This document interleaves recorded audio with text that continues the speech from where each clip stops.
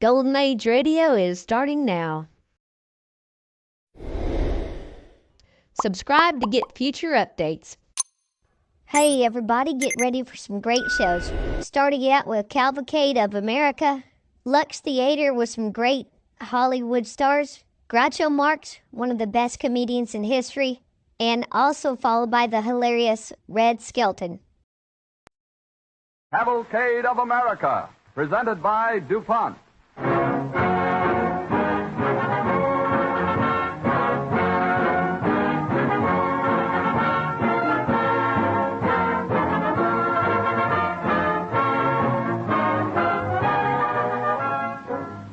In the past century, the chemical industry in the United States has helped raise the standard of living to a higher level than ever before. To tell the complete story of the development of this industry, or even a single part of it, would take more time than is possible in an episode of the DuPont Cavalcade. So this evening we will trace the progress of one branch of chemistry, a story of American dyes, not by facts and figures, but through the influence the dye industry had on a typical American family, a family that profited by the work of the research chemist and enjoyed the results of his efforts to provide, as DuPont expresses it, better things for better living through chemistry.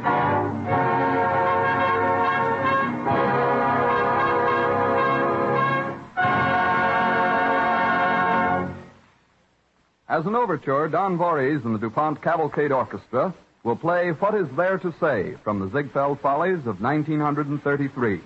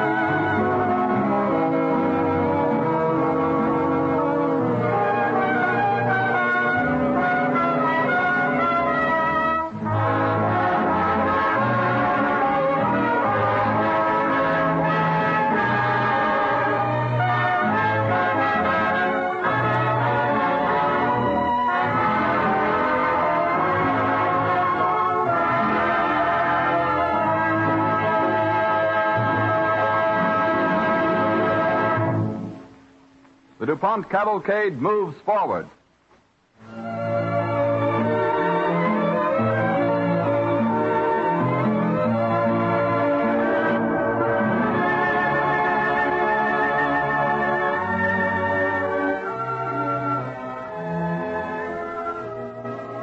This evening, the DuPont Cavalcade tells the story of a typical American family living in a small suburb. The names are fictitious. but the facts surrounding their lives are true, and their experiences might have been those of hundreds of others.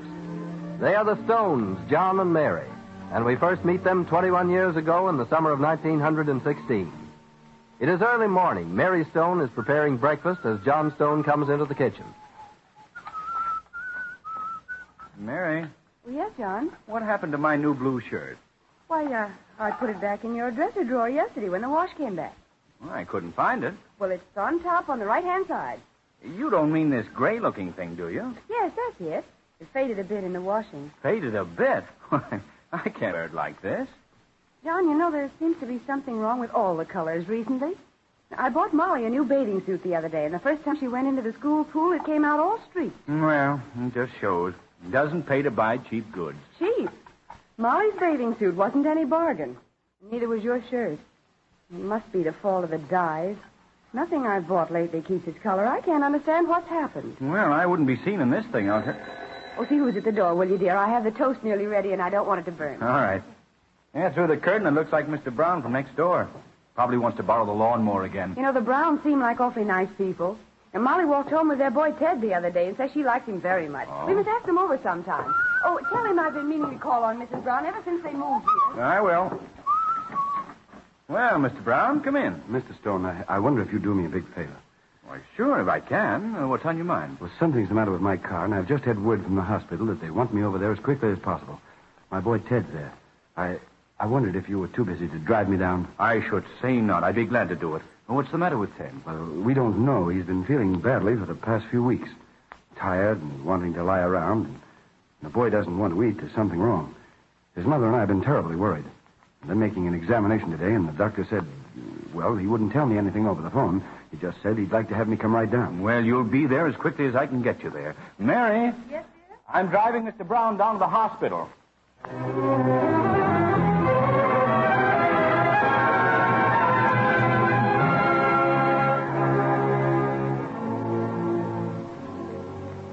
A quick run in John Stone's car brings them to the hospital. Stone and Brown enter the reception room. Oh, thanks, Stone. It's awfully kind of you to bring me. I'll wait for you. Oh, don't bother. I may be here for some time. If you don't mind, I'd like to find out how the boy's getting on myself.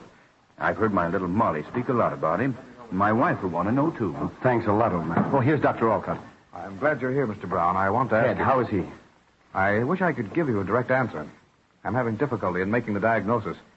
There are symptoms that might mean something serious, but I can't be sure without the proper tests. Make the proper tests at any cost, Doctor. Unfortunately, we can't. We're out of the necessary biological stains. Biological stains? What are they? Well, I can best explain it to you this way. Bacteria are small and colorless, and even under a microscope look somewhat alike. In order to distinguish one from another, a bacteriologist has to color them with certain stains. In examining diseased tissue, for instance, these stains are a vital necessity to locate germs. Without their aid, one can't properly diagnose specimens from patients suspected of having tuberculosis, typhoid... Tuberculosis?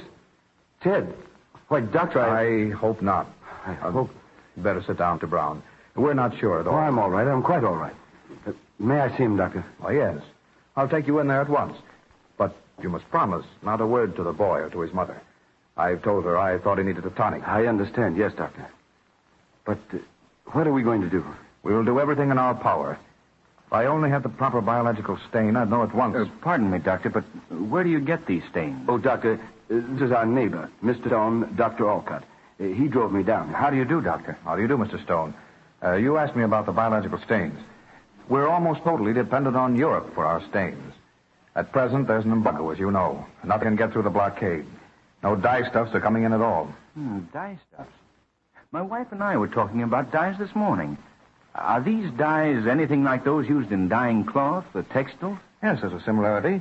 They come from the same source, mostly coal tar. Oh, I see. Well, I have a friend who runs a textile mill. Perhaps he knows where we could get some of these stains. I'll drive over there and... I'm afraid it'll be a wild goose chase. We've tried everywhere. You don't mind my trying? Mind? I'm sure we'll all be very grateful if you can help us. Well, if you'll just give me the name of the dye, I'll go at once.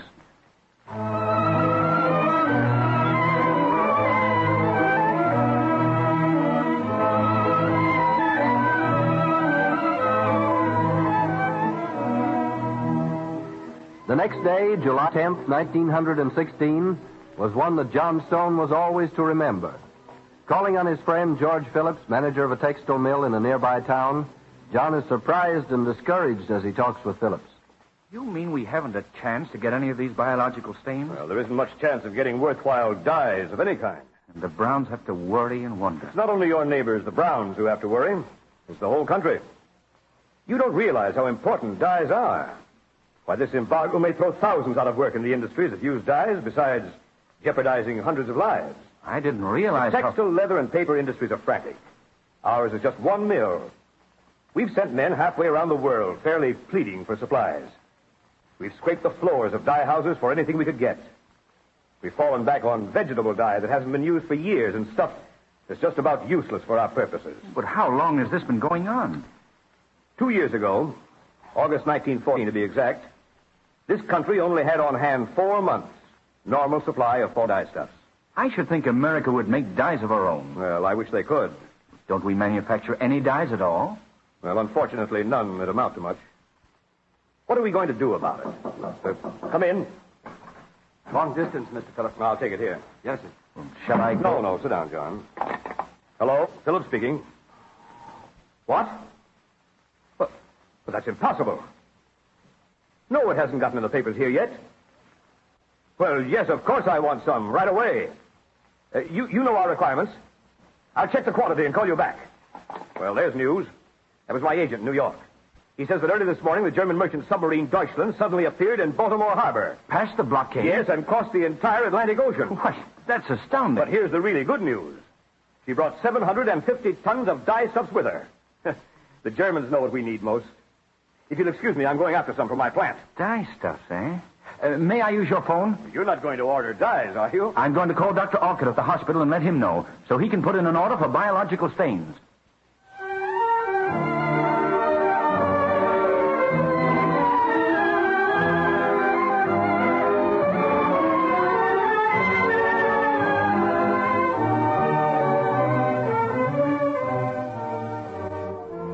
A few days later, John Stone again calls on his friend George Phillips. We find them in Phillips' office. Well, I see you're at work again. Yes, the moment we got our supply of dyes. Oh, by the way, was your friend the doctor able to get his stains? Oh, yes. And the boy? Ted Brown? Why, he's going to be all right. It wasn't what they feared. We won't have to send him to a sanitarium after all. Think of that little bit of coloring matter saving all that money and worry. Well, I'm glad to hear it. You know, I've been thinking over what you told me about the number of men who'll be thrown out of work if we don't have dyes. It's pretty serious. Mary's brother's in the wholesale dry goods business. His firm buys from textile mills all over the country. This might put him out of business. You know, you don't realize these things until they strike home. How's it happen we're so short of dyes? Well, the dye industry grew up abroad. We never felt our dependence until this embargo. The arrival of the Deutschland emphasizes the plight of all our dye-consuming industries. And points to the fact that America ought to have a dye industry of its own. It's just a sort of a challenge to us. Well, we're meeting that challenge already. Early this year, one of the largest chemical organizations in this country considered the possibility of dye stuff manufacture.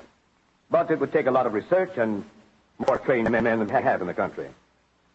There's a great future for the right men. Didn't you specialize in chemistry in college? Yes, in order to prepare myself to look after my father's textile works. I found my knowledge of chemistry very useful. You said you thought there was a great future for the American chemist. There is, John.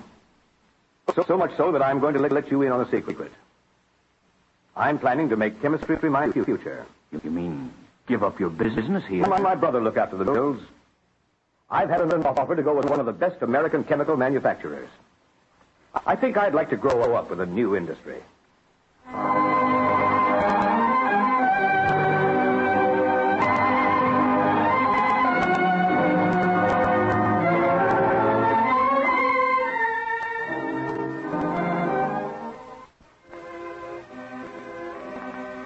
In 1914, all the coal tar plants in America employed only 528 workers.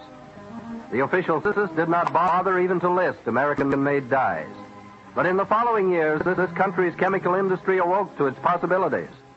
Millions of dollars were invested, and many young Americans entered this new field. George Phillips is one of these. We meet him again after the World War, talking with his friend John Stone on one of Philip's visits to his hometown.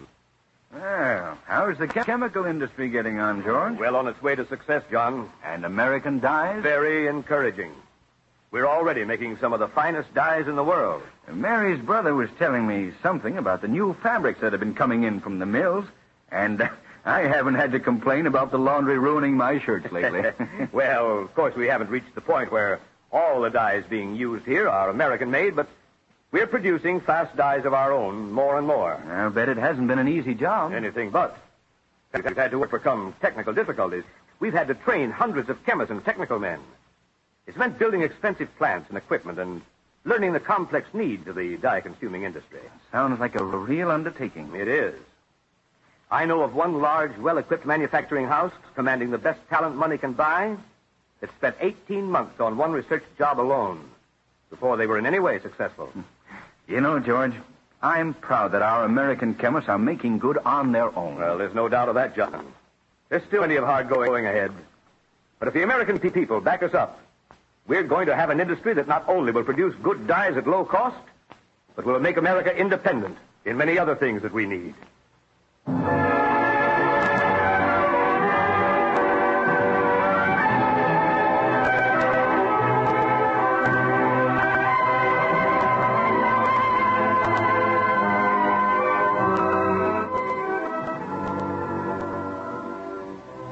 The DuPont cavalcade moves forward.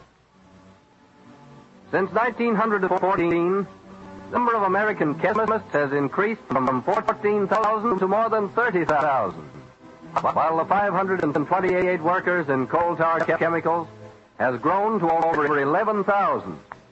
In no other nation has chemistry awakened on a scale comparable to that in the United States. There were 71 chemical doctorates in 1914. 20 years later, one-third of all the doctorates in American colleges were chemical. Our story now moves up to 1937. John Stone, whom we first met back in 1916, receives a visit from George Phillips, the former technical man. Well, George, how are you? Fine, thanks, John. I couldn't go back to the city without stopping in and seeing you. I should see not. Sit down, sit down. Thanks. It's been a long time since you've honored us with this visit. Over 10 years. How's the missus? Splendid, thanks. Splendid. Of course, she Mrs. Molly. Your daughter? Yes, she's married now. Married, eh? Well, anyone I know? The boy next door, Ted Brown. Ted Brown. Ted... Wait a minute. I remember. That was the boy that you wanted that biological stain for. That's the one, and you should see him now. 31 years old and big as a house. He's a doctor practicing in Boston. And, I'll have you know, I'm a grandfather. I don't believe it. It's a fact. The boy of 6. That's his picture on the desk there. Well, say, he's a corker. He's big for his age, isn't he? Wears 8-year-old clothes. Well, now, that's what I call a fine-looking boy. And you a grandfather. Well, you certainly don't look it. The fact is, you don't look a day older than when you came into my office asking me about dyes. The day the German sub arrived. That was a long time ago. Yes, 21 years. A day I'll never forget. It was sort of a landmark. My new work started right there. It made me realize the importance of dyes in industry, and I wanted to be in on the ground floor. American dyes. Well, tell me, George, has the American dye industry really lived up to all the great things you talked about back in those days? Yes, indeed, and a great deal more. American-made dyes are the best in the world, and there's hardly an industry that doesn't depend on ours. Oh, now, aren't you taking in a great deal of territory when you say hardly an industry? We hadn't been in the business long before we found that the same raw materials used for making dyes would also give us other useful products. We put chemists to work developing new uses for dyestuffs manufacture. Now, this country has an organic chemicals industry that makes dozens of products we can't get along without. Camphor, synthetic rubber, bases for medicines and perfumes, chemicals for gasoline and oil, photography, textiles. Hey, now, hold on. You're making me dizzy. And, we don't have to depend on any foreign sources? At last, the chemical industry in the United States is independent of the rest of the world. Well, I had no idea it had gone that far. And, of course, it isn't America alone that's progressed in chemistry. The whole world has become part of this new era of chemical progress.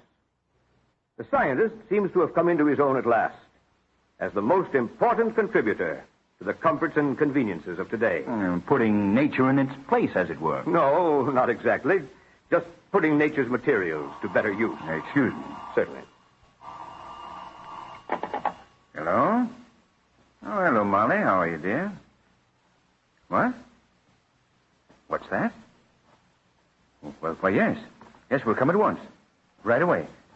I'll call your mother and we'll make the next train. Now, listen. Don't worry, dear. Everything will be all right, I know. All right, dear. Goodbye. Anything wrong? That was my daughter, Molly. Little Jack's quite sick. She's terribly worried. I've got to look up trains. Well, my car's outside. I can get you there quicker than if you have to wait for trains. Thanks, George. I'll be right with you as soon as I give my instructions to my secretary.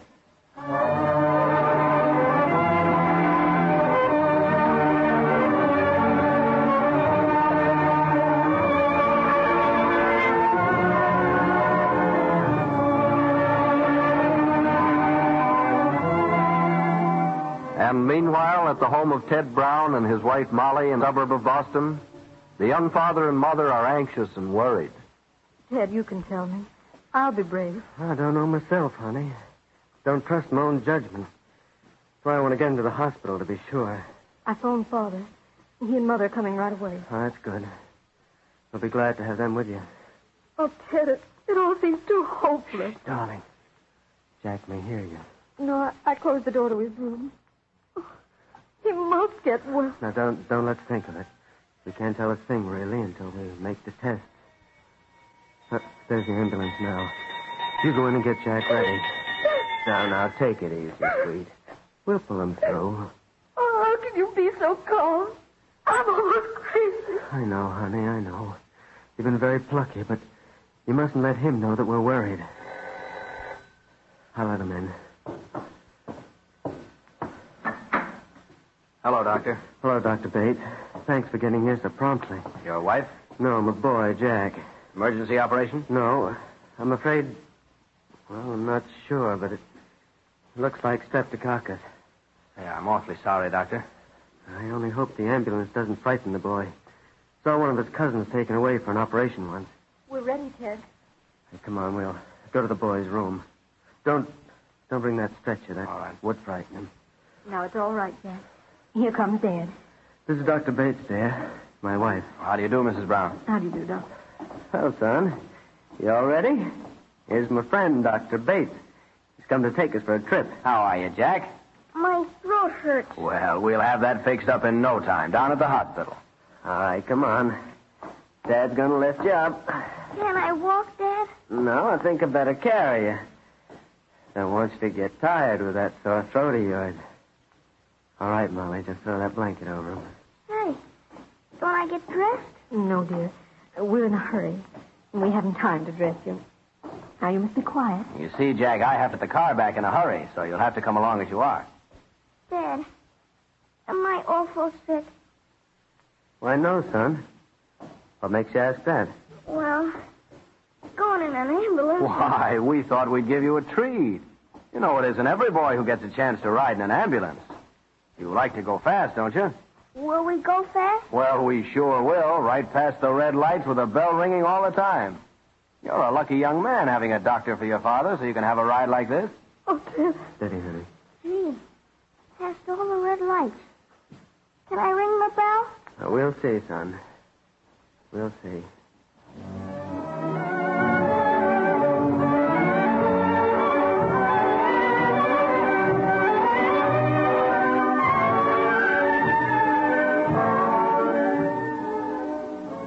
At the hospital, the Stone and Brown families with George Phillips anxiously await word from the specialist.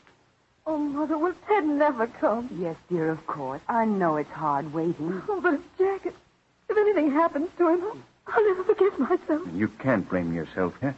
The doc said anyone might pick up the germ. But he said streptococcus. I thought that meant there was no hope. Well, now, perhaps the specialist wasn't sure. Oh, yes, Mr. Phillips.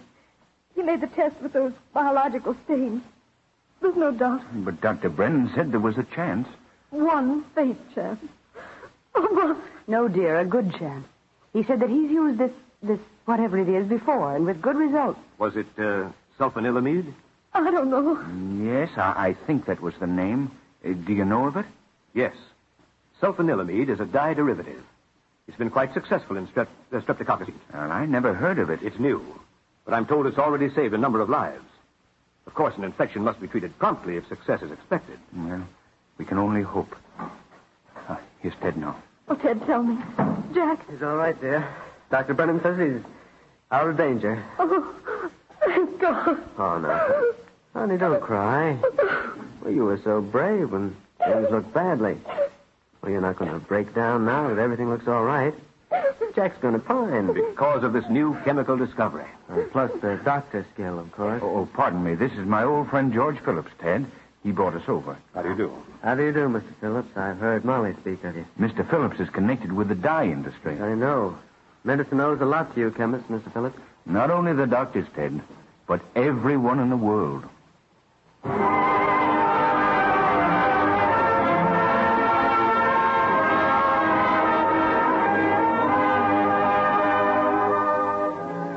Thanks to a discovery of research chemistry, another life is saved. From small beginnings in a comparatively short space of time, the dye industry in the United States has become an important factor in the lives of all of us. And its leaders have won for themselves a proud place in the cavalcade of America.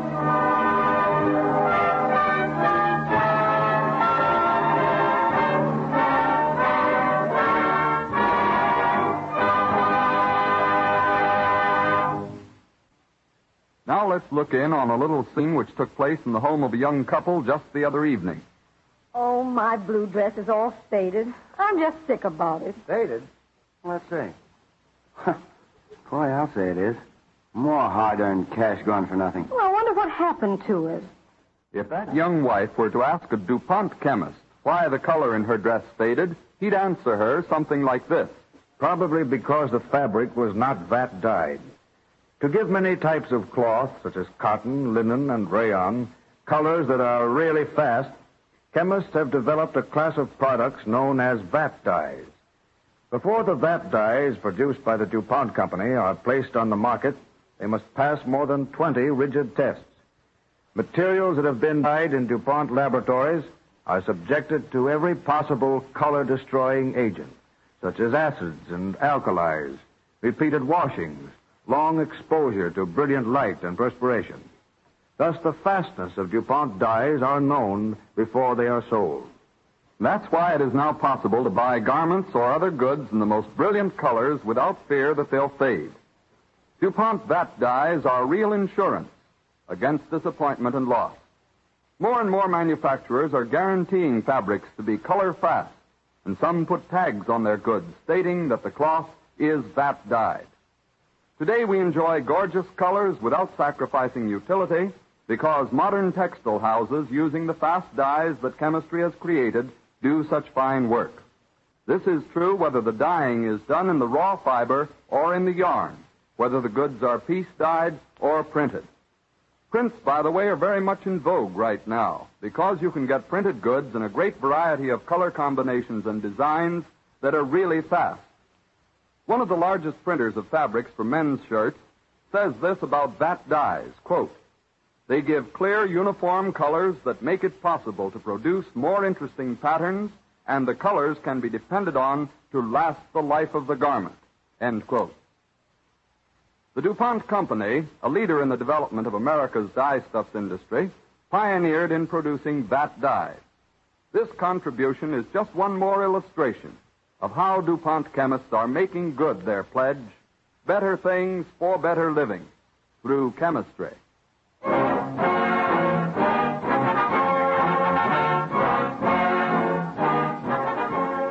The eighth wonder of the world, the story of the building of the Grand Coulee Dam, will be the subject of the broadcast when next week at the same time, DuPont again presents the Cavalcade of America.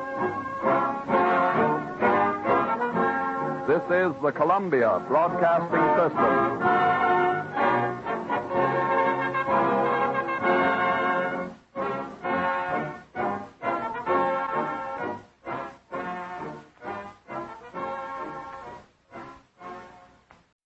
Enjoying the timeless classics on Golden Age Radio? If you're loving the nostalgia and captivating stories, consider supporting our channel with a tip. Your generosity helps us continue bringing you the best of vintage radio entertainment. Simply click on the link in the description.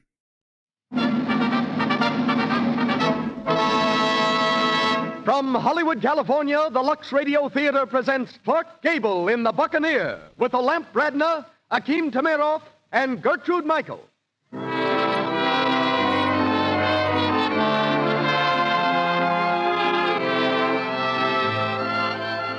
Lux presents Hollywood.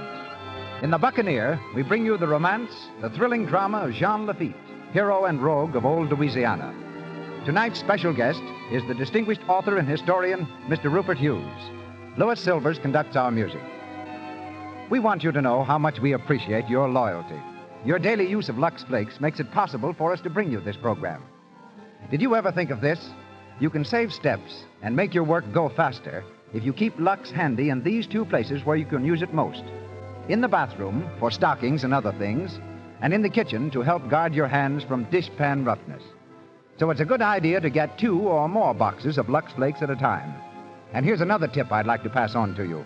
You'll save money if you buy Lux in the large size package. We hear now from the producer of the Lux Radio Theater. Ladies and gentlemen, Mr. Cecil B. DeMille.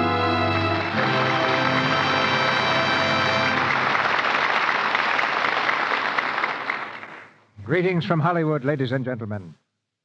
Behind the making of The Buccaneer was my hope that this picture would be something more than entertainment, that it would revive the memory of a hero whom history has all but forgotten. Springing out of the swamps of Louisiana, out of the mire of infamy, this fabulous figure scattered one of the blackest nights in American history with the bright flame of victory. He was Jean Lafitte, the ruthless lord of Barataria, a pirate island only 90 miles from New Orleans. He was Jean Lafitte, the pirate patriot, who, with Andrew Jackson, saved New Orleans in the War of 1812, and of whom Byron wrote, "He left a corsair's name to other times, linked with one virtue and 1,000 crimes, and without whom all America west of the Mississippi might now belong to England." No one knows where Lafitte came from, or where he's buried. As for his soul, it might be in paradise or purgatory. He earned a place in either. But tonight, Lafitte roars out of oblivion, brought to us by one of the most celebrated personalities the screen has ever known, Clark Gable. Mr. Gable is a Metro-Goldwyn-Mayer star, currently appearing in Too Hot to Handle. His next picture is Idiot's Delight. Olamp Bradna, Paramount's lovely Parisienne, makes her Lux debut in the role of Gretchen. As Dominic Yu, we give you that priceless performer, Akim Tamirov. In the part of Annette, Gertrude Michael makes her initial bow on this stage, and Clara Blandick is heard as Aunt Charlotte. On to Louisiana. It's curtain time and start time as the Lux Radio Theater presents Clark Gable in The Buccaneer with Olamp Bradna, Akim Tamirov, and Gertrude Michael.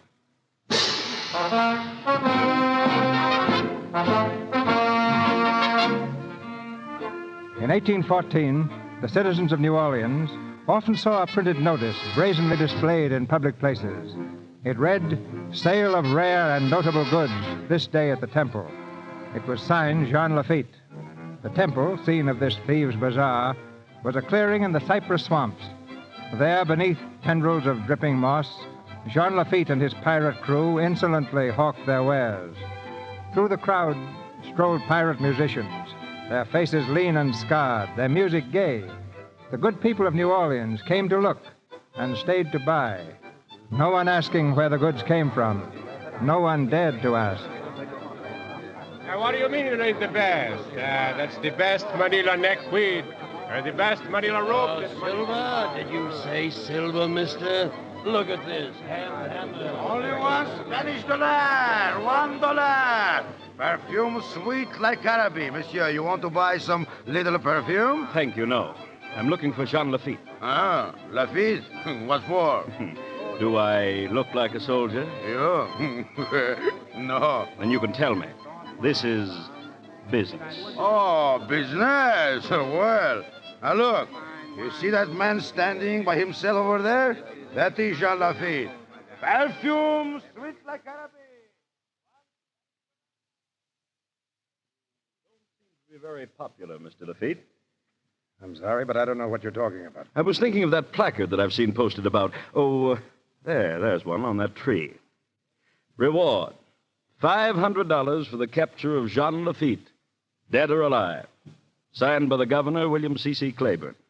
$500 reward for me shows that Governor Claiborne has a sense of humor. My name is Crawford, Senator Crawford of the Louisiana legislature. Oh. You weren't thinking of collecting that reward, were you, Senator? Hardly. But the British have a sense of humor, too. The British? And they make rather good friends. I'm sure the British think you're worth far more than $500. You think so? Try some of this wine, Senator. Thank you. Does my offer interest you? Very much.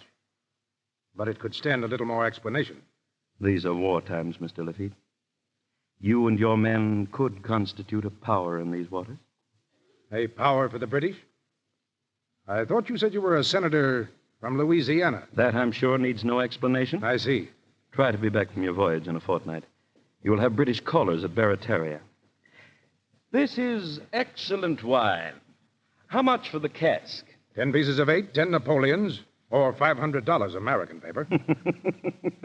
You don't think much of American paper, do you, Mr. Lafitte? I'm a businessman, Senator, and I don't think much of America's chances. Neither do I. I'll have the wine delivered to you. If you'll give me your... Will you excuse me? I have some important business. Of course. Wasn't that Miss Annette de Remy's carriage that just passed? I thought I recognized Miss Annette and her Aunt Charlotte.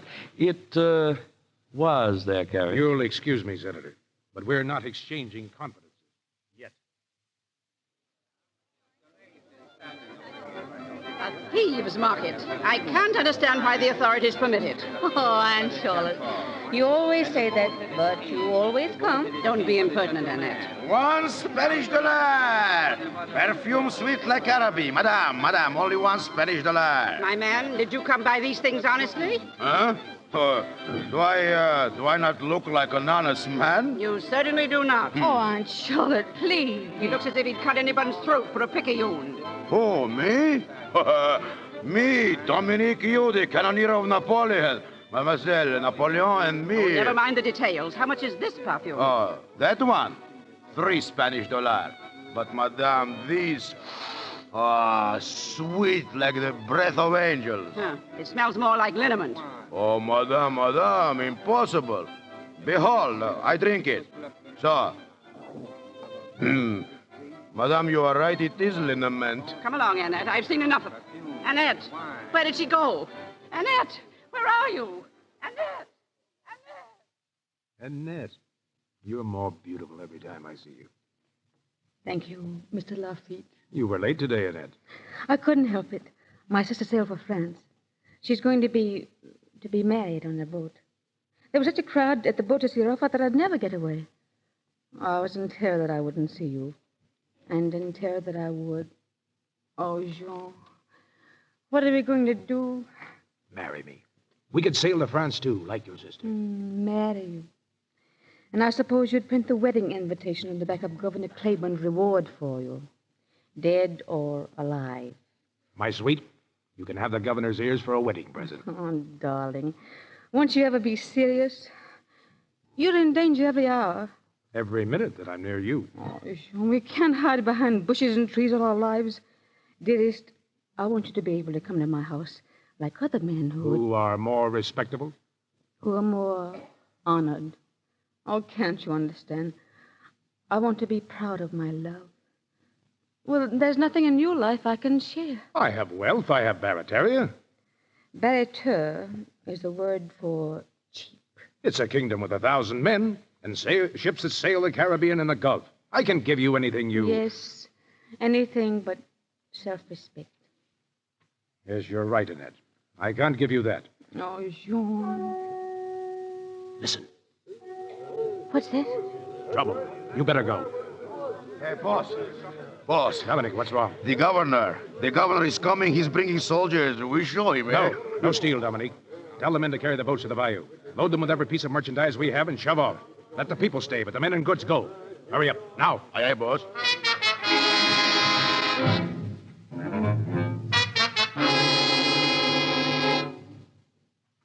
Very clever of you, Lafitte. An hour ago, you were very busy here selling your stolen goods. And now, nothing. Very clever indeed. Thank you, Governor Claiborne. Praise from you is high honor. Only fear of injury to some of New Orleans citizens prevents me from bringing you to justice now. But they shall hear the judgment we have passed on you. Mr. Collector? Yes, Governor. Read the placard there, on that tree. Read it aloud. Yes, Governor. For making himself a general nuisance, I offer $10,000 reward for Governor Claiborne's ears. Signed, Jean Lafitte. You take this as a joke, do you, Lafitte? You'll find nothing to laugh at when General Andrew Jackson arrives in New Orleans. I respect General Jackson. He said there's no room under the American flag for such bandits as you and your men. Do you laugh at that, sir? No. But you have bigger and more respectable bandits who laugh at your flag, making fortunes by selling sugar and cotton to the British. We all have faults, Governor. But I have respected the American flag, and we've never attacked a ship that flies it.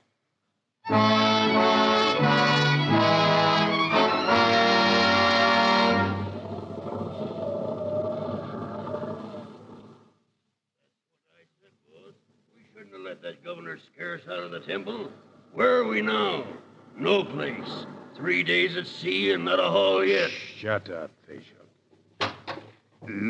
Well, Dominic, come in. What do you want? It is Brown, boss, on the Vulcan. He just scuttled a merchantman. She's burning. Does she look like a good haul? Well, boss, she's American. An American boat? Where? 2 points off the starboard bow, and she's up in flames.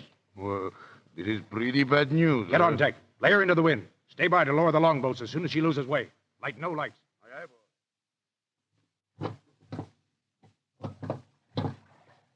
She's burning pretty fast, boss. Can you see her name yet? Name, not yet. Boss, there's the Vulcan. Brown is standing by. I'll attend to Mr. Brown later. Hey, what is that? 3 oars. Never before have I heard a barking fish. There it is. Get that dog, Bishop. Hey, there's more than a dog here, boss. There's a girl, too. Get her in the boat. A girl, eh? Well. Oh, a little pink mackerel, eh? Lay her down over there. You all right? Yes? What boat is that? Speak up. Corinthian. Out of where? New Orleans. They attack us. They make me jump over. Boss, ask her, is there anybody left on board? We'll let Captain Brown tell us that. Pull over to the Vulcan.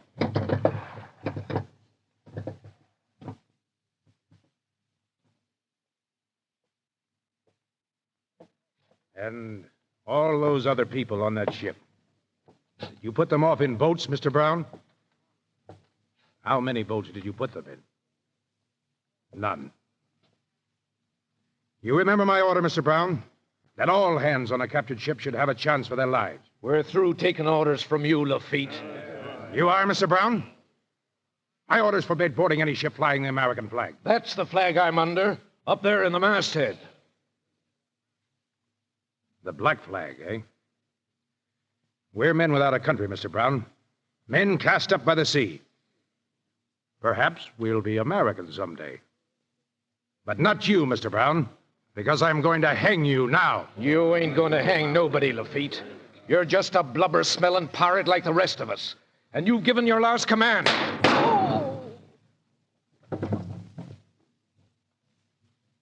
Any more complaints?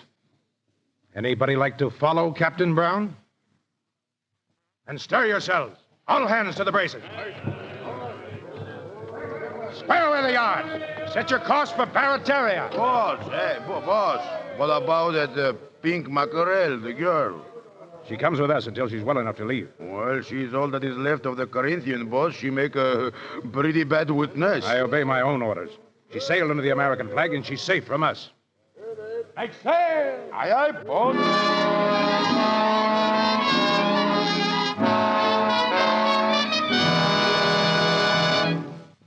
And Everything from the Corinthian is to be kept out of sight.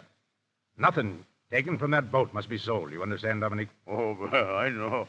You have your breakfast now, boss? Put it down there. Yes, sir. Good morning, Mr. Captain.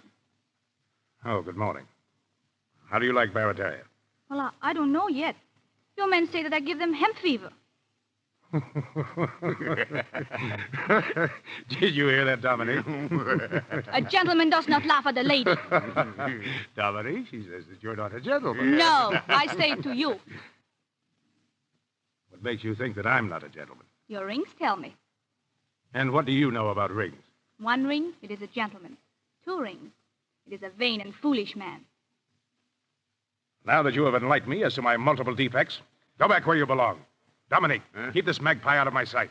Hey, come along, my little cabbage. But you did not tell me why I give the men hemp fever. Hemp is a rope, and men sometimes die of a rope. Oh, yes.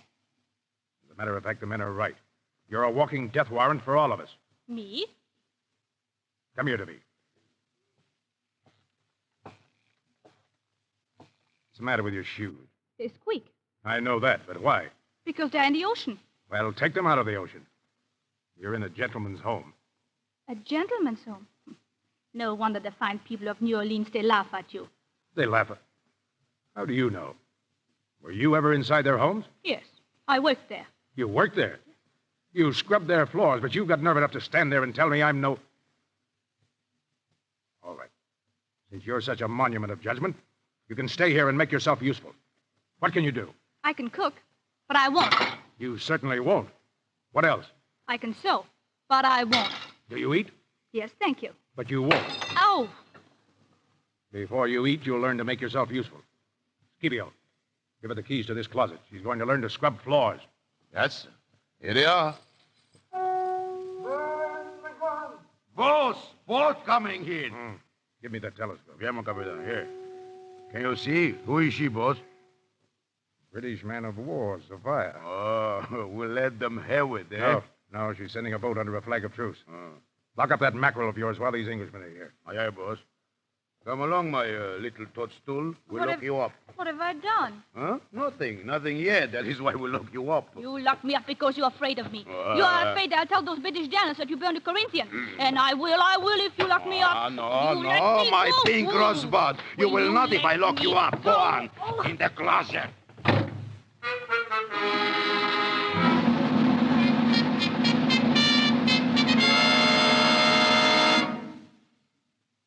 Join us in our attack against the Americans, Mr. Lafitte. Every condition of those letters will be fulfilled. It's a generous offer, Captain Lockyer. Generous. The rank of captain in the British Navy and $30,000 in gold. Will the Americans match that? No. They've only offered $500 for my head. While we offer a full pardon to all of you. We will guarantee that... You locked me up. Haha, but you forget. I have a key. Who is this young lady? Come in, Gretchen. These gentlemen are officers of the British Navy. They command big warships. They are interested in who you are. You're certainly not American. Are you Dutch? Tell them just who you are. I am the friend of Mr. Lafitte. Then suppose, just a friendly gesture, you leave us alone. Please? Yes, sir. Well, Mr. Lafitte, will you fight for the British? I must have a week for my reply. Does it take a week to make up your mind? On matters as important as this, my men have as much to say as I have. We are a republic and must put it to a vote. I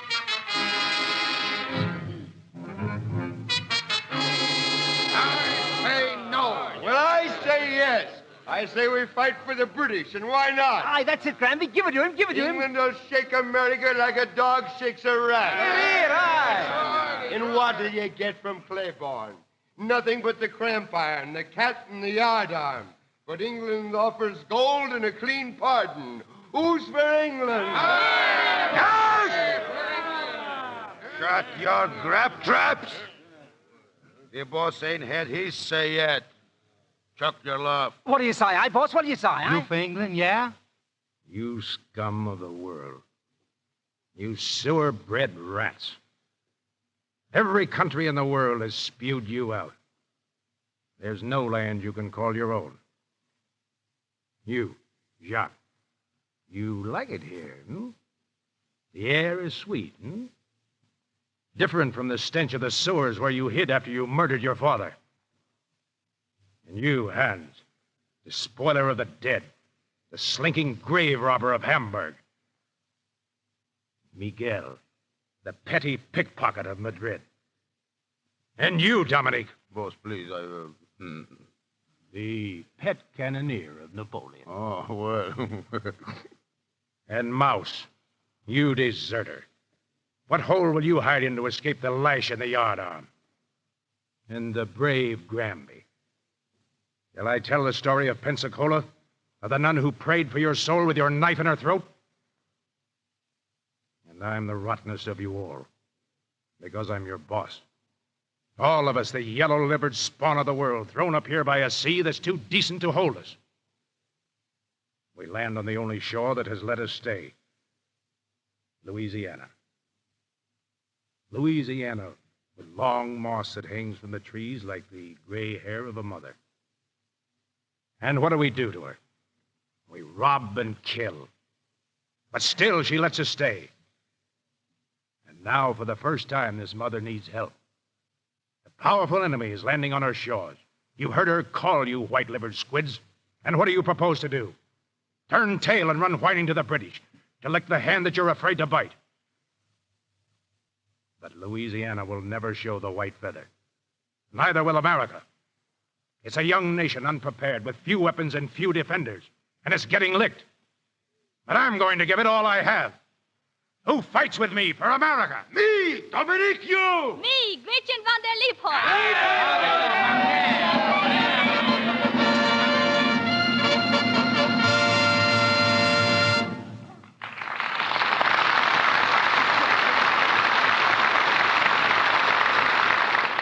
That was the first act of The Buccaneer, starring Clark Gable with Olamp Bradna, Akim Temiroff, and Gertrude Michael. In just a moment, the curtain goes up on Act Two. But during our intermission, let's drop in on the Brownings. It's after dinner, and the family is gathered round the fire. As the scene opens, the two girls, Dot and Midge, are talking about Miss Enright, the director of their high school club. She's going to be married, and the club is giving her a shower, but... Gosh, Midge, what can we get for her? I'm just stony broke. Me too, Dot. Let's ask Dad. Shh. Not while he's doing bills. Watch out, girls. I hear you. But I just can't give you anything for presents right now. Perhaps your mother can help you. Oh, so I'm to solve the problem. Well, here's a suggestion, girls. How about a serving spoon, like the one we got the other day? Oh, there were 2 pieces, Mother. A cheese server, too. Oh, you mean the ones you saved me money on? Yes. We certainly fooled you, Dad. 2 lovely pieces for only a quarter. And the box top from the large Lux package, Mother. Don't forget that. Gee, I bet Miss Enright would love one of those sets. Enright with Enright. Dad. But it's a swell idea. A great big sparkling idea. Well, it'll certainly help us out. Don't let me forget. I'll order some more Lux tomorrow morning, and you girls can have all the box tops. Oh, swell. Then we could get extra sets for Christmas presents, too. Why wait till tomorrow? Let's go see what's in the house right now. Come on, Midge. Dibs on the bedroom box, Dot. The kitchen box is mine. So the race is on to collect the tops from the large boxes of Lux Flakes. In fact, people everywhere are eager to get these 2 beautiful pieces of original Rogers silver plate, a stunning serving spoon, and a handy cheese server. Don't fail to get yours. Just send the top from a large box of Lux Flakes and 25 cents in coin with your name and address to Lux, Meriden, Meriden, Meriden, Connecticut. Mr. DeMille. We continue with The Buccaneer, starring Clark Gable, with Olamp Bradna, Hakeem Temiroff, and Gertrude Michael.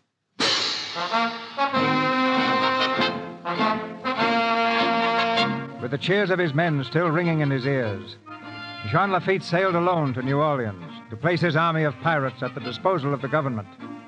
The governor has accepted his offer, and now, before returning to Barataria, Lafitte brings the news to Annette. Jean, you shouldn't have come here. Shouldn't I? No. But I'm glad you did. Oh, Jean. No. Wait. Look at me. Carefully. What do you see? A man who is very dear to me. What else? A man who shouldn't be here. Nothing more. You don't notice a difference in me? No. What is it? I'm respectable. Jean. Yes, my good woman, respectable. At last. Oh, you precious fool. Whatever you talking about? It's very simple. Governor Claiborne and I are friends. They've accepted my offer to save New Orleans.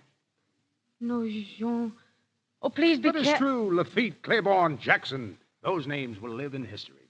Oh, Jean, tell I'm me. on my way to the tailors now. If I give them 200 men, it'll be a captain's uniform. 500, I'm a colonel. 1,000, it's a general's epaulets.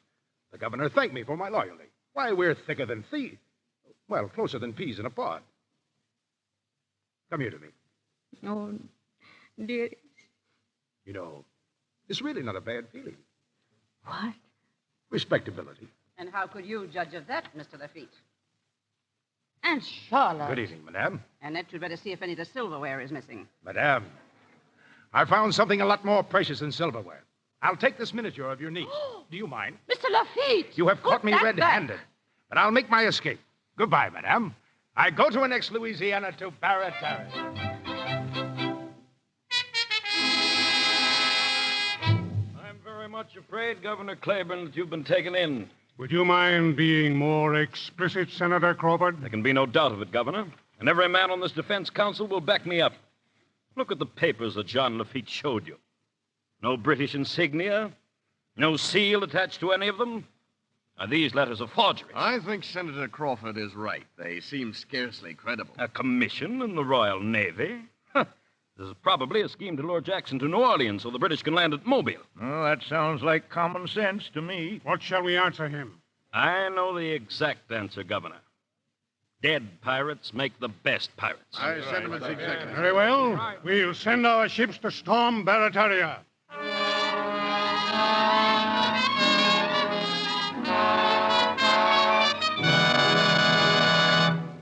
And I made this while you were gone. Thank you. That's very nice, Gretchen. You see that, Dominic? Yeah. That's our flag now. Yeah, that is pretty, eh? But do you know for why it has 15 stars and 15 stripes? Why, yes. It's because, Dominic, huh? Do you know why it has 15 stars and 15 stripes? Oh, certainly I know. It is because, because the boss president like it better that way. You are both very bad Americans.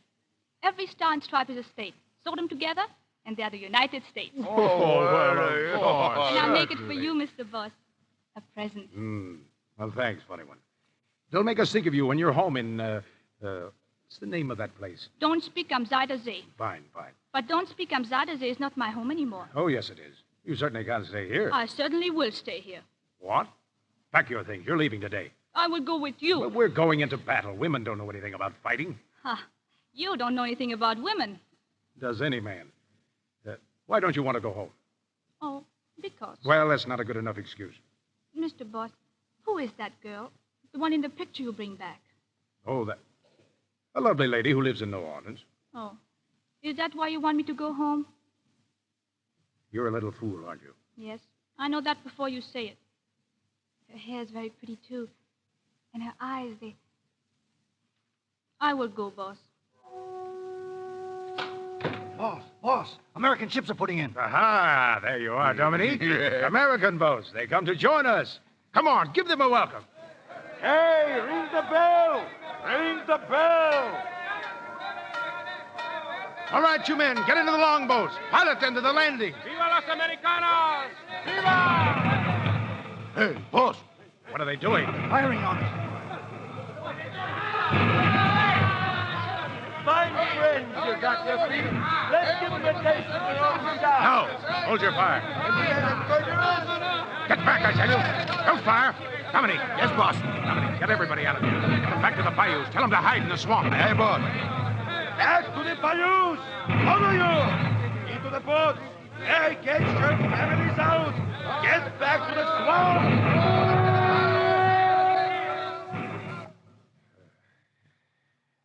We let them come as friends, and they shut us down like dogs.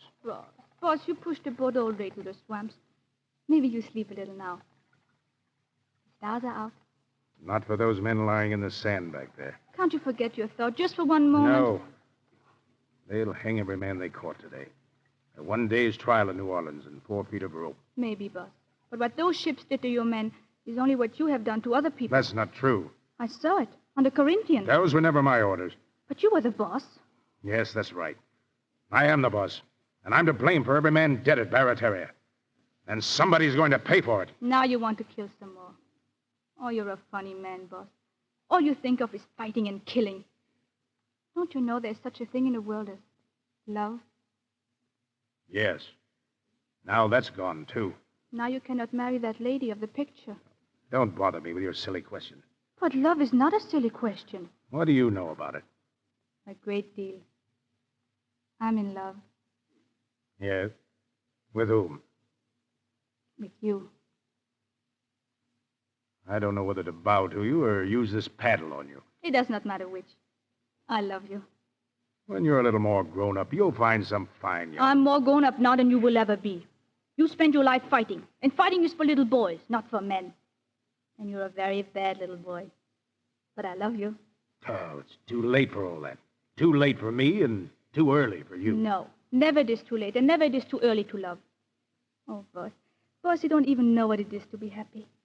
I know a life you never even dreamed could be. You laugh when I say don't speak am Seide See. But there's an old little house on a little river where the tulips, they are... I'd turn your river to poison. No, boss. And every day we say hello to an old stork who makes his nest on the roof. That is good luck. And all day the windmill sings ka-ching, ka-chung, ka-ching, ka-chung. Yes, that's a sweet dream, little Gretchen. And I thank you for it. Oh, don't thank me. Take me there. And leave my men rotting in cells or hiding like snakes in these swamps? Nothing will make you forget. No. The blood of my men is my own blood. We've got to get out of here. We've got to get on to New Orleans. I'll get those men out of jail if... If you have to kill more to do it. General Jackson must have known all about this. Jackson must be in New Orleans now. I'll see him there. You're a funny man,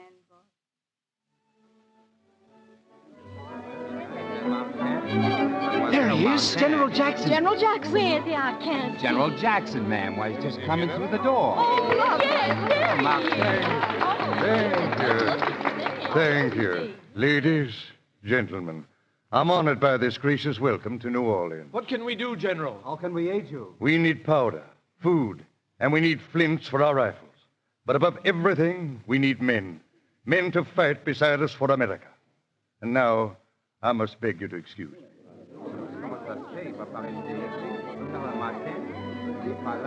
Time for your fill, Andy. What? Oh, no, not now, Mr. Peavy. Where's the defense counsel? Waiting inside. I'll show you, Andy.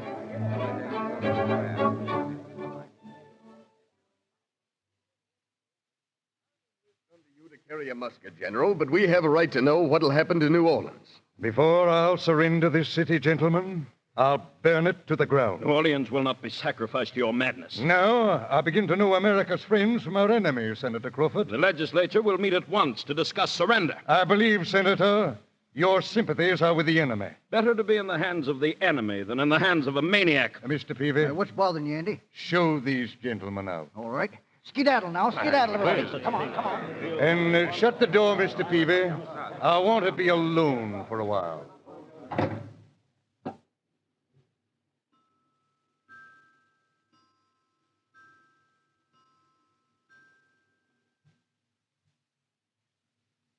Stay as you are, General Jackson, and don't call your guard. I have you covered. I'll call my guard when I'm ready. You seem to be looking for an easy way out of life. Where'd you come from? I've been standing outside that window. I want to speak to you. Who are you? My name is Lafitte. The pirate? The privateer. With a price on his head. I'll have no truck with men of your breed, Lafitte. At this moment, you're not in a position to be exclusive. You're an impudent devil, and... What do you want? The lives of my men. Why should I give a horseshoe in Hades for their lives? Among other things, to save your own. Then I refuse. Your men are pirates. A scum fouling this city in its hour of need. And I don't relish threats. And I don't relish talk. You'll sign the order for their release. Now. Don't shoot, Mr. Peavy. That's an old trick, General. I'll keep my eyes on you. As you please. Mr. Peavy, this is Mr. Lafitte, the pirate. Evening, Mr. Lafitte. Shall I pull the trigger now, Andy? Mr. Peavy stands outside the windows, too. Have you anything to say, Lafitte, before I answer Mr. Peavy's question?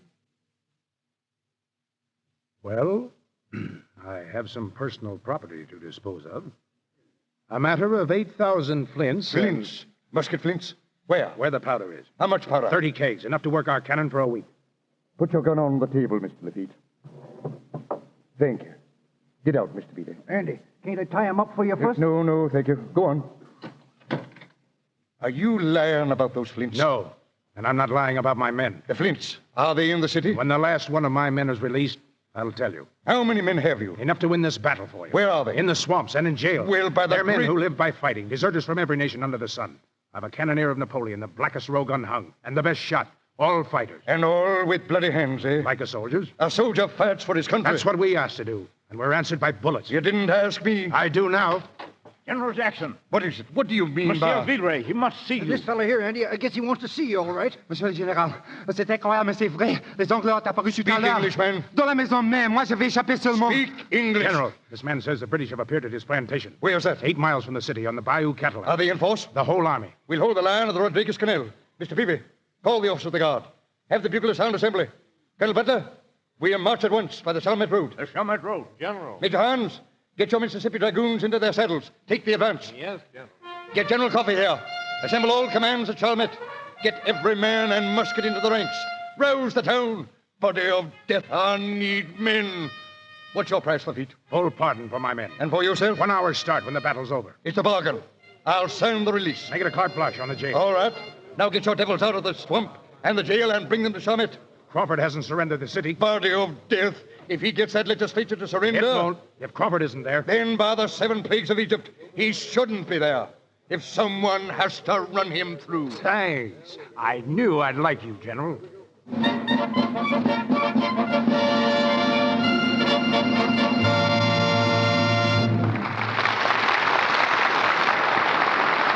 pause for station identification. This is the Columbia Broadcasting System.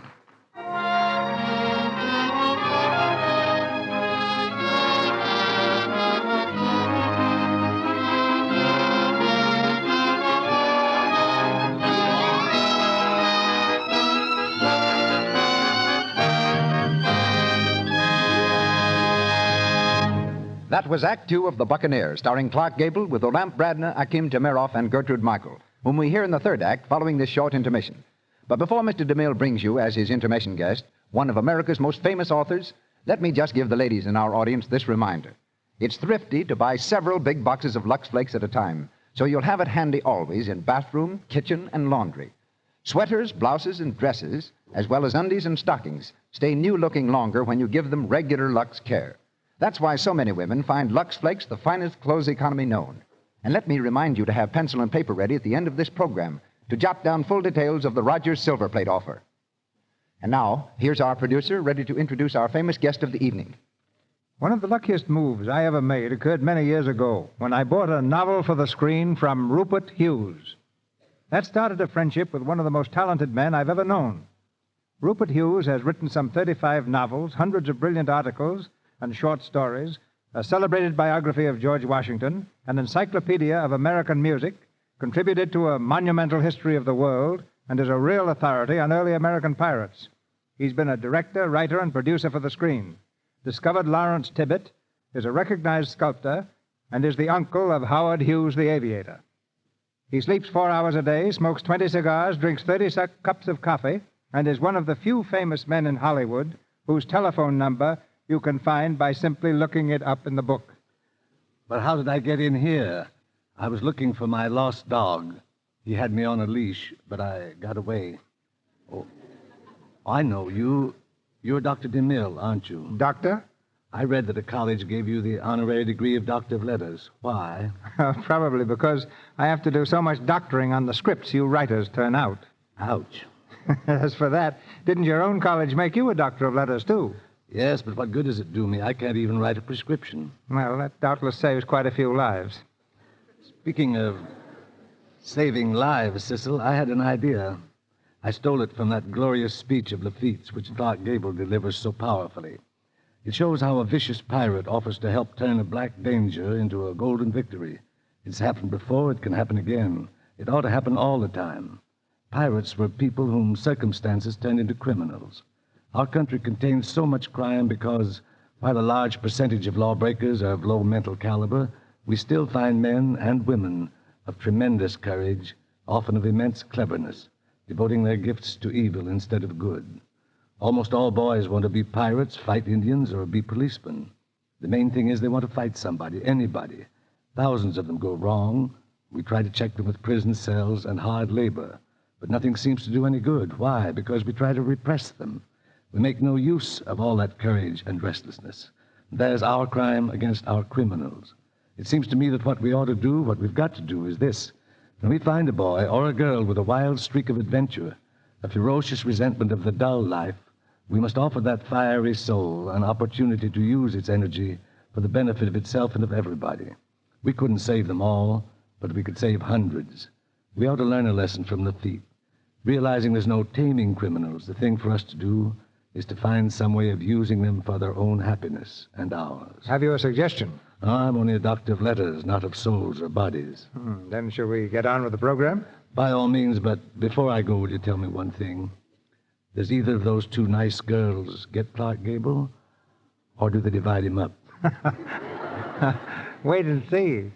Pity he's not the Gable twins, the Gable sextuplets. Rupert, please go quietly. I can take a hint. But first, thank you, Cecil, for bringing us these splendid stars and plays week after week. This theater, I think, occupies a definite place in American social life, and I'm flattered to have been asked here. Goodbye. The key's under the mat for you, Rupert. Anytime. Goodbye. The Buccaneer, starring Clark Gable with Olamp Bradner, Akeem Tamiroff, and Gertrude Michael.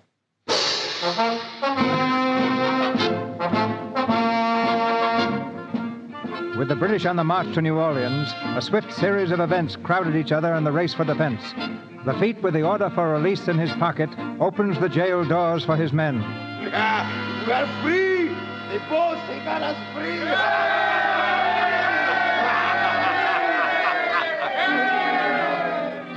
In a fair fight with the traitor Crawford, the Buccaneer pirate made certain that the legislature would not surrender the city. I'll fight you tomorrow at the dueling hooks. Oh, no, Mr. Crawford. You didn't give my men at Barataria a formal invitation to be killed, but here's yours.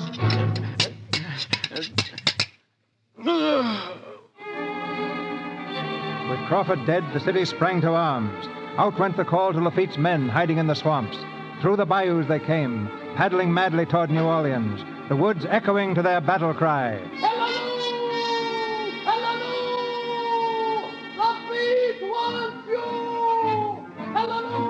Into the city they poured, up to the line of defense, to fight side by side with the regulars, repulsing every advance made by the British, driving them back inch by inch, until at last came the welcome cry. Victory!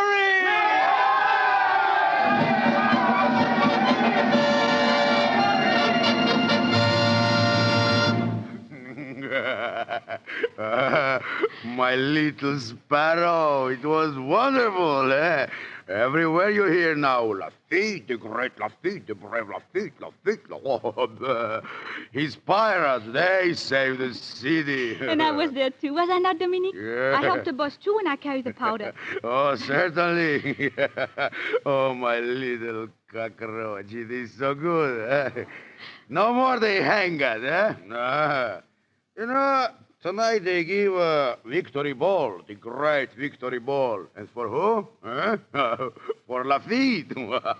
Oh, well, of course, Jack's son, he will be there too. But the victory ball, it is for Lafitte. And she will be there. Huh? In a lovely dress, and he will be a hero. And perhaps he will kiss her. What is this? And then she will marry him.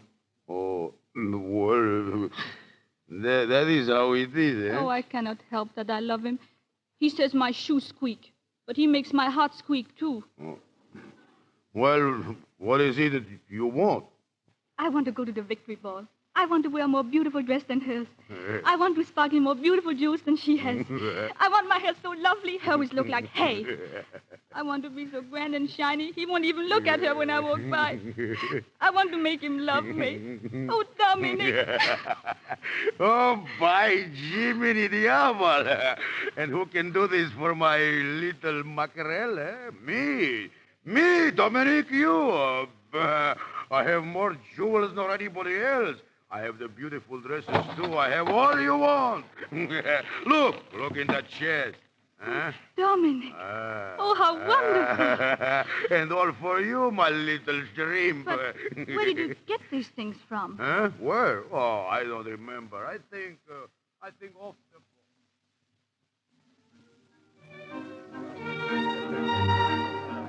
His Excellency, the Governor of Louisiana, Mr. Daniel Carroll, Captain John Lafitte.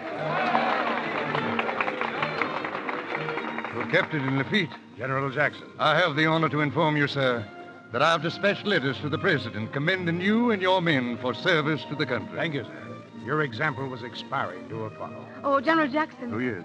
Your officers are brilliant as well as brave. Oh, Mr. Remy, may I present Captain Lafitte, who has won the respect of the whole army.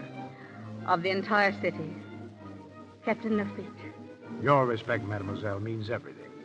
May I have the stamps? Certainly. Captain. This way, mademoiselle. Let's get out of here. Now. Oh, I'm so happy I could cry. Let's laugh instead. Out on the balcony where we can be alone. Oh, Jean, it's all true. It is true, isn't it? You mean, am I respectable? I hope so. Annette. Yes. What, Jean? I've been trying to think of something nice to say. Something sentimental. I can feel the words. They get right up to here, and then... Oh, don't bother. I know what they are. I'm thinking them, too. Darling. Good evening. Oh, good evening. They told me Captain Lafitte was here. Yes, mademoiselle. Oh, Captain. Captain, how nice to find you. You remember me? We met one time on the sea. You do appear in strange places, mademoiselle. Oh, this is Miss Deremy. How do you do? How do you do? The captain is really a delightful, wicked man. Don't you think so? I found him both. But mostly wicked. You flatter me, mademoiselle. Shall we dance, Annette? But you haven't admired my new coiffure. Yes. It's very nice. My but dress? Does it not excite you? Not as much as your presence, mademoiselle. Oh, now you tease me. Oh, it is a beautiful dress, mademoiselle. Now I know where you had it made. Oh, yes? In Gay Paris. Oh, no. In Gay New Orleans. Your dressmaker made one just like it for my sister, Mary. Your sister? Yes. This has the same tucks and everything. She took it with her when she sailed on the Corinthian. The Corinthian? Oh, excuse me. What a strange little creature. I've seen her before somewhere. Annette, your sister was on the Corinthian? Yes, why? Jean, why do you look like that? Have you heard anything about Mary? No, nothing. Oh. Now I remember that girl. She was on the dock with Mary. She was sailing on the Corinthian, too. I'm going to ask her. Annette, please. Please don't ask her, Annette. But why, Jean? What is it? Annette, believe me. Trust me. Oh, I don't know what you're talking about. I'm going to find that girl. Wait, mademoiselle, please. I want to speak to But you. I must go. You were on the Corinthian, weren't you? No, you make a mistake. But I remember you well. Anything I wrong, do. Miss Deremy? This girl, she was on the Corinthian. The Corinthian? Why, it's never been reported from Havana. Where did you leave the Corinthian, miss? I don't remember. You didn't fall overboard, did you? Yes, I fall overboard. A big splash, and I swim. Well, good night. You didn't swim all the way back, did you? Oh, he picked me up. That man over there. Please, I must go now. Oh, he picked you up. One of Lafitte's men picked you up. Yeah, me, Dominique, you. I pulled this little mackerel out. Oh, what is all this? Where is the Corinthian? Where did you leave my sister? Oh, I don't know. I don't know. But how? Why, you're wearing her miniature. No, that's mine. It's the one I gave her. It's my mother's picture. How did you get it? I found it. I found it, please. Oh, no, you didn't. And you didn't find that dress. Aunt Charlotte! She's wearing Marie's dress! She's from the Corinthian! Lafitte's men brought her! Where's Lafitte? Ask him! There's evidence for you! The Corinthian was attacked by Lafitte, wasn't it? Speak up, girl! Oh, no, he couldn't have. He couldn't. Speak up, you hear? Let this girl go. Why? She was a witness. So am I. I was there when the Corinthian burned. He admits it. No, Jean, I don't believe it. You couldn't have. Now, Lafitte. You wouldn't believe the truth if you heard it, Governor. Tell me, I'll believe. Tell us all. Gentlemen, the Corinthian was sunk, and every soul on board but one was lost. Not by you, Jean. Not by you. What difference does it make now, Annette? I was their boss. My son was on that ship. There were women on that boat. Every passenger lost. He can't get away now. Get her out. One moment, please. This city is under martial law. He's outside the law. He sank the Corinthian. They killed all hands. This is no affair of yours, General Jackson. I'm in command here. Lafitte, are you responsible for sinking the Corinthian? I am responsible. That's enough. Hang him! Come on, take your pilot out! Just a minute. General, surely you're not going to defend this man? No, sir. But I made a deal with him. He joined our forces and he fought well. And for that service, I promised him a pardon for his men and 1 hour's start for himself. And by the eternal, that 1 hour's start he shall have. Thank you, General. Annette, I'm not as guilty in this as you think. I knew nothing of your sister. For your belief in me, I am grateful. But unworthy. Gentlemen, I leave you. An American, New Orleans.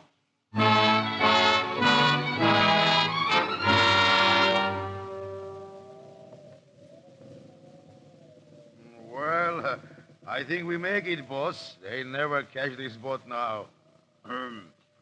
What flag we break out, boss? We have no flag. Huh? Well, what course we steer? Where we go? Straight out to sea. Aye, boss. Bien, mon capitaine. All hands to the tops. Square away the yards.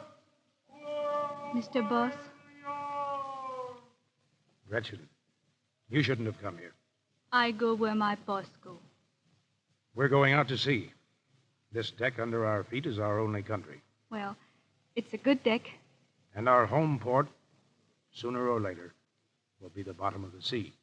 I'll be there, too. With you, boss.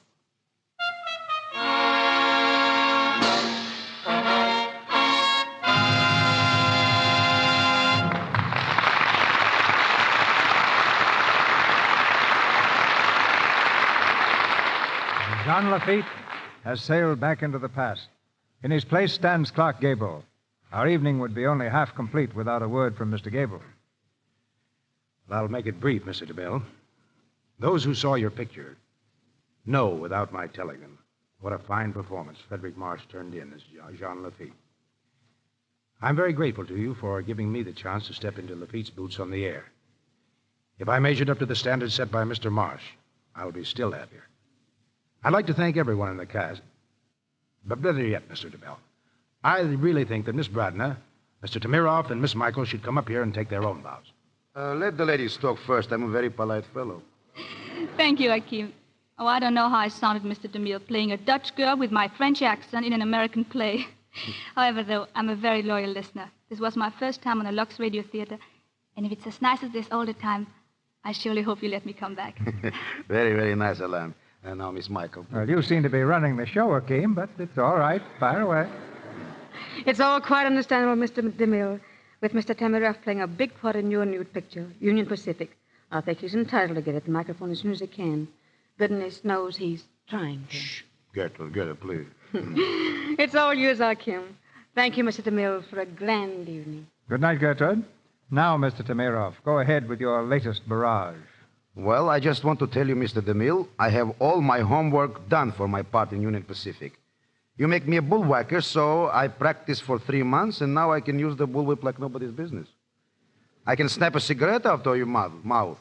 You know, like that. You want me to try it? No, I've temporarily stopped smoking. Too bad. But let me tell you, making pictures is the best education in the world. Why, once I played a deaf mute, so now I can speak the sign language. Another time I was a fiddle player, so I studied and became a beautiful violinist. Well, sometime I'd like to play a man who makes $1 million. Good night, Mr. DeMille. Good night, bullwhacker. In a few moments, Mr. DeMille will bring us exciting news of next week's play in stars. Meanwhile, I want to tell you more about that original Roger Silverplate offer that many people, including the Brownings, are taking advantage of right now. You see, the makers of Lux Flakes are giving us a serving spoon and cheese server for only 25 cents on the top from a large box of Lux.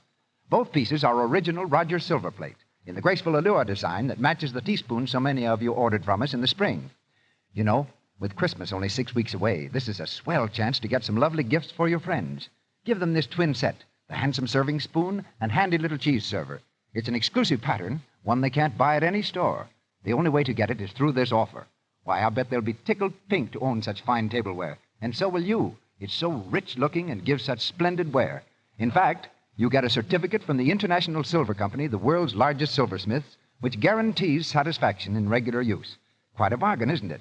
Why, here you are getting beauty and quality and guaranteed service for only 25 cents on a Lux box top. Just cut the top from a large box of Lux Flakes. Write your name and address plainly on a piece of paper. Wrap it around 25 cents in coin. Please don't use stamps. And mail it with the box top, large size, to Lux, Meriden, M-E-R-I-D-E-N, Meriden, Connecticut. This offer is good only in the United States. I'll repeat that. To get your Roger Silverplate serving spoon and cheese server, send 25 cents in coin and your name and address with the top of a large box of Lux Flakes to Lux, Meriden, M-E-R-I-D-E-N, Meriden, Connecticut. And now, Mr. DeMille. A young girl, flattered by the attentions of a handsome and celebrated pianist, accompanies him to a nightclub. Suddenly, a woman walks over to their table. The pianist tries to leave. He's shot, and the girl finds herself the principal witness at a sensational murder trial. The facts that come out in the courtroom mount into one of the most dramatic and unusual plays we've ever offered you, Confession. And appearing in Confession next Monday night, you'll hear 4 famous Hollywood artists: Miriam Hopkins, Claude Rains, Richard Green, and Anne Shirley.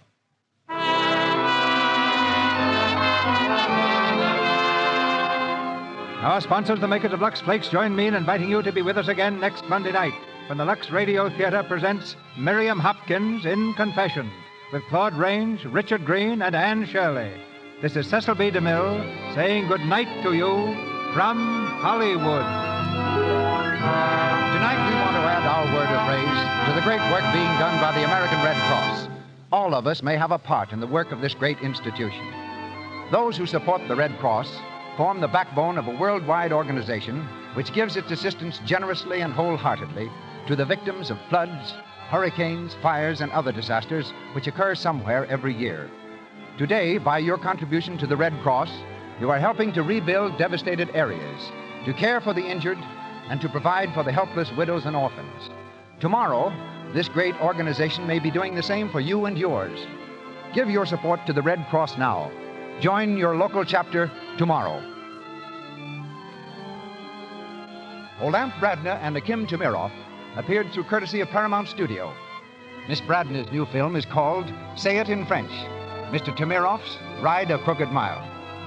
Frederick March will appear on the screen next in the Walter Wanger production, Trade Winds. Louis Silvers is from 20th Century Fox Studio. He directed music for their new picture, Submarine Patrol. Your announcer has been Melville Ruick. This is the Columbia Broadcasting System.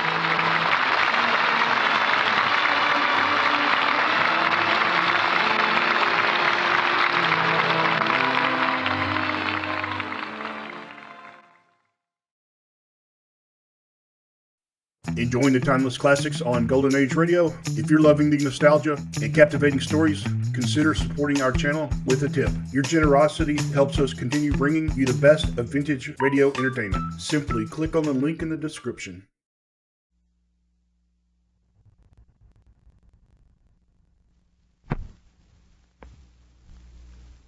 Ladies and gentlemen, the secret word tonight is window. W-I-N-D-O-W. Really? You bet your life.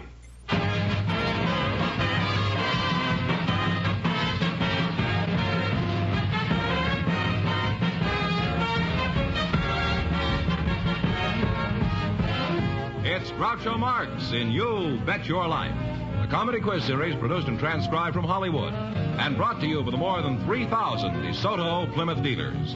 The dealers who now have on display the outstanding 1954 DeSoto Automatic with fully automatic power flight transmission and the all-new 1954 Plymouth, your best buy in the low-priced field. And now, here he is, the one, the only...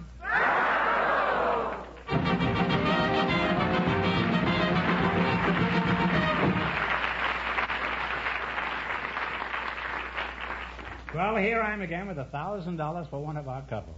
George, who's first? Groucho, we have a married couple from our audience, Mr. and Mrs. Marty J. Backjean. So, folks, would you please come in and meet Groucho Marx? Welcome, welcome for the DeSoto Plymouth dealers. Say the secret word and take home an extra $100. It's a common word, something you find around the house. Mr. and Mrs. Marty J. Backjean, huh?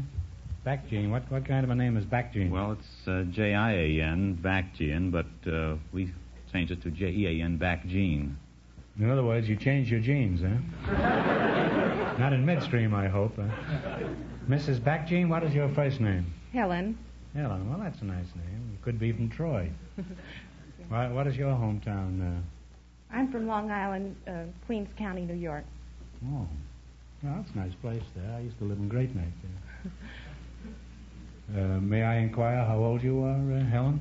I'm 27. 27, all right. Young-looking 27. Thank you. And where are you from originally, Marty? Well, originally from West Hoboken, New Jersey, about a half mile from Hoboken Ferry. Oh, I used to live in Hoboken many years ago. How old are you, Marty? 45.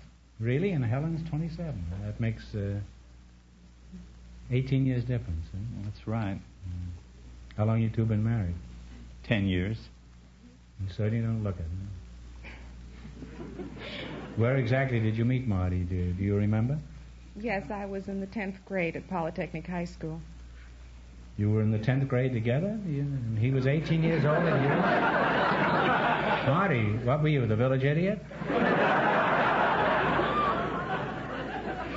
No, I was a teacher. Oh, I see. And Helen married a teacher, huh? Well, that's a new one, huh? Marty, what kind of a class were you teaching? I was a class in library science. I was a school librarian. Oh. Well, I must say, Helen, you had a lot of courage. No, this is no reflection on you, Marty. Most kids, when they go to the library, bring home a book. And...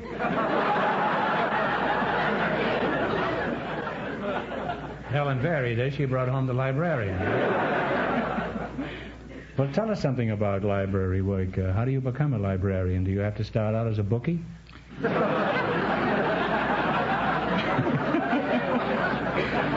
Well, Groucho, I didn't start out as a bookie. I started out as a shelf reader. Well, were you Morocco-bound at the time, or were you still in Hoboken? No. I started out as a shelf reader. And went shelf reader? Yes. You read shelves? I read shelves. Straightened the books on the shelves of the Los Angeles Public Library. And then went on to become a page, and then a junior librarian. You became a page in one of the books? You certainly started at the bottom, didn't you? Right at the bottom. What are you doing now, Marty? Have you given up teaching? No, I'm still the high school librarian at Polytechnic High School in Los Angeles. Oh. You know, speaking of books, in almost every home there are shelves with books on them, good books. People have read these books, and they never read them again, and they remain on these library shelves. And the camps and hospitals, the service camps and hospitals, could use these books. They need them desperately. And if any of you folks out front have any books like that you're through with and don't intend to read again, instead of just decorating the shelves, why not take them to your nearest USO station and drop them off there? You'll be doing a wonderful thing for the kids.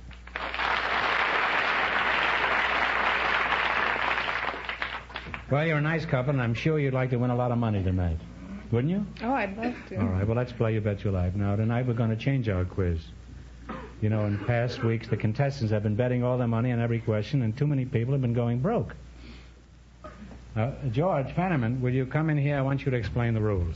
You get 4 questions. You pick them yourselves by number from a list that Groucho has in his hand there. Now, each question has a value, ranging from $10 for the first on the list up to $100 for the 10th question. As the value increases, $10 at a time, the questions get tougher.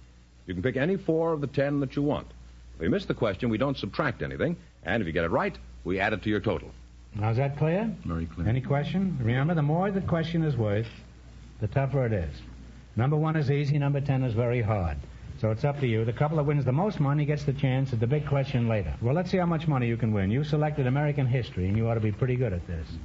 Now, you can start with a $10 question, 50 or 80 or 100. You can start with any question you want. We'll try the $50 question. 50. Well, that's a nice compromise. All right. Who was the president of the Confederate States? Jefferson Davis. That's right. You have $50. You're on your way with $50. Now, you see, the beauty of this quiz is you can't lose this 50. This is inviolate. This is yours. Oh, that's wonderful. Now, you have to talk real loud because these people want to hear what you're saying. We'll take the $70 question. $70. Yes. Now, if you win this one, you'll have 120. What was the name of the British general who surrendered at Yorktown? Cornwallis. What are you talking Cornwallis. Cornwallis is right. You now have $120.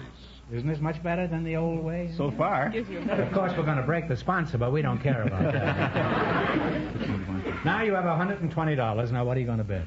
80 or 90. You had a 70. You want to try an 80? Let's try it. The 80s are very good this year. We just got them in this morning. 90. We'll try the $90. 90. Ethan Allen was a revolutionary hero in command of a famous group of militia. What were they called? The Minutemen. The Minutemen. No, I'm sorry. It was the Green Mountain Boys.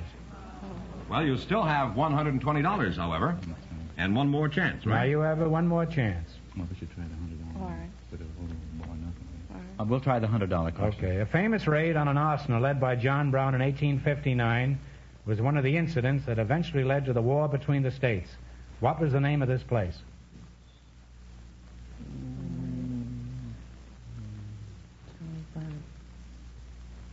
Talk it over. You're married. Yeah. John It was a bridge or something. Oh, It was a fort. We don't know, Groucho. Well, you should have known this. It's Harper's Ferry. I was thinking of a bridge, yeah. It's named after my brother, Harper's Marx, huh? And you still wind up with $120. Well, that's pretty good. Thanks and good luck from the DeSoto Plymouth Deal.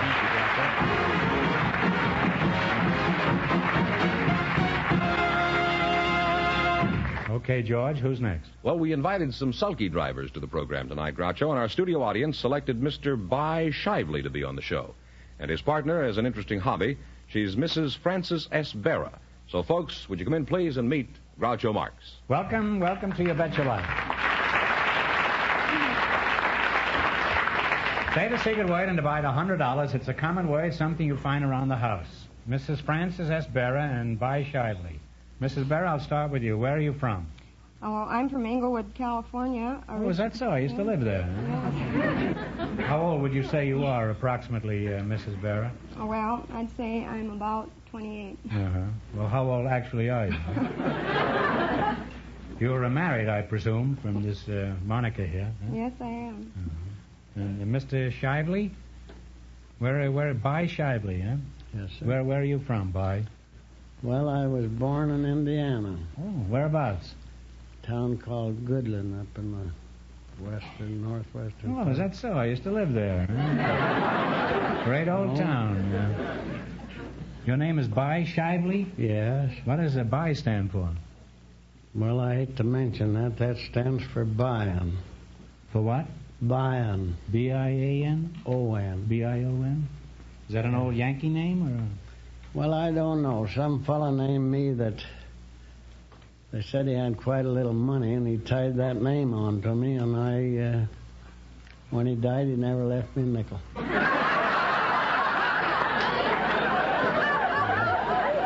don't like to mention that. Well, that was a good one on him, wasn't it, huh? How old are you, Bai? Oh, I'm only 75. Well, you're only a kid, huh? Yeah. Are you married? Yes, sir. Mm-hmm. How long have you been married, huh? Oh, about 54 years.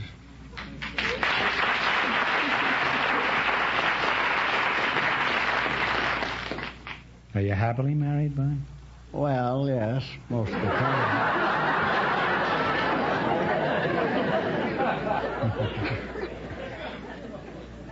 You have any children? One boy. Mm-hmm. Well, let's see. What was it Fenneman called you? Sulky driver. You're a sulky driver? You mean you drive a horse and carriage? Drive trotters and pacers to a sulky. Hmm. I don't like to say this, but aren't you a little old for horse racing? You can drive as long as you can sit on a bike and hold a pair of lines, I guess. What big races have you won, Mr. Shively? Well, I'm on this Golden West trot out here to Santa Anita. I won the Kentucky Futurity and the Hamiltonian. Well, that's a real big one, the Hamiltonian, isn't it? Well, it's about 10,000 more than the Kentucky Futurity. Well, you're a pretty modest fellow, aren't you? The way you reel these victories off here is so they were nothing. Well, You don't like to talk much, but you don't blow your own horn very much. Well, I never noticed it.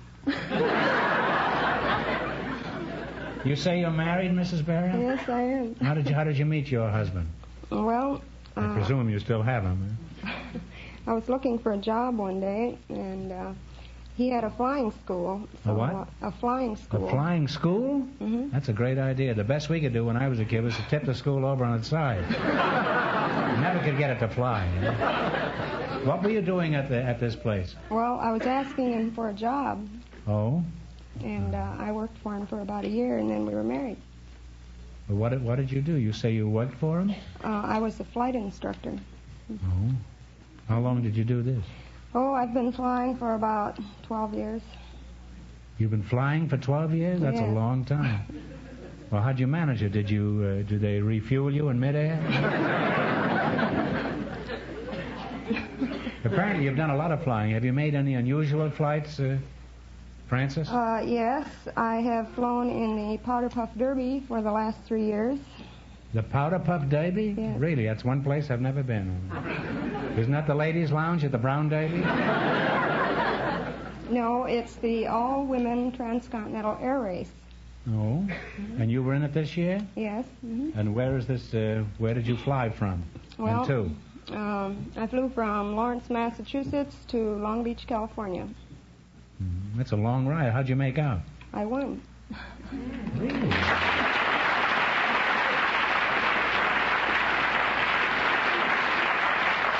Hey, we got nothing but champs up here tonight. Congratulations. You must be pretty good with a powder puff, huh? Well, try. You must have a pretty fast plane. Is it a jet plane? Oh, no. It's a very slow plane. In fact, you can come in last and still win. Only in a woman's race could you make a statement like that. Well, you're both in a different kind of a race tonight. You're going to play You Bet Your Life for a lot of money. I can't tell you how much you have to win, but George is going to remind our listeners. In the race for the $1,000, Mr. and Mrs. Backgene won $120, and the secret word is window. I have 10 questions here.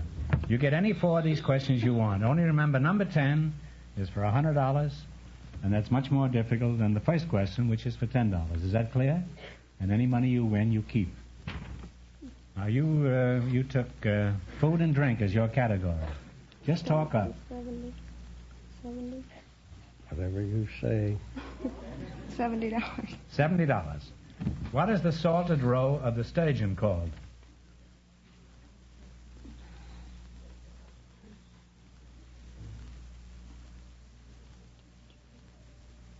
If you don't know, take a guess. Caviar. Caviar's right, yes. On your way, you have $70. Don't do that. When you know the I won answer, the same. shout it out, huh? Now you have $70, which is yours, and nobody can take that away from you. Except me as soon as the show is over. Huh? Now, which one do you want? You want the 100? You want the 10, 20, 30, 80. anything you want? Talk up, kids. That's all right. You're the $80. answer. $80. All right. What is the sugar substitute made from coal tar called? Talk it over. Your partners. Oh, I don't have no idea. Sir? No, you should know this. Saccharin. But you still have $70. All right. Now your third question. Which one do you want? $60. 60. What is the main ingredient of borscht?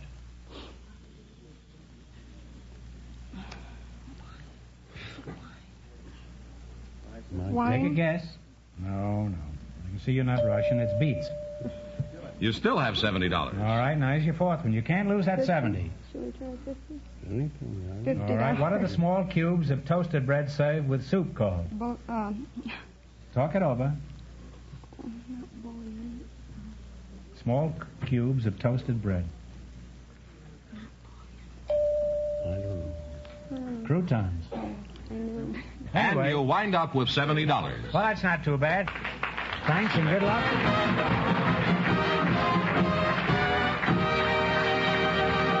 Thanks and good luck from the DeSoto Plymouth dealers. Nobody cheats me out of that. I don't want to get fired. Now, before we go on, I have something here I would like to mention. It's about Christmas seals. You know, every one of those Christmas seals you buy and use helps fight the battle of tuberculosis. And TB is our country's #1 infectious killer. So answer that letter you get containing the Christmas seals. Buy them and use them. All right, George, who's next? Well, now we have a woman with an interesting job and a man who works in a restaurant, Groucho. She's Mrs. Edith Keenest and Mr. Tony Hartenstein. So, folks, would you come in, please, and meet Groucho Marx. Welcome for the DeSoto Plymouth dealer. Say the secret word and divide $100. It's a common word, something you find around the house. Mrs. Edith Keenest, is that how you pronounce it? That's right, Edith Keenest. Now, what kind of a name is that, Keenest? My husband's from Switzerland. It's a Swiss name. Oh. Where are you from, Edith? I'm from New York City, right near Morningside Park. Oh, is that so? I used to live there. Is that so? Tony Hartenstein? What? Hartenstein. Stein. What kind of a name is that? That's a Swiss name. I'm from Switzerland. Oh, naturally. Who isn't? Everybody around here tonight is from Switzerland. I used to live in Switzerland. Now, Edith, what sort of work does your husband do? He and I operate a dude ranch, the Double E Ranch in Woodland Hills. You run a dude ranch? Well, I'm glad to hear that. I take my little daughter to dude ranches quite frequently in the summer now. What is yours like? Well, ours is the dude ranch for dogs and has nothing to do with people. What do you mean, a dude ranch for dogs? Are you serious? I'm perfectly serious. It's the same for dogs as it would be for people, only we only take dogs. Oh. Well, is your dude ranch full most of the time? It's full all of the time. In fact, we turn dogs away almost every day. Well, your place must be a howling success, huh? I happen to have a French poodle. Now, suppose I wanted to leave him at your flea bag when I went out of town. How would I go about it? Well, the first thing you'd have to do is give me plenty of notice so that I'd be sure to be able to accommodate you. No, it's for the poodle. I don't know. Now, what else do I have to do to get my dog into your club? Well, you have to tell me who recommended us to you, because we're very particular about the dogs. They have to be strictly pets, and we have to know who the people are that send them. Suppose these dogs get lonesome for their owners. What do you do? Well, most of the owners write their dogs, and then I take the letters into the dogs, and I let them smell it. I even read it to them. They read these letters in the litters? No, I read the letters to them, and they smell it, and then they know it's from their owners. And I answer the letters for the dogs. What are the rates? What are the rates of this joint? Well, I'd rather not go into the rates, but they're reasonable. What do you regard as reasonable, Edith? Well, not expensive. You give me the old doggy runaround there. Well, Tony, not to change the subject, which needs changing about now. What sort of work do you do? I'm an accordion player at the Switzerland restaurant. You're an accordion? A squeeze box you play? That's right, vacuum cleaner. You're kind of a Swiss Phil Baker, huh? That's right. Can you yodel? Yes, I can. You can, huh? Well, what is a yodel exactly, Tony? Well, a yodel is a combination of your chest voice and the falsetto. And, of course, most of all, it's an expression of joy. Mm-hmm. Could you teach me to yodel? Well, I think so. Can you sing? Apparently you haven't heard me. I can whine a bit. Well, you take, for instance, you say, hololo. Hololo. That's right.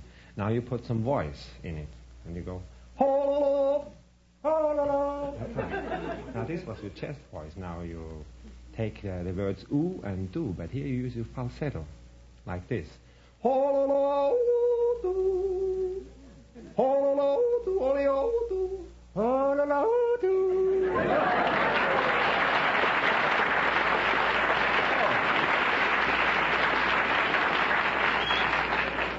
Well, let's have a whole yodel now, then.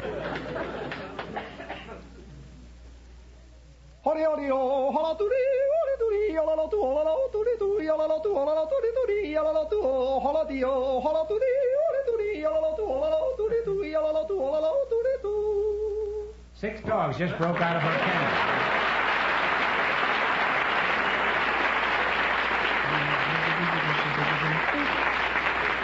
Now, can you yodel or... Oh, holy, holy, holy. Now, you yodel that and I'll sing the low part now. All right. What key we in? Well, pick any key. Oh, holy, holy, holy, holy, holy,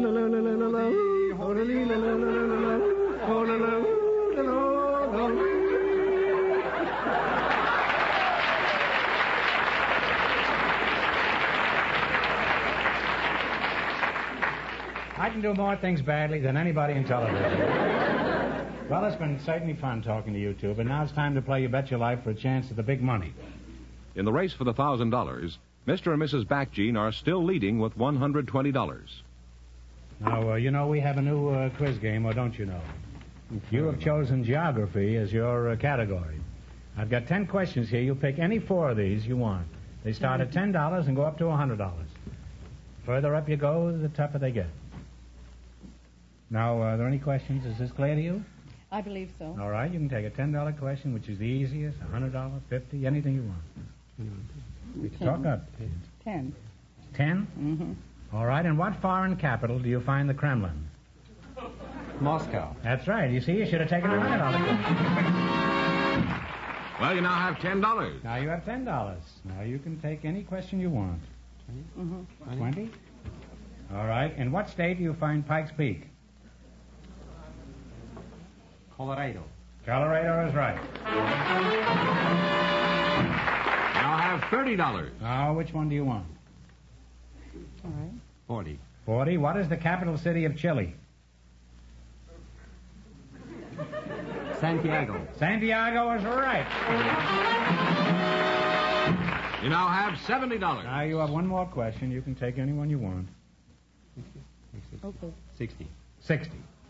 What is the tallest mountain in North America?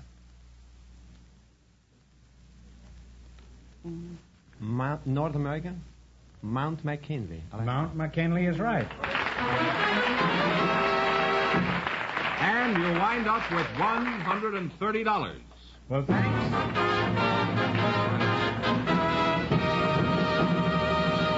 That means that the lady who runs the Dude Ranch for Dogs and her partner with $130 in just 1 minute get the chance of the DeSoto Plymouth $1,000 question. Ladies and gentlemen, this is Arlene Francis here to tell you about the most wonderful new car I've ever seen, the 1954 DeSoto Automatic. The DeSoto Automatic is the one car planned and built to do exactly what you want it to do. Do it instantly, do it quietly, and do it safely at all speeds. That's a marvelous thing to know. And what a beautiful car. There are completely new interiors, too. The new instrument panel is in perfect harmony with the rest of the exquisite appointments. A real jewel-like instrument panel, giving you a real feeling of luxury. Take it from me, this 1954 DeSoto Automatic is a really thrilling car. A car you'll want to see right away at your DeSoto Plymouth dealers. Drop in to drive the 1954 DeSoto Automatic and enjoy a DeSoto ride, the ride that puts you ahead automatically.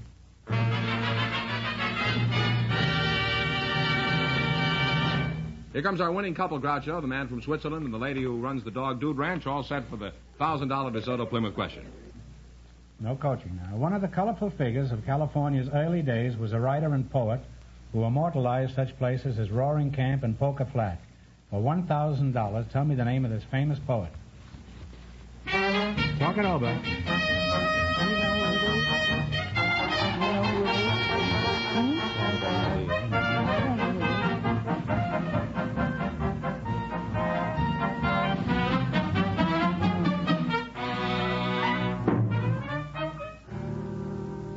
What's the answer you two have decided upon? Take a guess. Well, we don't know. Well, it was Bret Harte, a very famous poet and novelist.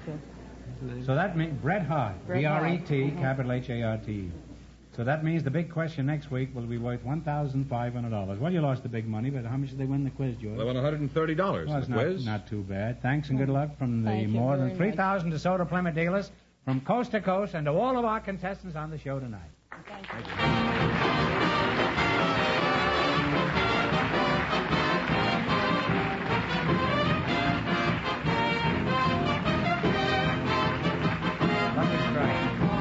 Be sure to tune in again next Wednesday night at the same time for the Groucho Marx Show, when the big question will be worth $1,500. And don't miss Groucho's television show, also brought to you by the DeSoto Plymouth Dealers of America. And remember that the dealers who sell the outstanding 1954 DeSoto Automatic with fully automatic power flight transmission also have on display the remarkable new Plymouth, engineered and built to be your best buy in the low-price field. DeSoto, Plymouth. Two great new cars.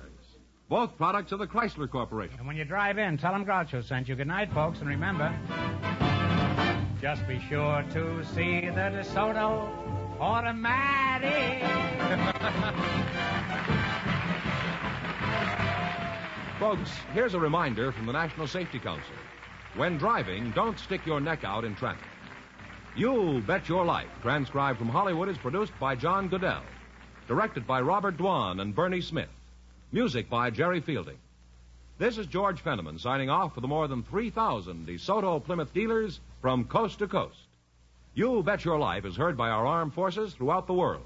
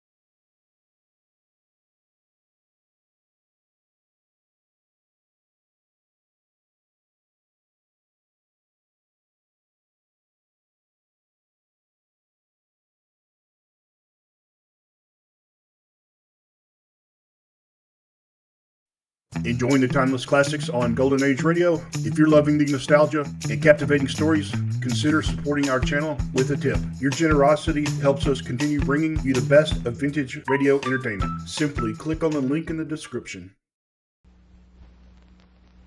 I'd rather have a Raleigh. I'd rather have a Raleigh. I'd rather have a Raleigh. I'd rather have a Raleigh. Because Raleighs are right. Right for taste and right for throat.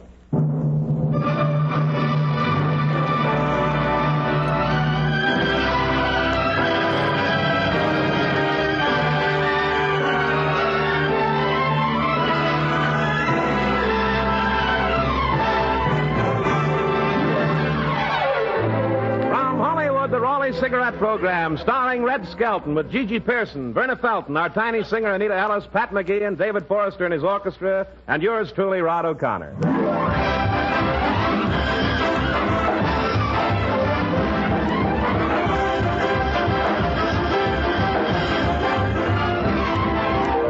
It's a pleasure to bring you Metro-Goldwyn-Mayer's popular comedian and the star of the Raleigh Cigarette Program, Red Skelton.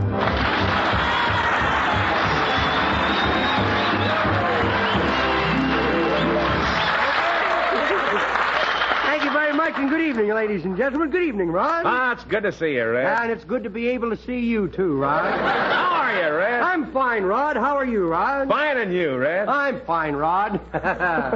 Wonder what the other morons are doing tonight. Well, Red, how was your trip to Philadelphia? Oh, it was wonderful. There and back. You know, airplanes is the only way to travel nowadays. Well, you talk as if you were air-minded. I am not air-minded. I can prove my head is vacuum-packed. Well, was it an interesting trip? Yes, it was. Once during the trip, a lot of ice and snow formed on the wings, and I asked the pilot what he was going to do about it. See? Well, what happened? Well, the pilot was from California. It was the first snow he'd ever seen, so he climbed out on the wings and made a snowman. Well, what altitude were you flying at? I don't know, but on a clear day, you could see Buck Rogers. Well, they really give you good service on those airlines. Yeah, but there's one thing I don't like about airplanes. They strap you in your seat. That makes me nervous, you know. Well, why should it make you nervous when they strap you in the seat? That's the way Grandfather went. They strapped him in a chair. Well, they tell me the flight from here to Philadelphia is really beautiful. Yeah, what scenery. If you really want to see something beautiful, fly over Grand Canyon. Boy, that Grand Canyon. There was really an engineering job, wasn't it? Red, that wasn't an engineering job. It wasn't? No, Mother Nature did that 1,000,000 years ago. Gee, women worked like slaves in those days, too, didn't they? Well, Red, for your information, the canyon's been there for 1,000,000 years. No kidding. All that dirt was washed away ages ago by a little trickle of water. Oh, that's wonderful. Shows you what a little drip can do if he just stays with it, doesn't it? You went to Philadelphia to be master of ceremonies of the Poor Richard Award dinner in honor of Ted Gamble, didn't you, Red? Yeah, that's right. What a reception they gave me. Mayor Samuel of Philadelphia met the plane, and is he tiny? Really little fella, huh? Oh, a little. Mayor LaGuardia calls him Shorty. He pulled his... Thank you very much. Thank you, both of you. The mayor pulled his socks up one day and was blindfolded for 2 hours. Well, did the audience like you in Philadelphia? Yes, after my show, Roger Clipp, president of the Poor Richard Club, wanted me to run for office. What office? The Santa Fe ticket office. I'm proud of that. That's my joke. Well, I hear the chief of police gave you a fine traffic horse. Yeah, can you imagine me with a horse? Well, if you don't want it, give it to me. Well, with a meat shorty, John, don't be silly. I'll stew it myself. Well, it sounds like you really had fun. Yeah, I did. While I was there, I went over to Valley Forge, and I saw the bed that Washington slept in. Really? 6 families are living in it. Hey, I found out that George Washington had the first pair of false teeth that was ever made. Old wooden choppers they were. Really? Yeah, you see, he used to be Martha's peanut brittle tester. Well, pardon me, Red. I hate to change the subject, but I have a message from the makers of Raleigh cigarettes. Well, look, Rod, we're running a little short of time tonight, so I don't think we'll have time for that, so we'll skip it.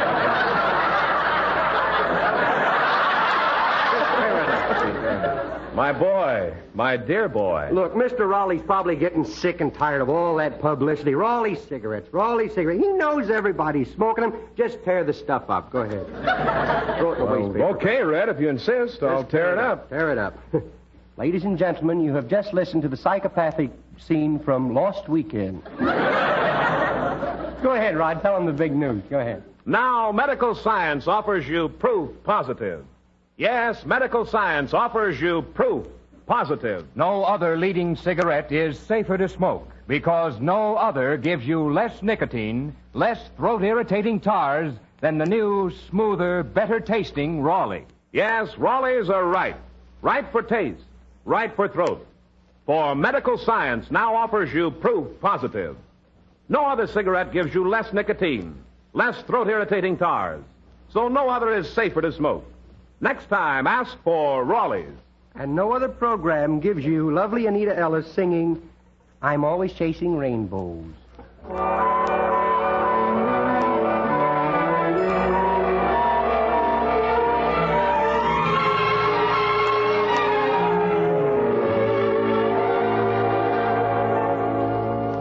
I'm always chasing rainbows, watching clouds drifting by.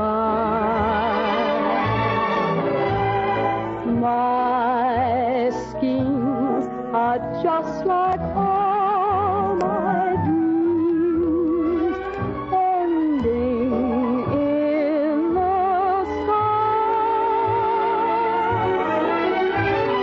Some fellows look and find the sunshine. I always look and find the rain. Some fellows make a winning sometime. I never even make a game. I'm always chasing rainbows, waiting to find a little bluebird in there. Some fellows look and find the sunshine. I always look and find the rain. Some fellows make a winning sometime. I never even make a game. Believe me, I'm always chasing rainbows,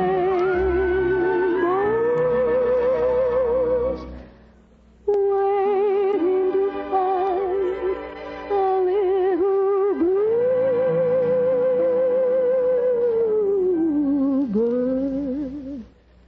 in there.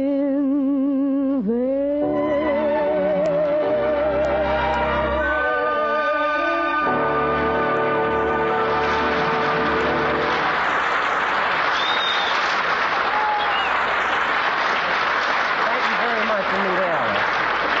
Oh, by the way, I'm on the Silco Hall of Fame program this week. I thought I'd get that in there.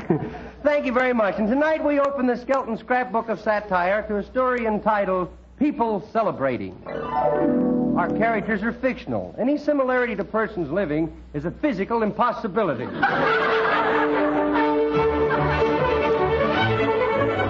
This is the story of Clem Cadiddlehopper, the boy from the country, who loves nature in spite of what she did to him. He's on his way to his girl, Sarah Dew, to help celebrate her 21st birthday.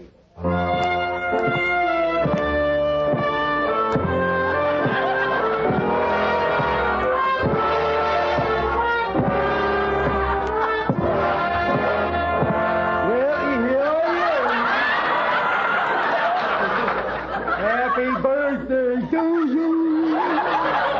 Do, do, do, do, do, do,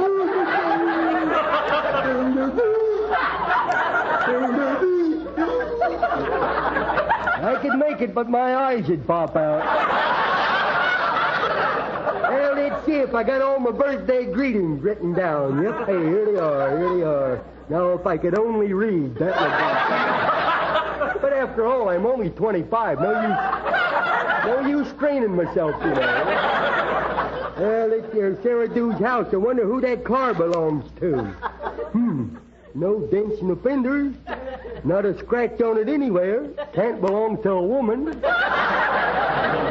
I'll just sneak around and do a little snooping before I go in. You know, I better not. I'm getting that keyhole squat from straining. Here's a window open. I'll just peek in here. What do you know? They washed it. Good heavens, what happened? Well, Oh, howdy, Clem. well, Sarah, do howdy doody to you, too.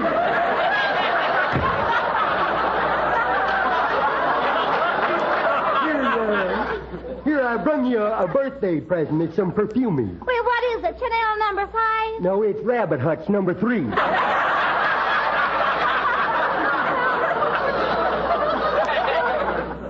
can I open it? Oh, by all means, by all...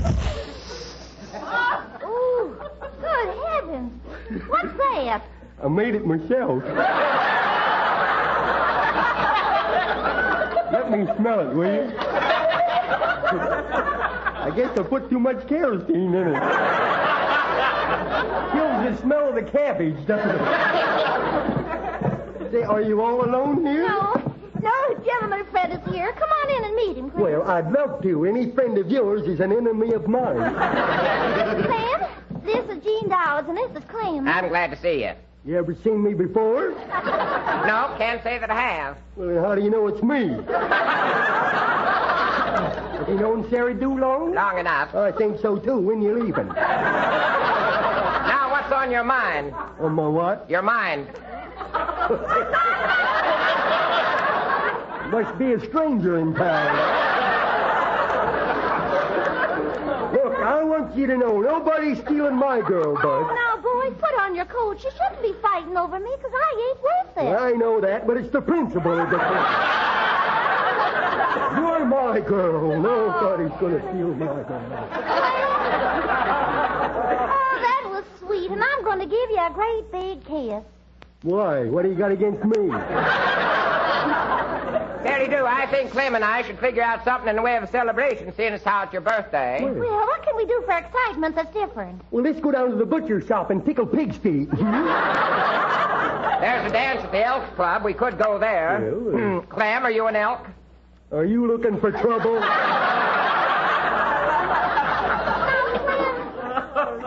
He just means, are you a member of the elk? Well, I heard him. What are you doing, siding in with him now? How could I be an elk with a moose face like mine? You're just like my pa said. You're a moron, stupid, half-witted, and ill-mannered. Okay, but you tell him if he ever lies about me, there's going to be trouble. Hey, let's go to a high-class nightclub and celebrate. Oh, no, because in them ritzy places, we'd have to dress. Well, I should hope so. It's cold out tonight. Hey, I've got it. Let's get down to my sawmill and get some steam up in the boilers and blow the whistle. One for each year. Well, that would be charming. What a delightful idea. Take a lot of steam, though, wouldn't it? Why, Clem, I've only seen 21 summers. Only 21 summers, huh? How about that winter you helped Paul Revere saddle his horse? Well, let's all go to my sawmill. My car's stacked up outside. Okay.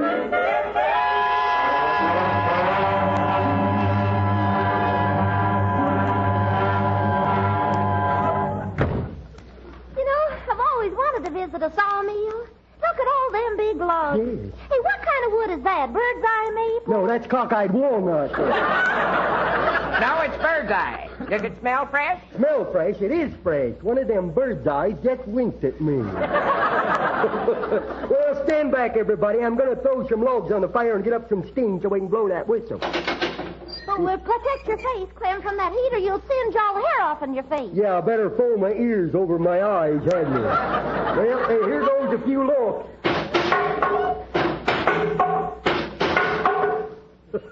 What do you know? Didn't get a one of them in. Here, let me do it. You're just as helpless as a new bride without a can opener. Well, I think I can do it, if you don't mind. Say, Clem, better not put too much in. That steam is up to 150 pounds now, and the boil will only take 160. Exciting, ain't it? Makes a nice little plot, don't it? Of course, some of you folks out there have already got it finished already. In case you have, don't tell anybody sitting next to you, eh? I got a feeling some of you ain't paying attention.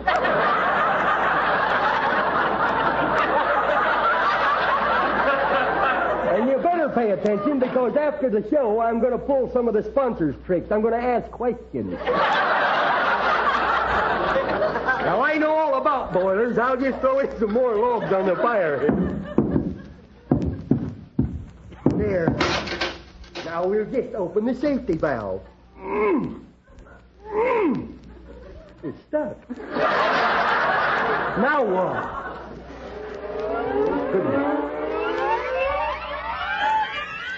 Look at that gauge. It's 159 pounds. Yep, one more pound, we can tell everybody we went out together. Run, there it goes. Sarah, are you all right? Yes, but Clem is still in there. Here he comes now. I don't see him. Oh, Clem. Clem, are you all right? Yeah, but untie my shoestring so I can get my head out, will you?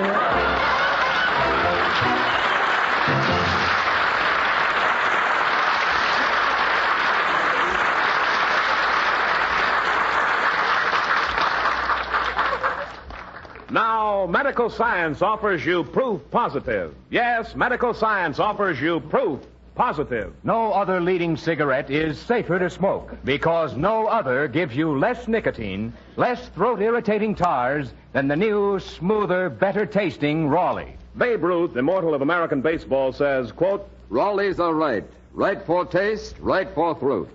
I've studied the test myself, and I know it's true. Medical science has proved no other cigarette gives you less nicotine, less throat-irritating tars. So no other is actually safer to smoke. You're right, Babe Ruth. Raleighs are right. Exhaustive scientific tests of America's 6 biggest-selling brands, certified by 14 distinguished doctors, including eminent throat specialists, have just proved conclusively no other cigarette gives you less nicotine, less throat-irritating tars. So no other is actually safer to smoke. See if you don't agree, Raleighs are right. Right for taste, right for throat. Try Raleighs. Enjoy Raleigh's rich tobacco, that milder, smoother, more satisfying Raleigh flavor. Remember, medical science now offers you proof positive. No other leading cigarette is safer to smoke because no other gives you less nicotine, less throat-irritating tars than the new, smoother, better-tasting Raleigh. Now on page 102 of our scrapbook, we find a picture of David Forrester and his orchestra in a South American atmosphere as they play Tico Tico.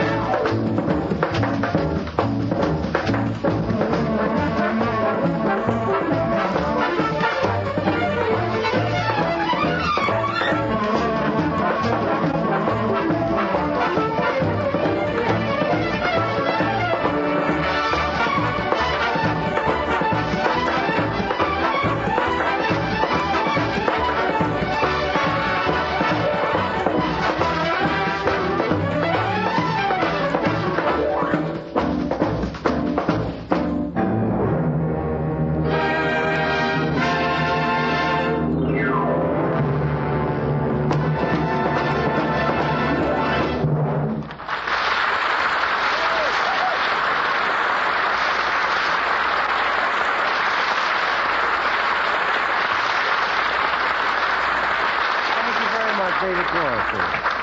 Chapter 67 of Celebrations is entitled Never Again.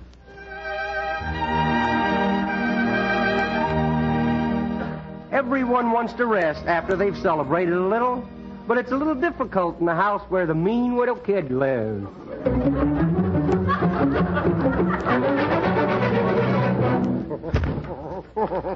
Junior, where are you? Tired, kiddo. Are you ready for dinner? Yes, I is. Hey, Nemo, for once, can I have me dessert first and the soup last? What's wrong with the regular way? Well, by the time something good comes along, I'd all filled up, you know. Junior, I thought you said you were ready for dinner. Yes? Did you wash? Now, that's a silly question to ask me, Grandma. Did you wash your ears? Well, you see it this way, Grandma. Ever since I learned how to wiggle my ears, I can't wash them. They get away from me every time, you know. Hey, is Grandpa home yet? Not yet. And I hope he gets home early. Well, don't worry. Some of the boys will help him, man. Boy, he sure was a pip last night, wasn't he, huh? Yes, Junior. And did you know what was wrong with Gramps? Yes, I does. You said the old boy was sick, and the old boy said he was sick. So unless you both want to admit the old boy was blotto, I guess the old boy was sick. Junior, just because your grandfather is out late at a celebration doesn't mean he does those kind of things. What did he celebrate last night? He was voted as High Lama at the lodge. Yeah? What's he celebrating now? He is being crowned. If he comes home High Lama tonight, he's going to get crowned again. So... Well, you know, I think an occasion like that time for celebration for us, too. Let's go to the movies. No, not today. Not today, Junior. You know, there's a girl in the movie look just like you. I'll go get my coat. Really? Yeah, look just like you. See that she's so young and so glamorous. So put me coat. Really, Junior? Yes, indeed. She looked just like you. Oh, so beautiful, so Rita Hayworth like you. She looked just like you. I got my coat. Oh, well, then. Well, then, you can stay home and look at me. Yes. Boy,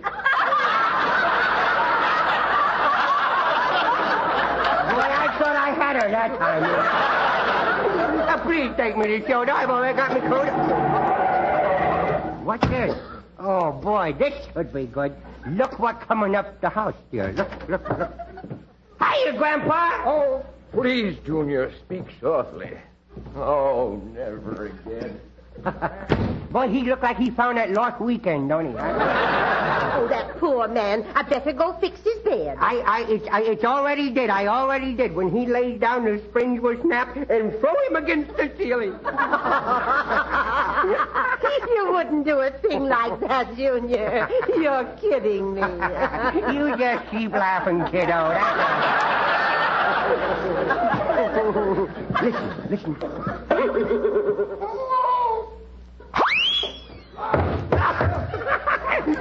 It worked.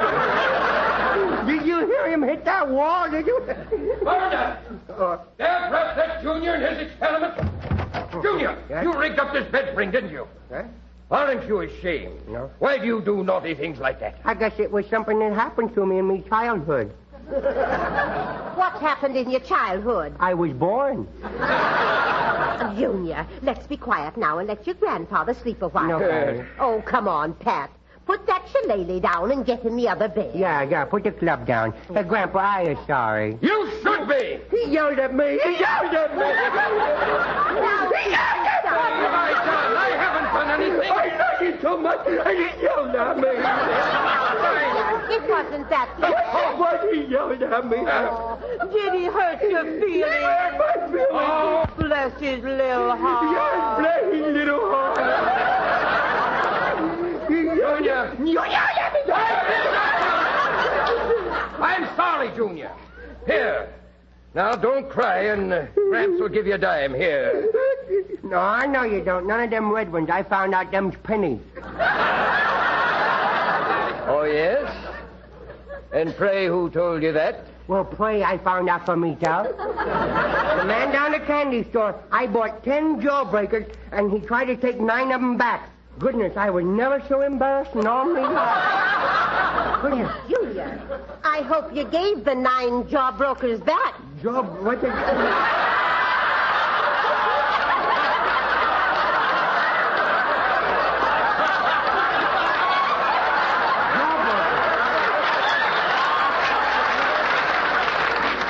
Hey, Grandma, what's a jawbreaker, huh? I offered to give him back, but he wouldn't take him out of me widow mouth.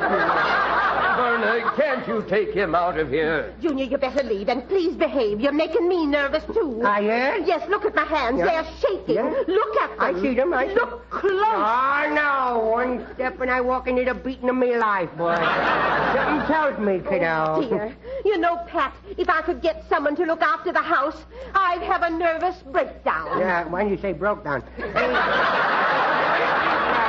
I tell you what, you go to sleep. You go to sleep now. Go on. And I will sing to you. No, don't sing. Bye, baby, and a sweet hour. Junior, please stop that awful singing. Oh, well, I can't help it if you don't let me improve my musical education. Every time I go near the piano, you take me hatchet away from me.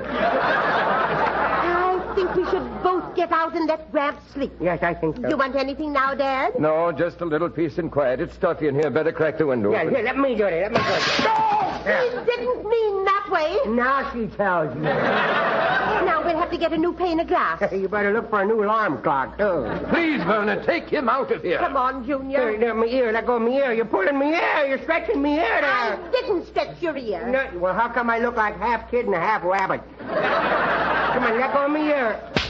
Thank you. Now we must be quiet. Yes.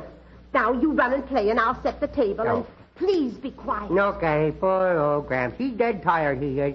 I was going to be quiet, though. Uh-oh. Look at that faucet leaking there. Now, he can't sleep with that dripping sound. I'm going to fix it. Junior, are you banging on the pipe with an iron bar? No, Grandma, I'm using me head. Well, stop it. Do you want to stir up all the rust? Yes. Oh, they sure does love me, don't they, huh? Oh, but now how am I going to get down these steps without making a lot of noise? I could slide down the banister, but Grandma said not to. But she might not care in an emergency like this. And then again, she might. And then again, I really don't know why I was worrying myself thinking about it. I'm going to do it anyway.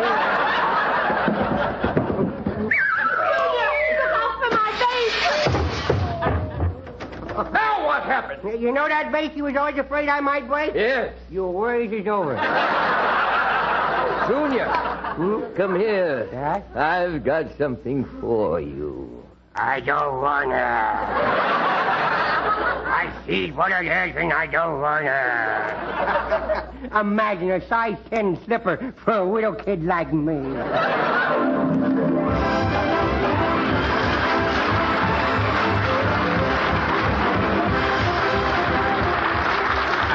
We'll all be with you on every Tuesday night at the same time. Red Skelton, Dave Forrester and his orchestra, Anita Ellis, Verna Felton, Gigi Pearson, our guest, Wonderful Smith, and yours truly, Rod O'Connor. Until next Tuesday, then. This is Red Skelton saying goodbye now. Thanks for listening.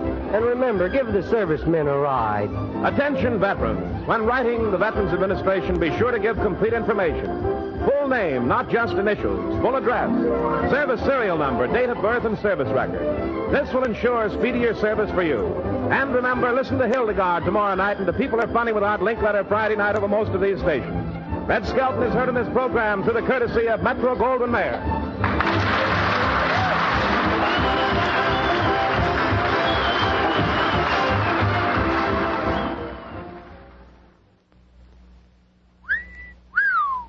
Sir Walter Raleigh. That's the tobacco that leaves your pipe as clean as a whistle. It's carefully blended from rich, ripe burleys and mellowed with just a touch of rum to enhance the natural, full-bodied flavor. And Sir Walter Raleigh burns cool and even, right down to the bottom of the bowl. Leaves a clean, dry ash in your pipe. Get Sir Walter Raleigh, the quality pipe tobacco of America.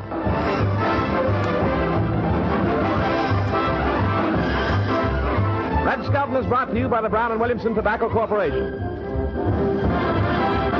This is NBC, the National Broadcasting Company.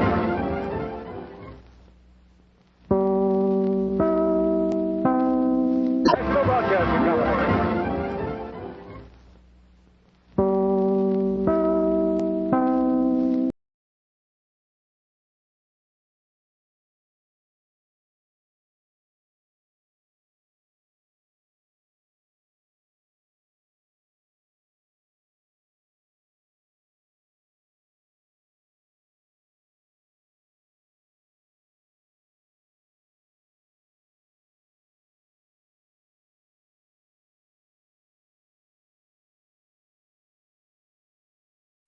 Enjoying the timeless classics on Golden Age Radio? If you're loving the nostalgia and captivating stories, consider supporting our channel with a tip. Your generosity helps us continue bringing you the best of vintage radio entertainment. Simply click on the link in the description.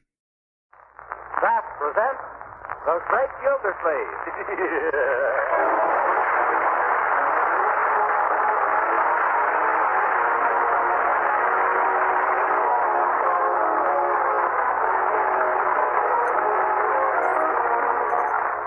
At this time from Hollywood, California, Kraft presents Harold Peary as the Great Gildersleeve, written by Leonard L. Levinson.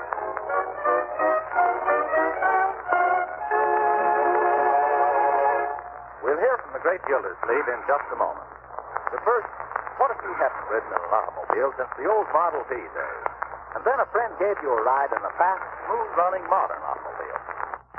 Wouldn't that convince you there's been some changes made? Well, if you haven't tasted margarine for a good long time, you'll get that same kind of surprise when you try Parquet margarine. The margarine that's made by Kraft. Yes, you just can't imagine how downright good tasting modern margarine can be till you've tried delicious Parquet. That's why with food prices rising, so many housewives are using Parquet margarine. Serving it at the table, using it for baking and pan frying too. Because this modern margarine, Parquet margarine, not only has a delicate, satisfying flavor the whole family loves, it's also an economical source of food values the whole family needs. Yes, Parquet margarine is a wholesome, highly nutritious energy food. And every pound contains 9,000 units of important vitamin A. So don't make up your mind about any margarine till you found out how good, delicious, nourishing Parquet is.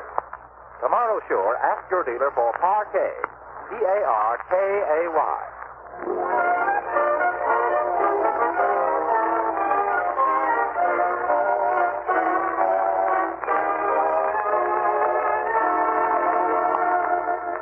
And now let's visit our friend, the Great Gildersleeve, as he and Marjorie and Leroy wait in the Summerfield Railroad Station for the arrival of that well-known authoress, lecturer, and second cousin, Octavia Gildersleeve.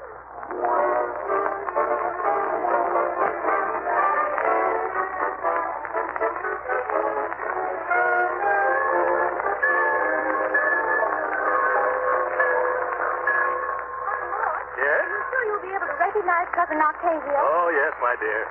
Although I haven't seen her for years, her face comes back to me frequently in nightmares. Gee, what does she look like, Unc? Well, Leroy, did you ever see the USS Idaho in a bad storm? No. Then stick around till she gets off. She's been very successful as a writer, hasn't she? Yes. She's the author of Is Your Child a Problem, or Why Bring That Up? Yes, she was first to advocate a policy of never striking a child except in self-defense. How long is Cousin Octavia going to be here, Uncle Mort? Just between trains. She's on a lecture tour and has to hop around the country. Seems her new manager doesn't know much about geography. He booked her alphabetically. How's that? She's on her way from Akron to Albuquerque. And from there she goes to Altoona, Pennsylvania, then Amarillo, Texas, and then Atlantic City. Gee, at that rate, you'll get to talking Summerfield for years. Yeah, it's nice, isn't it? Oh, and there she is. Well. Hello, Octavia. I'm Throckmorton. Oh, Throckmorton. Well, let me look at you. Now, turn around. Yes. Oh, yes, I'd have known you any place. Yes. This is Marjorie and Leroy, and this is your cousin Octavia. Oh, hello, glad to meet you. How's everything on the Idaho, Cousin Octavia? Idaho? He means Akron. He got his battleship mixed. How is Cousin Sibley? Still got his seat on the stock exchange? Oh, no, he lost it. Yeah. How's your little daughter, Lulabelle? Oh, you mean Barbara Ann? Well, here she is, right here. Oh, I didn't know you were going to bring her along. Children, meet your little cousin. Barbara Ann. Here's Cousin Throckmorton, Cousin Marjorie, and Cousin Leroy. I am very pleased to meet you, Cousin Throckmorton, Cousin Marjorie, and Cousin Leroy. Oh, isn't she just a little doll? I do hope you can come home for lunch. Oh, no, I'm sorry, Marjorie, but our train for Albuquerque leaves in 6 or 7 minutes. Oh, that's too bad. We would have enjoyed having you. Well, I would have liked to, but when one's public makes as many demands upon one as mine does on me, well, one must flit about like a butterfly, mustn't one? Quiet, Leroy. I didn't say anything. Oh. However, I'll be returning this way again next week, and if you're really determined to... Well, Barbara Ann can stay here with you, and I'll pick her up next Thursday. Yeah, huh? Oh, yes. Oh, yes. Yes. Yes, that'll be splendid, my dear. Oh, now, isn't that nice? And won't you have a good time, Barbara Ann? I don't know. Will I, Mother? Of course you will. Yes. And I know just what room we'll give you, too. So do I. My room. Yeah. Now, isn't that hospitable of Leroy? Oh, really, now that you've swept us off our feet, I'm a little sorry I let you persuade me. But you must promise to take good care of Mother's little treasure. Now, Octavia, you needn't worry yourself into a new set of wrinkles. We'll take good care of her. And she's as welcome as long as she wants to stay here. By the way, how soon will you be back to pick her up? Well, let's see. Oh, in a week or 8 days at the most. Now, there are Barbara Ann's bags, and here's her music portfolio. Now, be sure she practices her piano and vocalizing every day, won't she? Oh, my goodness. Oh, now, Barbara Ann, before Mother gets on the train, I want one little word alone with you, darling. You'll excuse us, won't you? Oh, yes. Yes, go right ahead. Go ahead. Now, darling, I want you to promise me you'll be a good girl while you're visiting Cousin Throckmorton. You know me, Mama. Yes, I know you. That's why I'm warning you, young lady. Now, remember, no stuffing pillows in chimneys like you did at Uncle Sandy's, or painting the baby green, which you did at Aunt Sylvia's. I won't have it. Really, Mother, don't raise your voice. It's so middle class. Oh, sometimes I wonder if you're deserving of all I'm doing for you, Barbara Ann. Writing these books and making these lecture tours. You just don't seem to appreciate it. Oh, pipe down, Mother. I'll lay on the floor and scream. No more time for fond farewell, my dear. Cousin Octavia's train's ready to pull up. Now, Barbara Ann, I want you to be brave. We interrupt the program for a special bulletin. Tokyo, Monday, December 8th. Japan went to war against the United States and Great Britain today with air and sea attacks against Hawaii, followed by a formal declaration of hostilities. Japanese Imperial Headquarters announced at 6 a.m., that's 4 p.m. Sunday Eastern Standard Time, that a state of war existed among these nations in the Western Pacific as of dawn.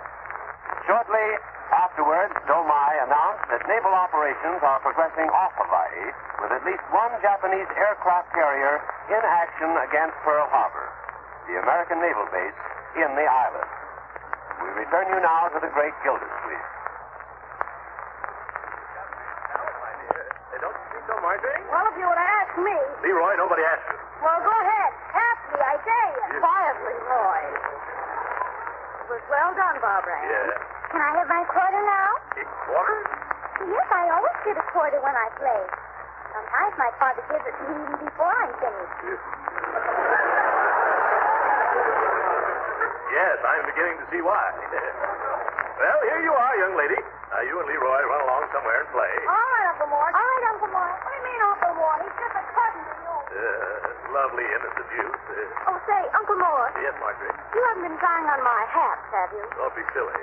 I haven't had on a lady's hat since the last time I was. Of course not. Oh, then it must have been Barbara Ann. And she's wrecked them. Oh, my dear, not her. Why, she's a regular little angel. A little... Why, Leroy, what's wrong? What is it, Leroy?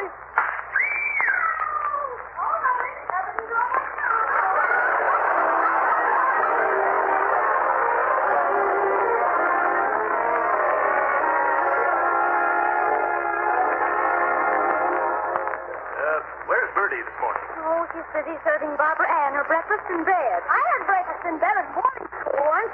Some of the other guys filled my bunk with cornflakes. Meg told Bertie that she's had breakfast in bed ever since she was born. Oh, well, I did too, up to a certain point. And they bought me a high chair.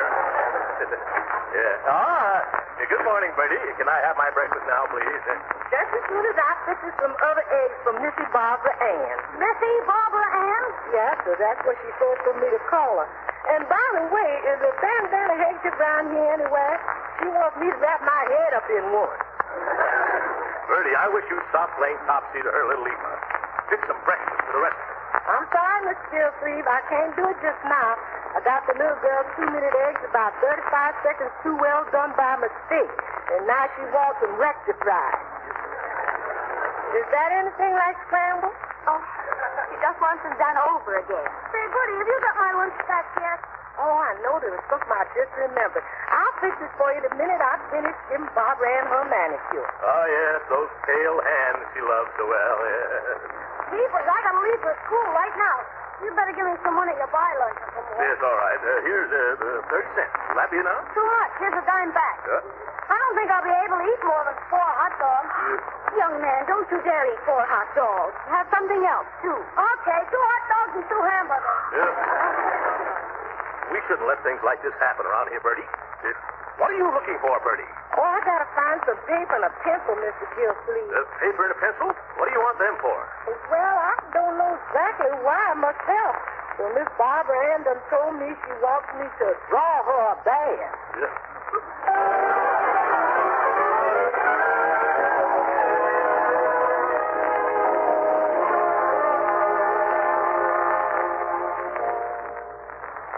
Barbara Ann, but Uncle Mort's going to be pretty angry when he comes home and finds out what you've done. Oh, Leroy, don't be so juvenile.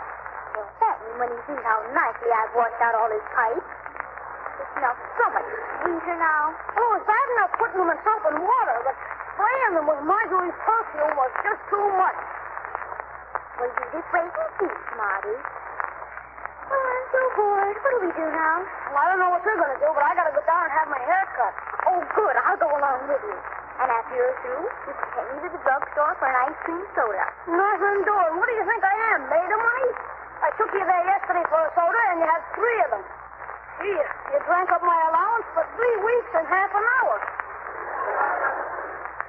But you have 50 cents now.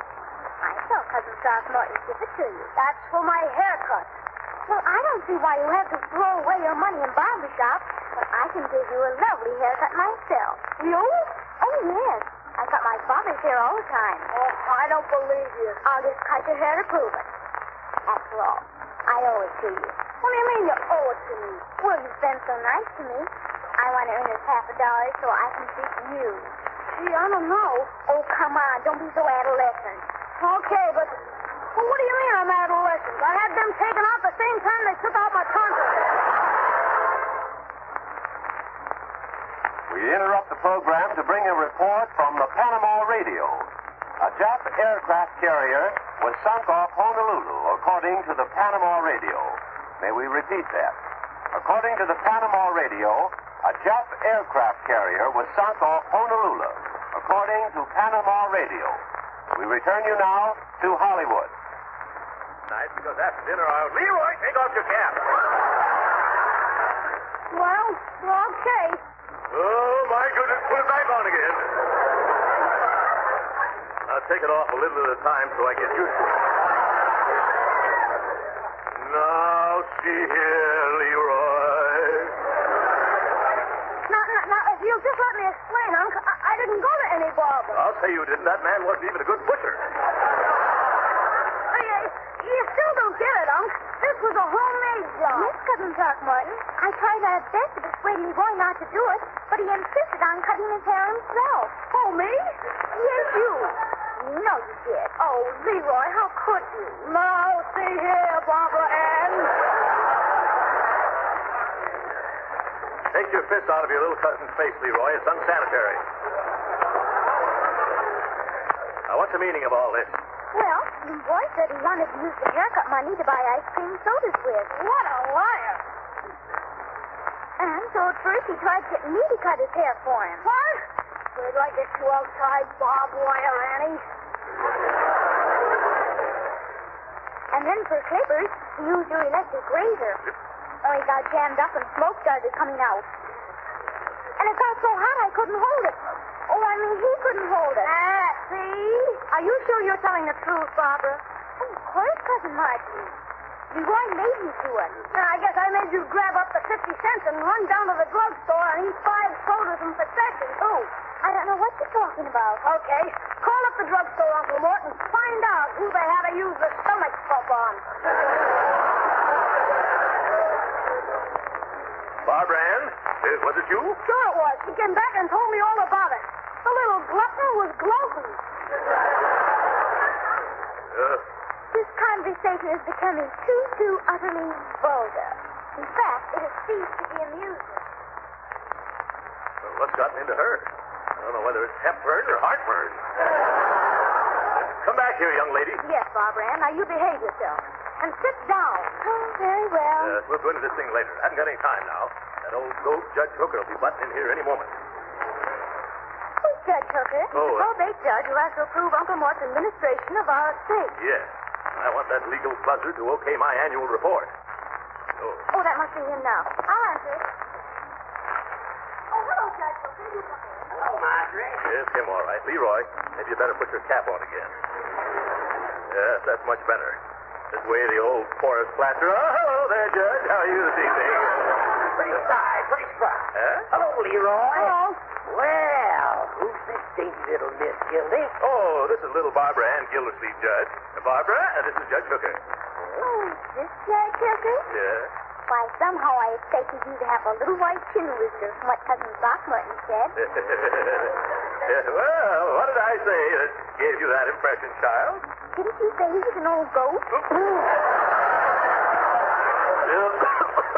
What's this? It's just a little cold, Judge. Barbara, wouldn't you like to sing Pale Hands on the Piano for the Judge? You mean so he'll okay your report? What's this? Is that the reason you invited me to dinner, Gildersleeve? Oh, no, Judge, not at all. I chose if I thought that was the case, I'd turn you down flatter than a stranded soprano. Barbara, I think we've heard enough. So do I. Now, please leave the room, young lady. All right, Cousin Throckmorton. Glad to have met you, Judge Hooker. Well, Gildersleeve, now that we're alone, take off your coat. Now, Judge, don't be hasty. Take off your coat, Gildersleeve. Yes, I don't want to fight with you, Judge. Neither do I, but the little brat's in to kick me sign on the back of your coat.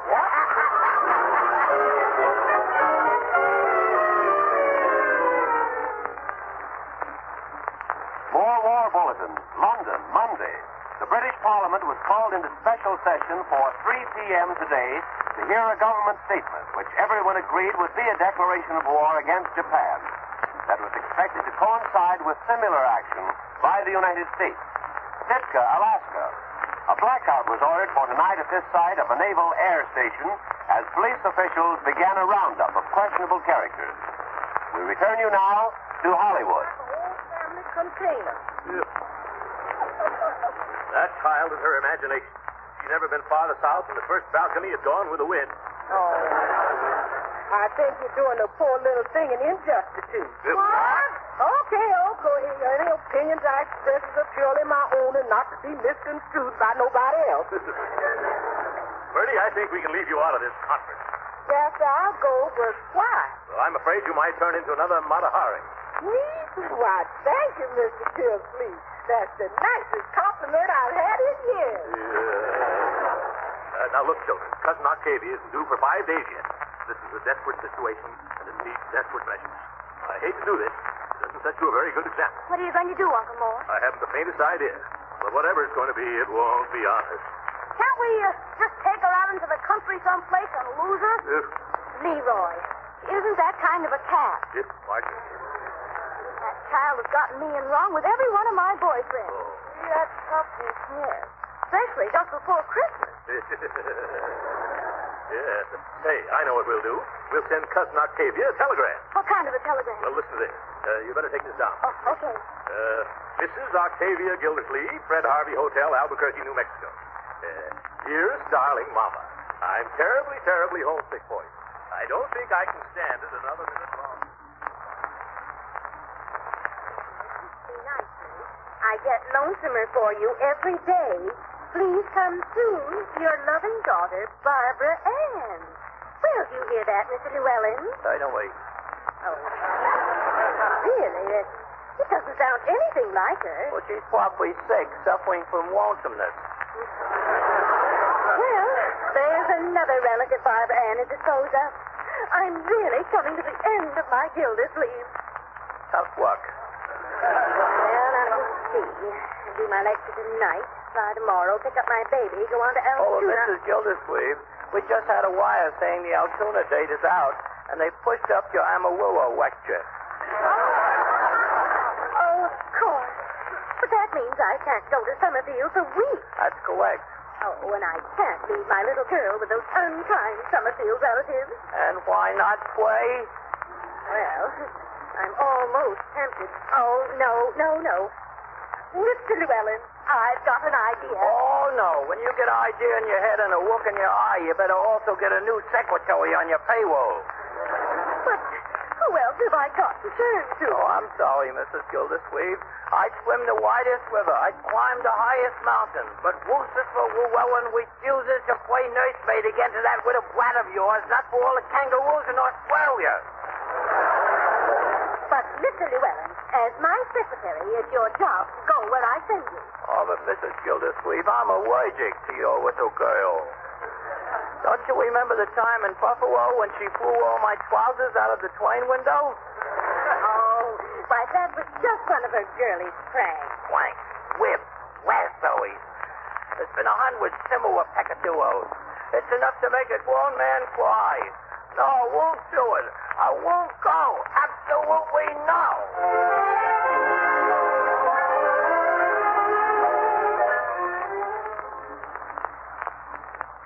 Another war bulletin. New York. Reports received by the Associated Press from Europe tonight said the German army was preparing an effort to take both Moscow and Leningrad and recapture Rostov within 2 weeks in a move linked with the outbreak of war in the Pacific. We return you now to Hollywood. This is what you said in your telegram. What telegram? The one you sent begging your mother to rescue you from Throckmorton P. Gildersleeve. I never sent any such message. Now, you can go right back and tell her so.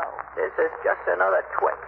Now, I got a taxi waiting outside, so you hurry and pack your luggage. I'll do nothing of the kind. I like it here and I'm staying. I'll just give you till I count to 3 to start getting ready. 1, 2, 3. 4.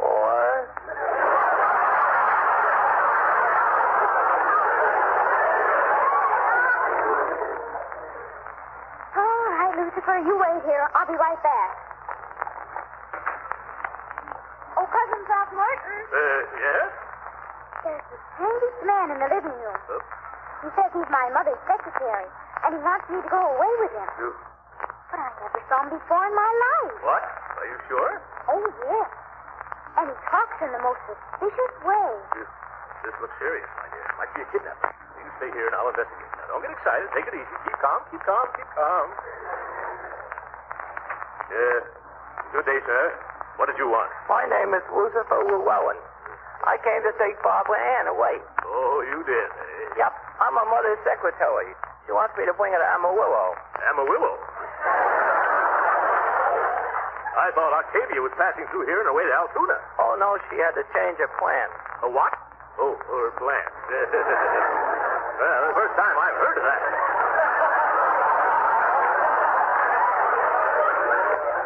First time you've heard of it? Yeah. Didn't you get a telegram saying I was going to arrive today?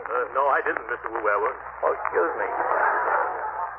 The name is Llewellyn, not Llewellyn. Yes. Oh, dear, I wish this job was over already. I don't like it. Yes, neither do I. Look, I'll come right out and tell you. If this little brat gives me the least bit of trouble, I'm going to throw a flour sack over her head and wag her away. Yeah. Oh. Yeah, you are, eh? Yeah. Well, Mr. Llewellyn, if you don't mind, I'd like to have you step right in here for a moment. But this don't look like it. In you go! Help! You let me out! I'll just hold you for a while, Mr. Kidnapper. Wait! Help! Please! Yeah, I'll get you the police. Right, George, that's who I will get. Oh, who can that be? Yes, all right, I'm coming. Oh, telegram? Thank you, boy. Oh, now what's this? Rockmorton P. Gildersleeve, unable to pick up Barbara Ann myself, sending Secretary Mr. Llewell, Octavia. Oh, my goodness, this explains everything. Let me out of here. Come on, you three. Let me out of here. Oh, coming, Mr. Llewellyn. It's all a mistake, sir. Put up your dukes, Gildersleeve. Yeah? I'm going to wham-base you from here to next Friday. Come on and fight, you big palooka. Now, calm down. Take it easy, Mr. Llewellyn. It's all a mistake. Oh, it is? Yes, until I got this telegram from Octavia, I thought you were the kidnapper. What? Whatever gave you that erroneous impression? That's Barbara Ann. She said she'd never seen you before. That settles it. I'm through. I resign. I retire. Yeah, well, I don't blame you. Of course, you see the little girl back to her mother first. I'll see her someplace else first. Goodbye, Throckmorton, and I hope I never see another Gildersleeve as long as I live.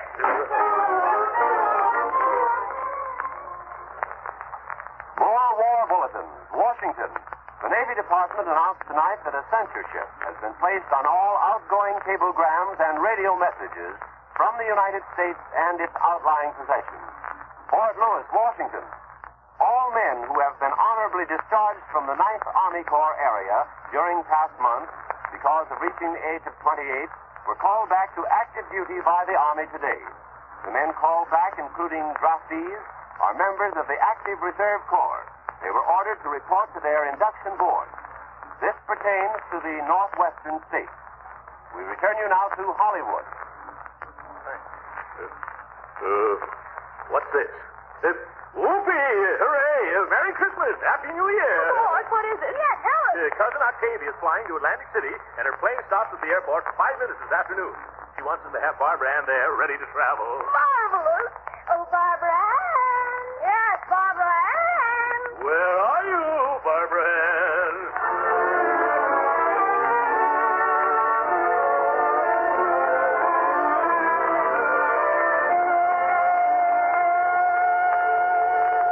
Well, all the bags here. Yes, Uncle Mort. I guess we're all ready to go to the airport. I don't want to go. I want to stay here. I'm not going. Oh, you're not going, eh? Yes, you are, young dear. We've got plenty of time. There's a whole hour before that plane arrives. We're going to be on the safe side and get there early. No, I want to stay here. I'll be good. Yes, well, I guess I'll have to pick you up then. Oh, excuse me a moment, Barbara Ann. Hello? Throckmorton. Yes? This is Octavia. Oh, hello, Octavia. Whereabouts are you phoning from? From the airport. Why aren't you down here? Airport? What are you talking about? Your plane isn't due until 4:35. It's after 4:35 now. It's almost 4:40. What's the matter? Didn't you get my telegram? Why haven't you got Barbara Ann down here to go on the plane? Oh, my goodness. Our clock's an hour slow. Wait there, Octavia. We'll be right down. I can't. The plane is ready to take off. I've got a lecture in Atlantic City tonight. Oh, my goodness. They're calling for me. When do you come back? In another 2 weeks. Goodbye. Yes, oh, I've got a headache. What happened, Uncle Mort? Our clock was an hour slow. Somebody's been fooling around with our clock. And I think I know who it was. No. No, not me, Uncle Mort. I didn't do it. This time you're going to get what's coming to you, young lady. You come here. No, you wouldn't dare. Oh, no? I want you to know that this is going to hurt you a lot more than it hurt me. Hail and thy love, these eyes in Calabar.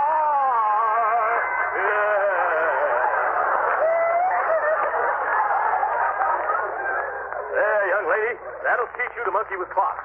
Oh, by the way, Uncle Mort, Barbara Ann didn't do it. Don't you remember? It was you. What? Oh, my goodness, it was. Leroy, why didn't you stop me? Well, Uncle Mort, it's a funny thing, but I didn't think of it till after you were finished. You're a bright boy, Leroy.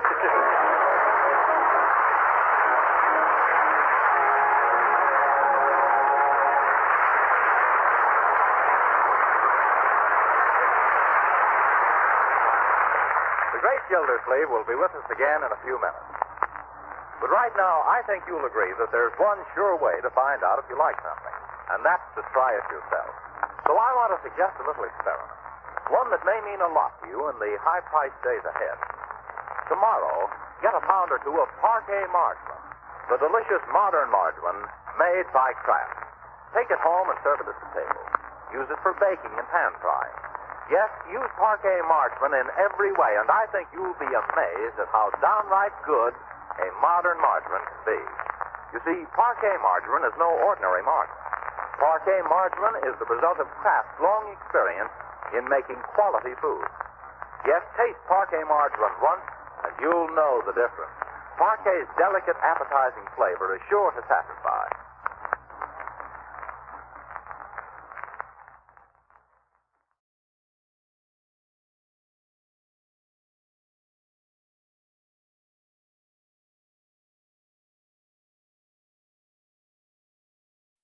Enjoying the timeless classics on Golden Age Radio? If you're loving the nostalgia and captivating stories, consider supporting our channel with a tip. Your generosity helps us continue bringing you the best of vintage radio entertainment. Simply click on the link in the description. Mother, is Maxwell House the best coffee in the whole world? Well, your father says so, and your father knows best.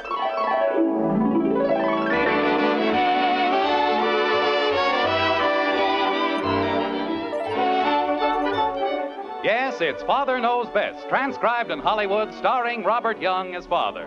A half-hour visit with your neighbors, the Andersons, brought to you by Maxwell House, the coffee that's bought and enjoyed by more people than any other brand of coffee at any price. Maxwell House, always good to the last drop.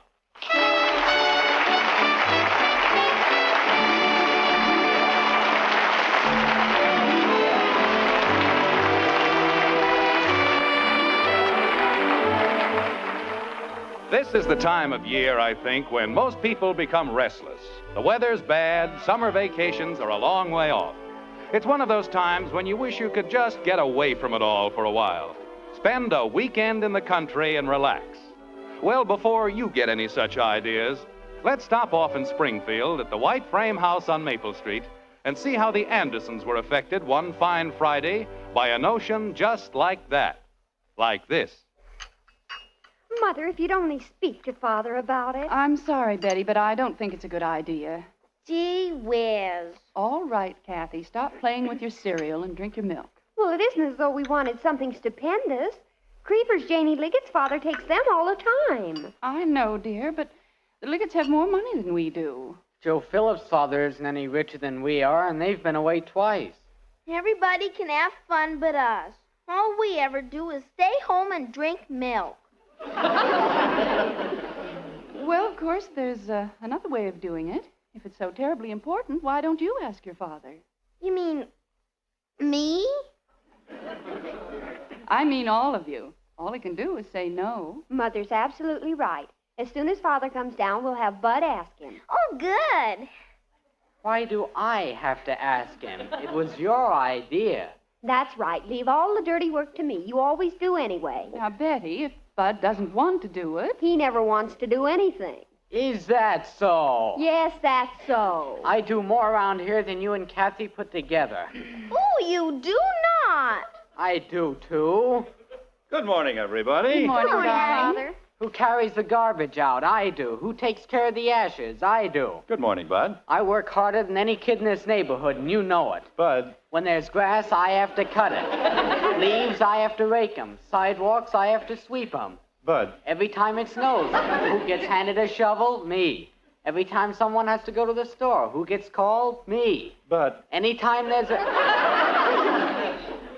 Any time that there's a... Bud. Yes, Dad? Good morning. Good morning, Dad. That's better.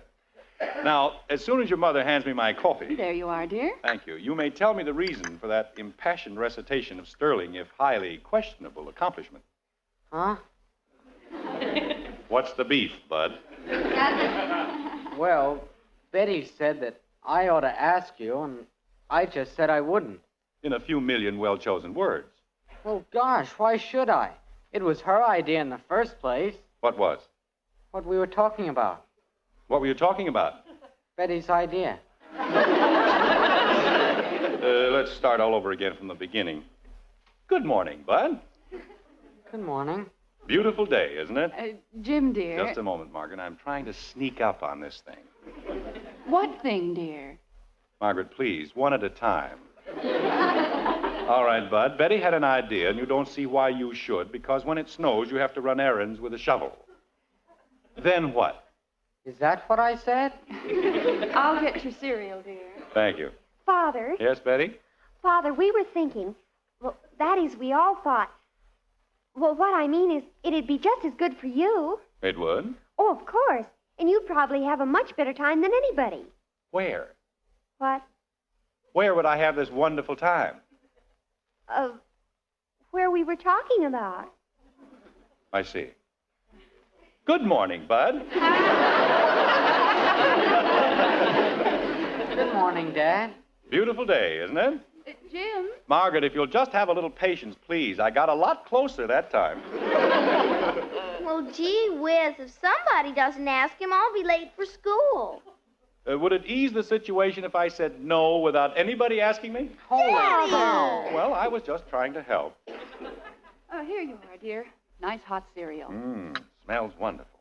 Cream and sugar, Bud, please. Okay, Dad. Thank you. Father. Daddy. Dad. Yes? We were just wondering. Do you suppose it'd be all right Just this one. If we all went away. To the mountains? for the weekend? Is that the question? Yes. No. Tastes good, too. Gee whiz. You see, kids, it wasn't hard at all, was it? All you have to do is speak right up. But you said no. That's right. Holy cow. Joe Phillips didn't even want to go to the mountains, and his father took him. Good. The Liggets go practically every weekend, and they have a wonderful time. Fine. Everybody goes except us. And we don't ever get to go anyplace. You know, it's a funny thing. We've got a comfortable home, warm, clean, practically bulging with modern conveniences, but is anybody satisfied? No. You'd rather spend the weekend shivering in some flea trap in the woods. But, Father, it's fun. Sure. Why this sudden passion for the mountains? What's the matter with Springfield? Oh, gosh, we want to get out in the snow. What do you think that is in the backyard? Confetti? We mean lots of snow, Father. Millions of bushels of snow. Okay, I'll talk to Ed Davis and see if we can borrow some of theirs. Father, I've got a brand new ski suit, and I've never even worn it. And what good are my skates? And what good is a sled without hills? And they don't have any big hills in Springfield. They keep all the hills in the mountains.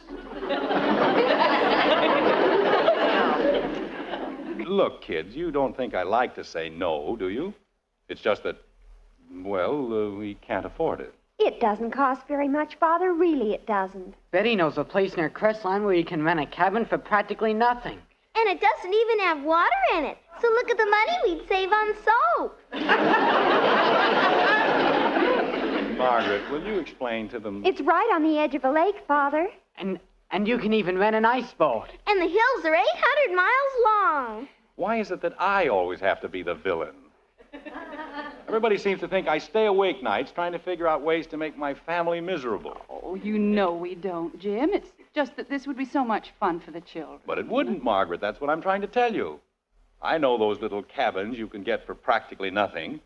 They're one-room shanties with no improvements except built-in pneumonia. But Joe Phillips told me Joe Phillips was sick for a week after their last trip, wasn't he? Well, sure. And his father was flat on his back for 2 weeks. I know, Dad, but... Nothing happened to Mrs. Phillips. How can you tell? Helen Phillips could have a galloping case of sleeping sickness, and nobody'd ever know the difference. Jim, please. Well, I'm just trying to explain. Janie Liggett's family goes to a place. Betty, Yes, Father? we are not the Liggets. I know, Father. Nobody can afford to do what the Liggets do. But, Father... And that includes the Liggets. Father, if you'll only let me tell you. Tell me what? We don't mind roughing it for a few days, do we? Heck no. Gosh, it'd be worth getting pneumonia. Kathy. Well, wouldn't it? It may be that I have very old-fashioned ideas, but I believe that a father has certain obligations to his family, and keeping them alive happens to be one. Now, let's not talk about it anymore. I'll be 50 years old before I get a chance to use my sled. Fine, you can take your grandchildren for a ride. Daddy, you're silly. I am, huh? Sure. They'll have their own sleds.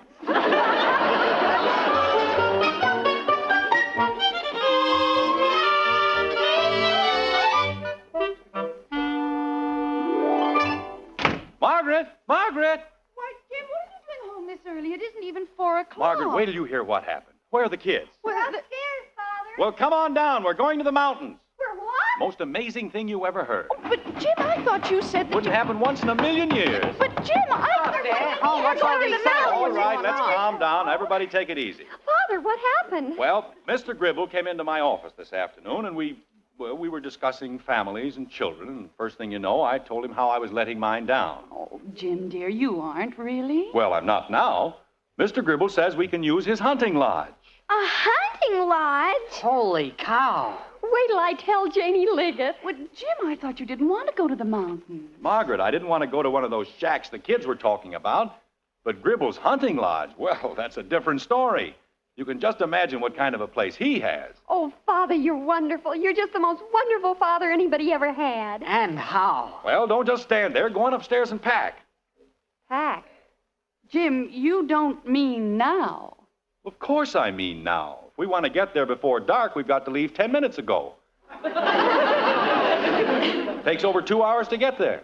But I can go now, Father. I have a date tonight and tomorrow night. So have I. Well, if this isn't... You said you wanted to go to the mountains, didn't you?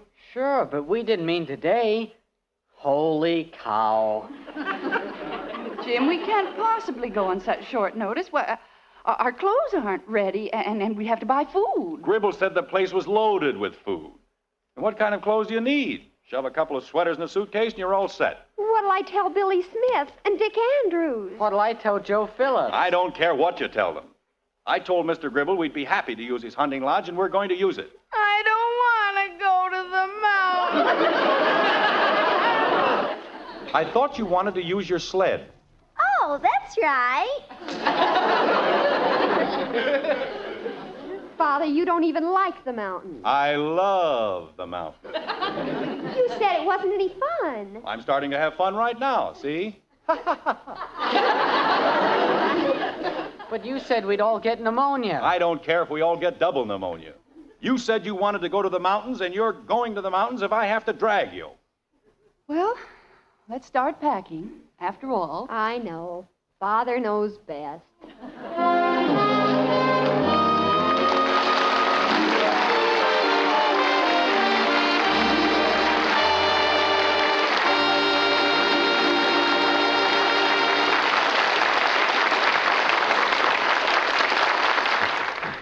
Well, like it or not, the family's going to take that trip to the mountains.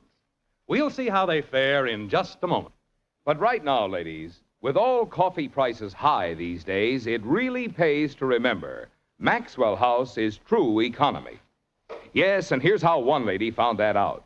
When coffee prices went up, she started shopping around, thinking she could find a cheaper coffee that would do. But when she brought one home, her husband turned thumbs down. Too weak, he said. So she put a lot more in the pot. But still her husband wouldn't drink it up. It may be strong now, he told her, but the flavor's all wrong. This coffee just doesn't have what it takes. And meal after meal, leftover coffee went to waste.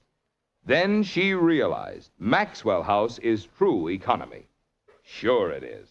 Because you get so many more truly good cups of coffee from every pound. Discover the wonderful difference that vacuum packing means.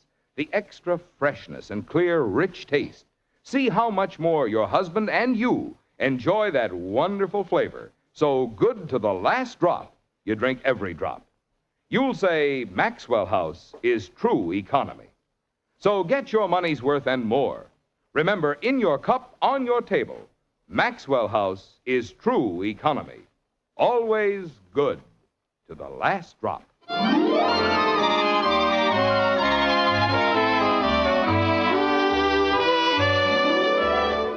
Well, a few peaceful hours have gone by, and on the edge of a quiet mountain road, white with new fallen snow, we find the Andersons.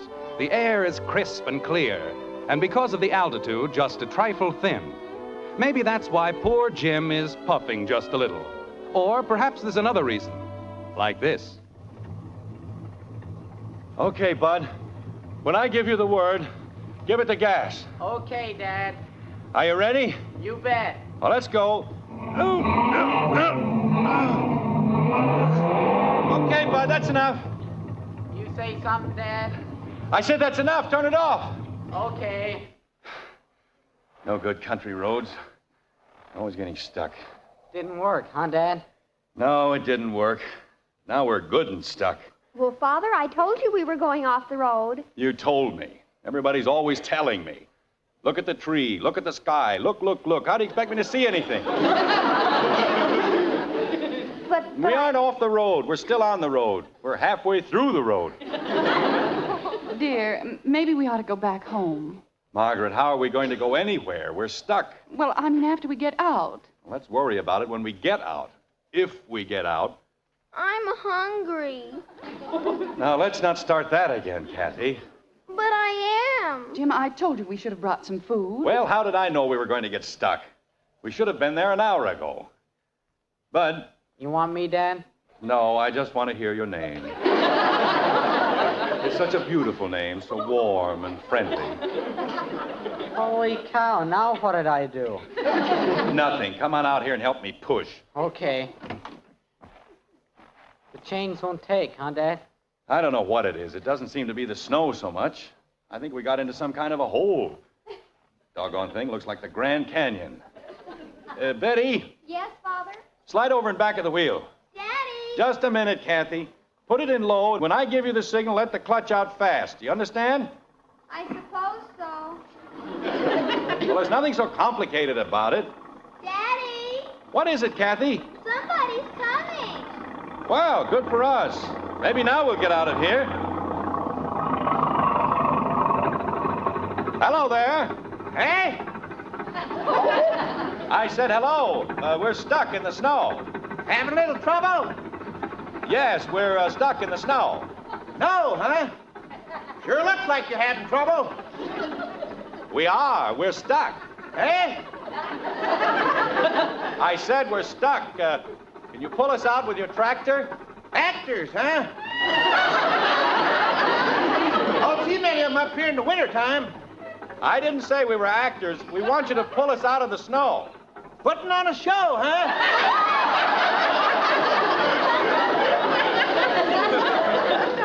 No. Good for you. Will you please turn that thing off? Eh? I said turn the motor off. Turn it off. Well, I turned this darn thing off. Can't hear you. Now, what was it you was saying, young feller? I said we're stuck in the snow. Well, you don't have to shout. I ain't deep. I'm sorry. We'd appreciate it very much if you'd pull us out. Ooh, stuck in the snow, huh? Yes, we certainly are. Well, won't be much of a job. Where are you putting on the show? I told you before, we're not actors. No? No. Well, then what are you doing putting on a show? We're not putting on a show. I never even mentioned a show. I said we were stuck in the snow. Oh, snow. I thought you said show. No. Oh. Well, don't make much difference. Never go anyway. Here, grab onto this tow rope. All right. Want me to hook it up, Dad? Yeah, go ahead, Bud. I'll wrap it around the bumper a couple of times. Better hook it onto the frame, Bud. Okay. I sure could have sworn you said you was actors. No, we're just up here for the weekend. A friend of ours is letting us use his hunting lodge. Maybe you know him, J.P. Gribble? Gribble? No, can't say as I do. What's he look like? Well, he's rather large, has a very deep voice, about 50 years old, very dignified. Hey, you mean the feller that comes up from Springfield? Fatso. Yes, he lives in Springfield. Well, you ain't going to get to Fatso's place this way. I'm not? No, sir. You're heading down to the lake. Oh. Guess you took the wrong turn back at the corners. I see. Is it very far from here? No. Won't take you more than 20 or 30 minutes. I'll show you a special shortcut. Save you 3 or 4 miles anyway. How you doing, son? I think I've just about got it. Okay. Climb out from under there. Hurry up, Bud. You've been very kind, and I want you to know we appreciate it. Oh, shucks. Ain't hardly nothing. What are people for if not to help one another? If you can't be neighborly, I always say you might just as well go someplace and lay down. And that's all I'm doing is being neighborly. Well, it isn't everybody who would go to all this trouble for complete strangers. It's all set. Okay, son. Well, I'll have you yanked out of there in no time now. Thank you. You'll never know how grateful we are. Oh, that's okay. Would you like to give me the money now? What? Well, it ain't that I don't trust you, but these here tractors don't go very fast. A couple of fellas got away slick as a whistle. Oh.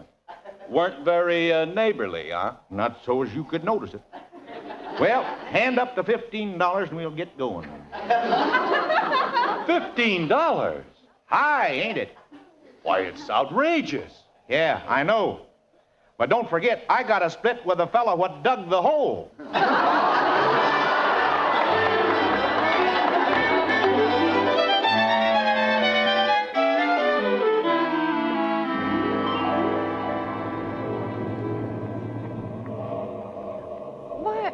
Why are we stopping, Jim? Oh, it's no sense going any further. I can't even see the road. Boy, it's sure snowing. I'm hungry. Father, I told you we were on the wrong road. We are not on the wrong road. He said turn left after the small bridge and then right at the fork. But he said 2 miles, and you went almost 5. Well, I have a very silly habit. When I make a turn, I like it to be on a road. Or would you rather go floating around in somebody's cornfield? Oh, Jim, please don't get upset. I'm not getting upset, but we're not lost. Well, where are we? How do I know? Stop asking silly questions. Dad. What? Do you see something out there? Where? Over there, in back of those trees. Father, it's a house. I don't see any... Oh, that's no house. It looks more like a cattle shelter. Well, it's better than being cooped up in the car. My legs are paralyzed. I'm hungry. Jim, we've got to do something. We can't sit here all night. Maybe someone lives here, Dad. They might know where Mr. Gribble's place is. All right, let's go ask him. Oh, boy, that wind's cold. Well, don't just stand there. Let's go. Jim? Wait a minute, Bud. Margaret, there's no need for you to come along. Well, if you don't mind, dear, we'd rather. Margaret, I'm perfectly capable of asking... Oh, you mean they might have some food? I'm hungry. Right now, if I had to choose between a mink coat and a cup of coffee, I'd be reaching for the cream and sugar. Well, come on, Kathy. I'll carry you. Oh, thank you, Daddy. Let's go, Bud. When I think of where I could be right now, Betty. sitting in a nice warm movie, eating nice hot popcorn. Betty, this whole thing was your idea. My idea. And if I hear so much as one word of complaint out of you, so help me, I'll paddle you bow-legged. Father. That's telling her, Daddy. That goes for you, too. Gee whiz. I wanted to stay home where it's warm and comfortable, but no, we've got to be like the Liggetts and the Phillips. Got to go to the mountains for the weekend. Look at this place. It's the worst-looking dump I've ever seen. The door's locked.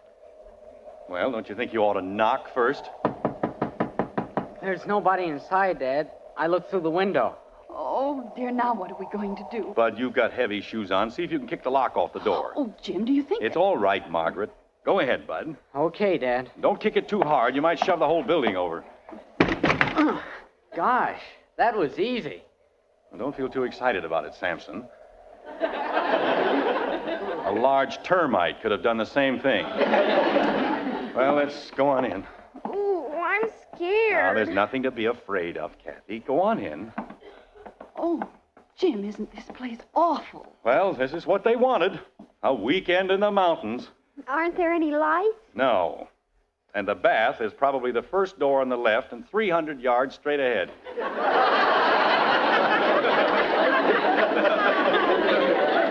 Dad, here's a candle. Well, light it. Okay. What's the matter? Oh, Mommy, Daddy, I'm scared. There's a bear. Where? Up in the wall. Oh, for heaven's Kathy. Well, there is. And they chopped his head off. It's just a trophy, Kathy, probably shot by whoever owns this horrible joint. See, there's a plaque under it. Oh, I don't like it. Let me have the candle, Bud. Here you are, Dad. Now, look, Kathy, there's nothing to it. See, it says, Black Bear, 840 pounds. Oh, no. Jim, what is it? December 1st, 1938. J.P. Gribble.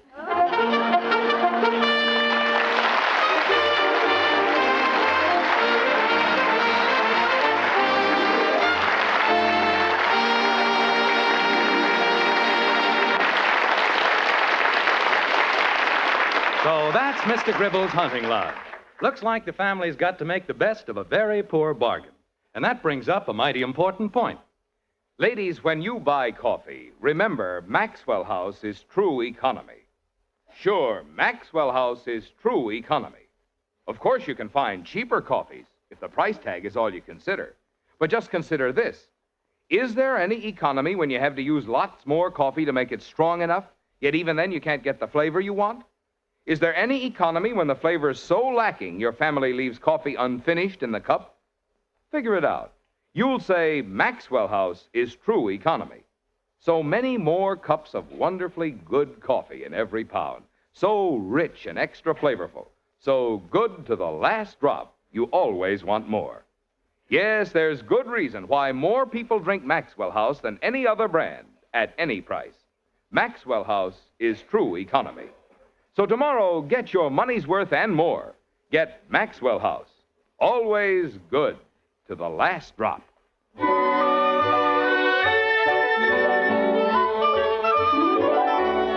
The horrible night is over at last. Now it's Saturday morning. The storm has passed, the sun is shining, and the entire world seems brighter and far more cheerful. To most people, that is. Good morning. Good morning, dear. Did you sleep well? Like a top. I'm still spinning. Oh, my back. I'll never get it straightened out. Where are the kids? They're outside in the snow. Oh, they're having a wonderful time. See, you can see them through the window. I can see them through the wall. Margaret, have you ever seen any place worse than this in your life? No, dear, I haven't. Hunting Lodge. Just wait till I see that guy Gribble. Oh, he meant well, dear. You should have heard the build-up he gave it, too. Secluded, restful, the most beautiful view in the country. Well, there is a nice view, Jim. Sure, especially through the roof. Look at it. Well, you'll feel better after a nice hot breakfast. Oh, you found the food, huh? Uh-huh, a whole closet full. Good. I haven't eaten since noon yesterday. Well, what would you like? Some nice hot beans? Margaret, don't be ridiculous. I'll have 8 dozen eggs and about 40 sausages. No sausages, dear. How about some nice hot beans? Oh, thank you. I'll just have eggs. No eggs, dear. How about some nice hot beans? Margaret, I don't like beans. Why can't I... Margaret. Yes, dear. You mean... Yes, dear. A whole big closet full of beans.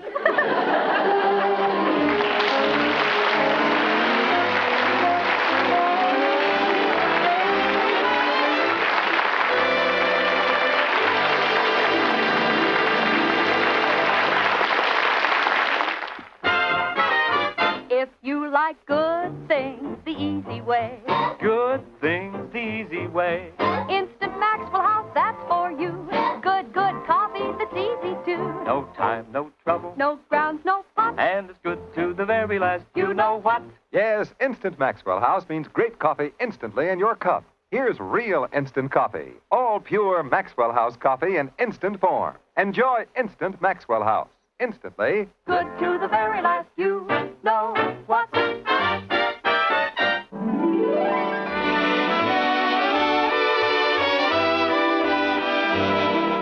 Join us again next week when we'll be back with Father Knows Best, starring Robert Young as Jim Anderson, with Roy Bargy and the Maxwell House Orchestra, and yours truly, Bill Foreman. Don't forget, membership cards for the Robert Young Good Drivers Club are waiting for you at your local NBC station. Get a man-to-man or dad-to-daughter pledge and sign up today.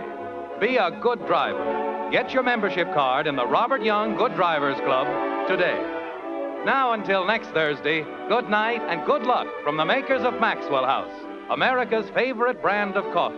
Always good to the last drop. Father Knows Best was transcribed in Hollywood and written by Ed James. Now stay tuned in for Screen Guild Theater, which follows immediately over most of these stations.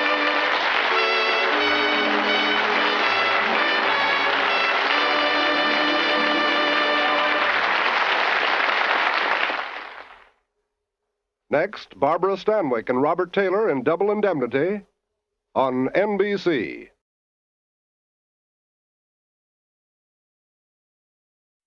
Enjoying the timeless classics on Golden Age Radio? If you're loving the nostalgia and captivating stories, consider supporting our channel with a tip. Your generosity helps us continue bringing you the best of vintage radio entertainment. Simply click on the link in the description.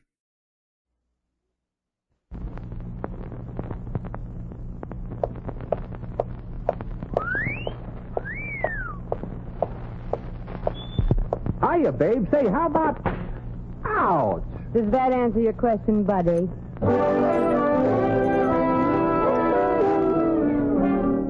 The Adventures of Maisie, starring Ann Southern.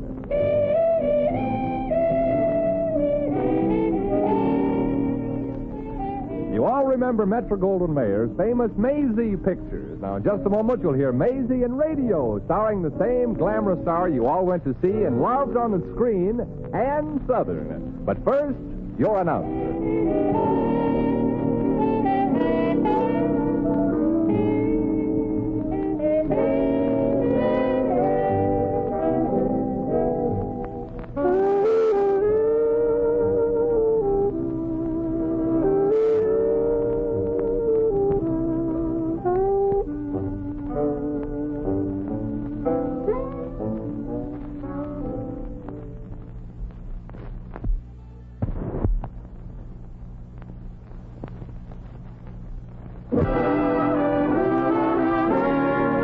And now here's Ann Southern as Maisie. Yep, I'm Maisie, like the man said. Maisie Revere. Of course, that's just the name I use in show business. And for me, lately, show business has been slow business. My real name is Mary Anastasia O'Connor, after my mother's favorite sister. The nice part of Brooklyn, mind you. In my neighborhood, we all had garbage cans.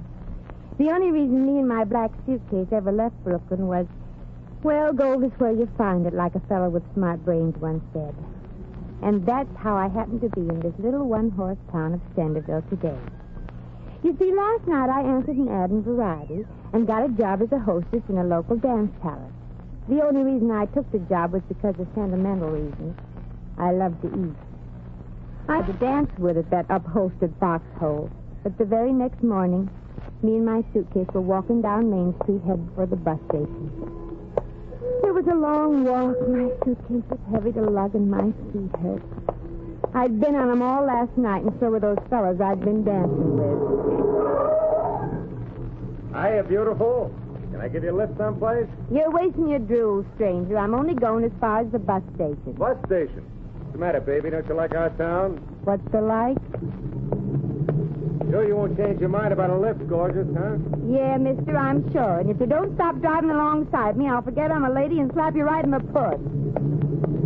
Long walk to the bus station, baby. Well, don't you worry any of your two heads about it, monster. I'll make it all right. I've got good legs. I'll say you have, sister. I'll say you have. Oh. I'll say you have. Oh. I kind of thought that'd get you. Come on, hop in, beautiful. Well, I really should say no. Look, baby, if you get in, I promise to take you right to the bus station. Well, this suitcase of mine is rather heavy. Too heavy for a doll like you to be toting around. Come on, drop the bag in the back seat, gorgeous, and, squeeze in up front here with me, huh? Well, you promised to take me right to the bus station. Oh, sure, baby, sure. I know a swell way to get there. A swell way? Uh-huh. Yeah, well, of course, the route is a little longer. Mm-hmm, but it's more picturesque, huh? Through the woods where it's nice and quiet. And you can yell at the top of your lungs, but nobody can hear you. You guessed it, baby. Well, so long, Boy Scout. Give my regards to the other members of the Wolf Patrol. Oh, come on, now, be a nice kid. I'm an okay guy. Ask anybody in Centerville about Jeff Brady. They'll tell you. You just ain't going to be happy unless I let you give me a lift, huh? Nope. Come on, get in. Okay. But if it's okay with you, Mr. Brady, I'd like to keep my suitcase in the front seat with me. Oh, sure, baby. Sure. Anything you say. What do you got there in that suitcase? Diamonds and pearls? Oh, no. Just my equipment. Equipment? Yeah. I'm a professional knife thrower. Nice thinking, Maisie. That one hasn't missed yet.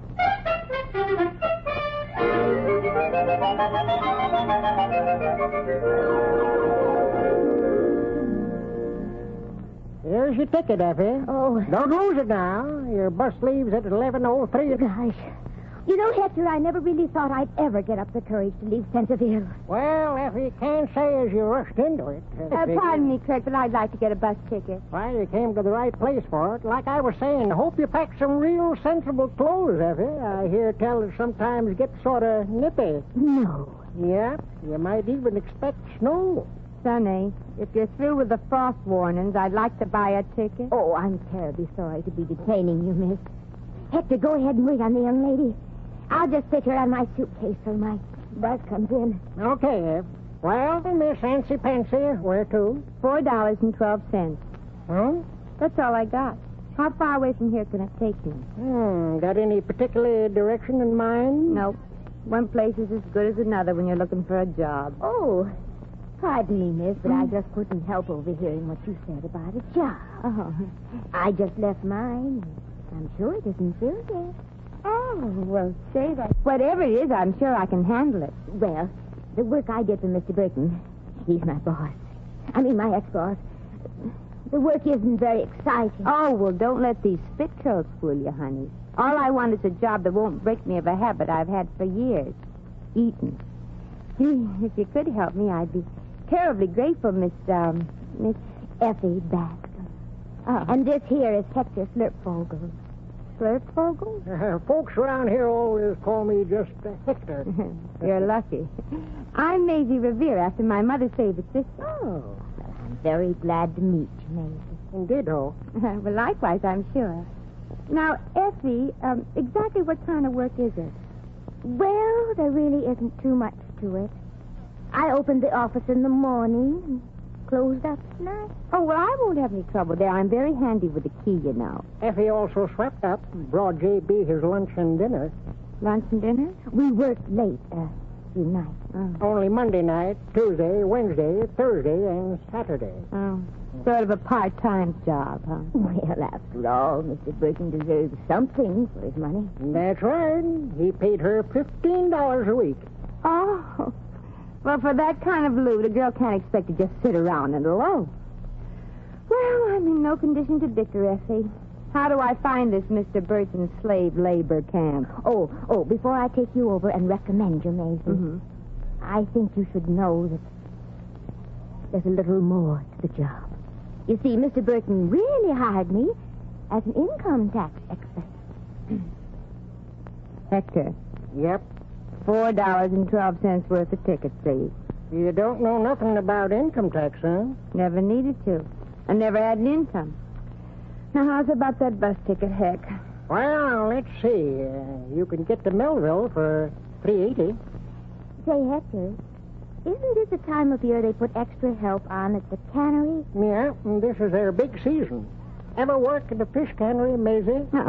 Any experience required? I don't think so. Well, if the fish are willing to take a chance, I am. One ticket to Millvale, Hector. There you are, Maisie. The buses are just outside in front. Yep. Here's your $3.80, Hector. I can use what I got left for a gas mask.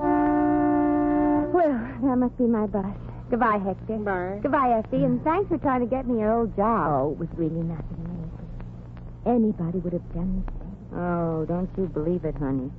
Folks like you and Hector are the only chance the world has to keep from falling apart at the seams. Okay, I'm coming. Goodbye, Hector.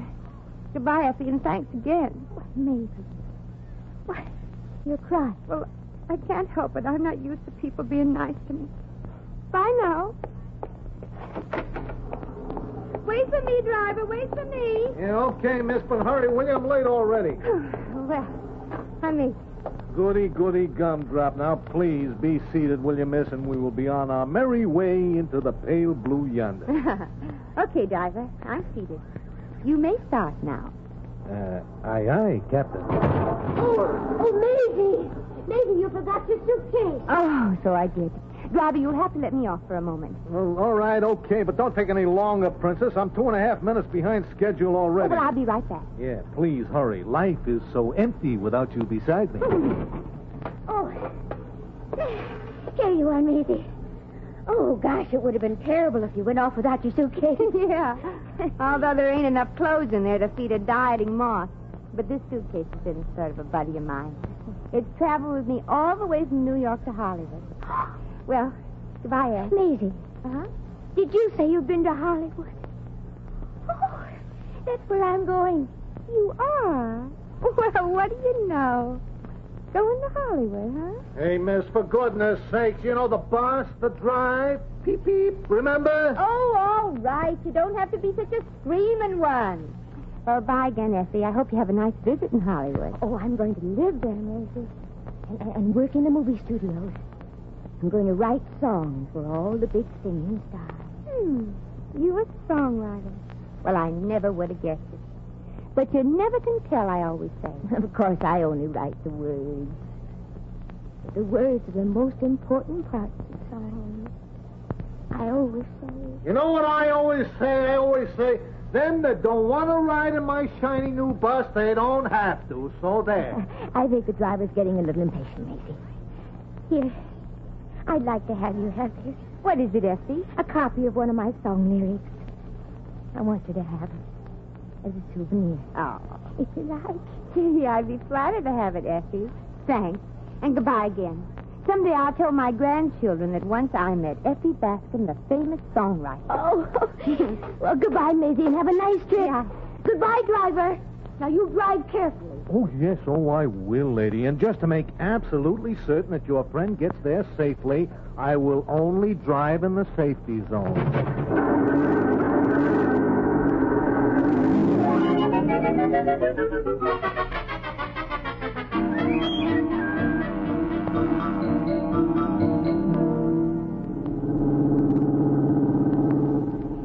Driver. Oh, driver. Yeah? You wouldn't happen to have a penny postcard on you, would you? Well, no, miss. It just happens that I'm fresh out. Oh, too bad. I thought maybe when we got to the next stop, I'd drop Effie a postcard. Effie? Oh, you mean your gopher-faced friend back there at Centerville? Oh, that's not fair. Effie may not be pretty on the outside, but she has a soul. She's beautiful on the inside. Well, I wouldn't know. I got bad eyes. I can't see very deep. Oh. Well, I mean, she thinks beautiful things. And I'll bet she writes beautiful things, too. Driver, do you like to listen to song poems? Well, no. But I got a sneaking suspicion I'm going to.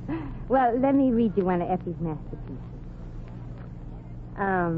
I wish I were in Peoria, where I could see much more of you. Oh, promise me you'll say I do, and I'll be there on the next choo-choo. I'll be more than your maid, I'll be your buddy when we are married by Parson McGillicuddy. Little Effie wrote that? It wasn't Nick Kenny. Say, ain't that just a little bit corny? Well, it's worse than corny. It's succotashy. Well, I guess maybe junk like that is considered pretty groovy in Centerville, though. That's the trouble. Effie's going to try and sell it in Hollywood. In Hollywood? Oh, no, she is kidding. Hey, look, lady, if that's a sample of her talent, she had better start practicing how to starve to death. Gee, a good, wonderful person like Effie.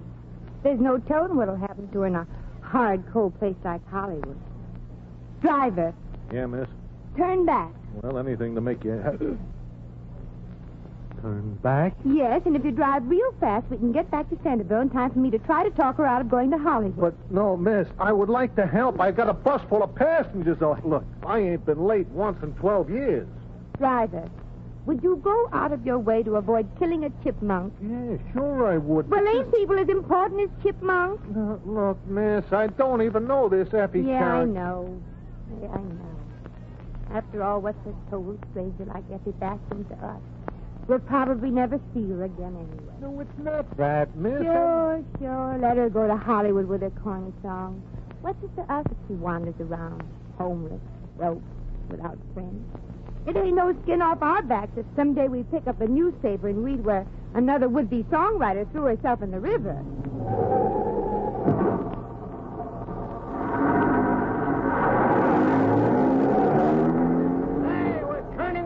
we're going back. What's the idea? Exactly. What is the idea, Biff? Don't bother me, madam. I'm saving a woman from drowning.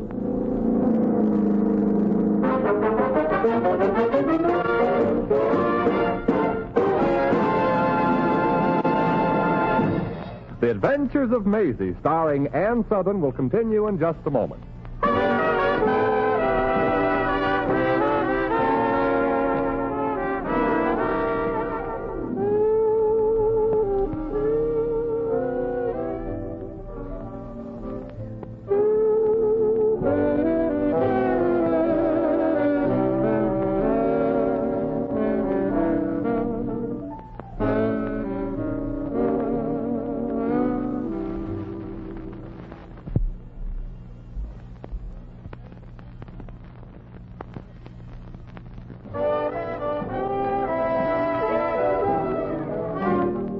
Now, once again, here's Maisie.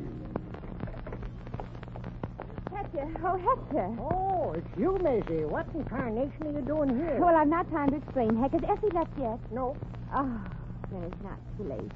2863 gave me 10 minutes to talk to her. 2863? Yeah, that's the bus driver's number. He didn't tell me his name. Where's Effie? In my office, typing out another song poem called Let's Have a Bowl of Chili in Old Amarillo. Oh, brother. Hector, does anybody in this town really think Effie's got what it takes to write for Hollywood? Well, frankly, ain't anybody really think so outside of that professor. The professor? A young music writing feller settled here from New York a couple of years ago. Started doing pretty good, too. After he advertised in the Centerville Bugle for folks who wanted to make big money with their song poems. Oh, and for 50 or $100 he promised to write the music that would make the song poems commercial? Yeah. Claimed he had big contacts with the publishers? Yeah.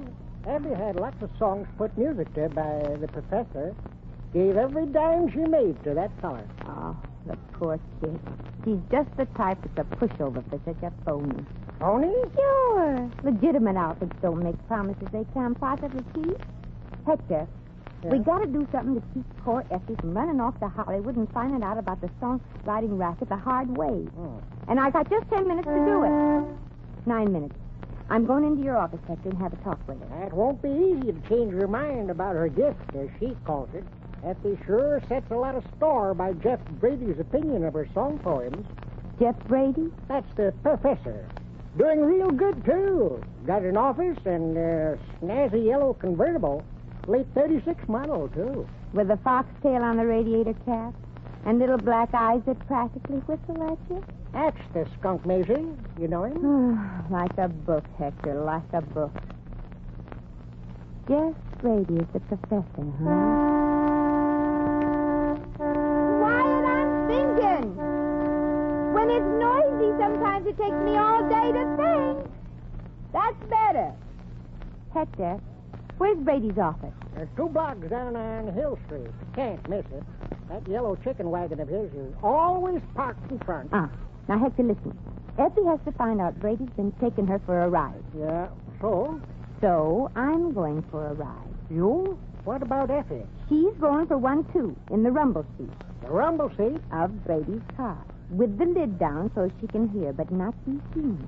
You feeling all right, Maisie? Well, don't try to understand what I'm doing, Hector. I'm not sure I know myself. Just get Effie in Brady's rumble seat and keep her quiet. Both of us? In the rumble seat? With the lid down. Now, how do I get her in there without explaining? Well, that's up to you. That's what I thought. Well, where will you be, Maisie? In the front seat with Brady. If that light in his eye means what I think it means.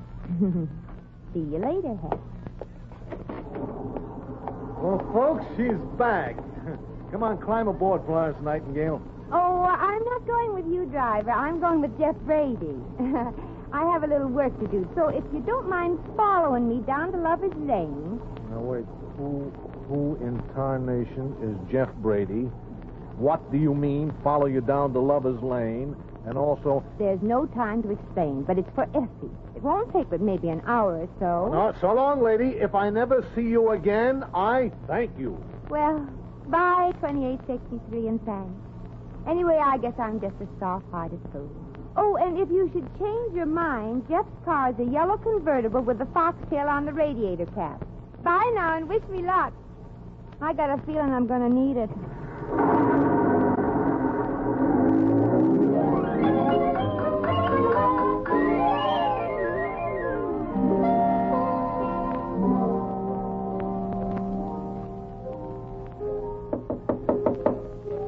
Come in.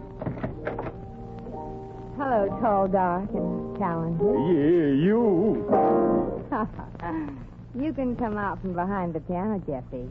The knives ain't very sharp. Maybe not, lady, but I happen to bleed easy. Now go away, please. I'm busy. Too busy to show a girl the way to the bus station? The long, scenic way? Look, I'm really very busy. Oh. You mean it? Well, usually I walk back from an auto ride, but this is the first time I've ever walked back to get one. I don't get it, gorgeous. Just this morning you looked daggers at me. Yeah, a whole suitcase full of them. Oh, you just give up too easy, Jeffy. I was going to go out of town, but I missed the bus. Yeah, so I decided it was no use to also miss the boat, if you know what I mean. Oh, I think I do, yeah. Well, shall we go, beautiful? Hop in, doll. Thanks.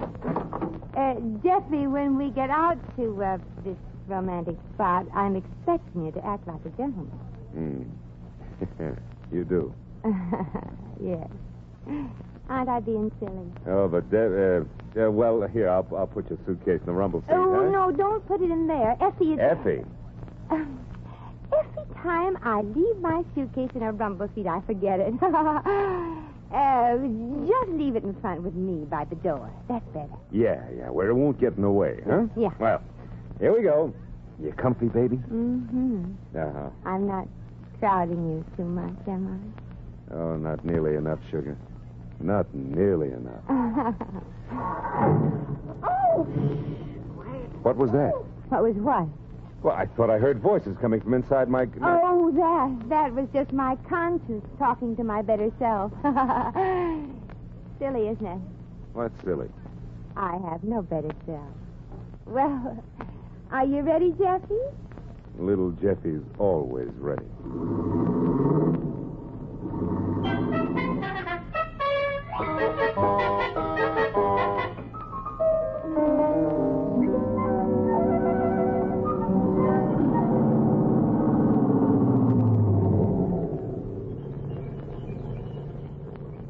Well, baby, this is it.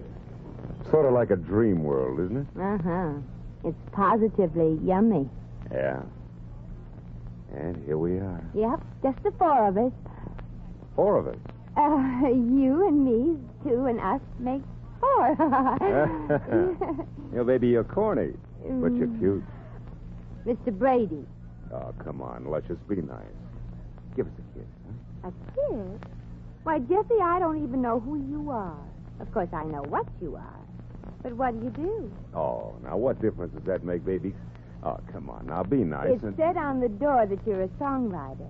Now, there couldn't be any real money in that racket in this town. Oh, there is, baby. When you got dopes like Effie Bascom on your sucker list, you...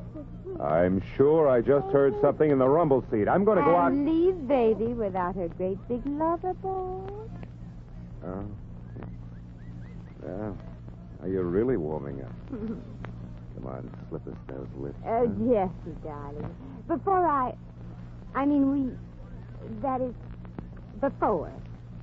I'd like to ask you one very important question.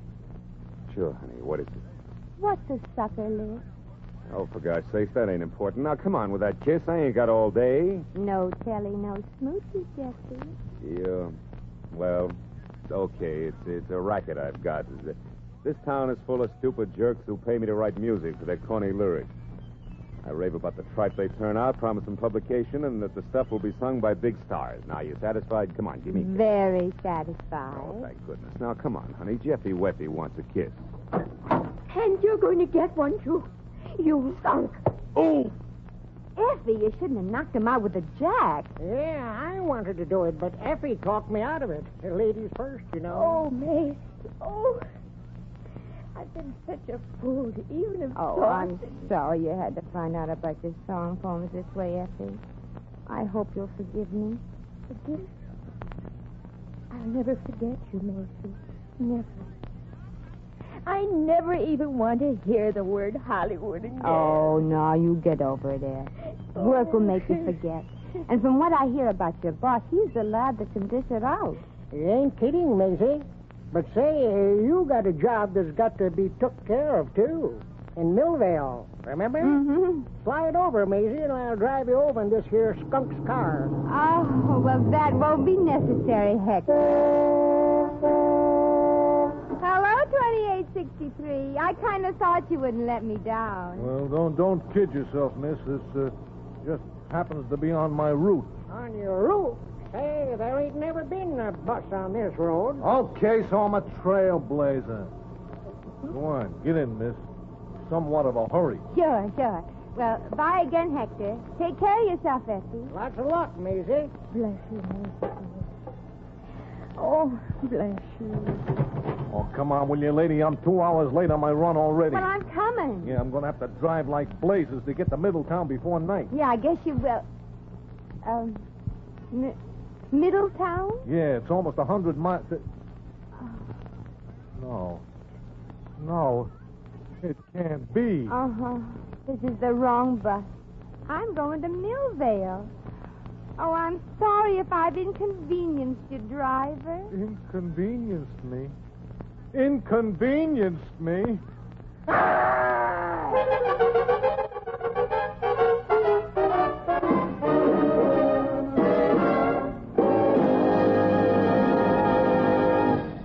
In just a moment, we will return to the adventures of Maisie.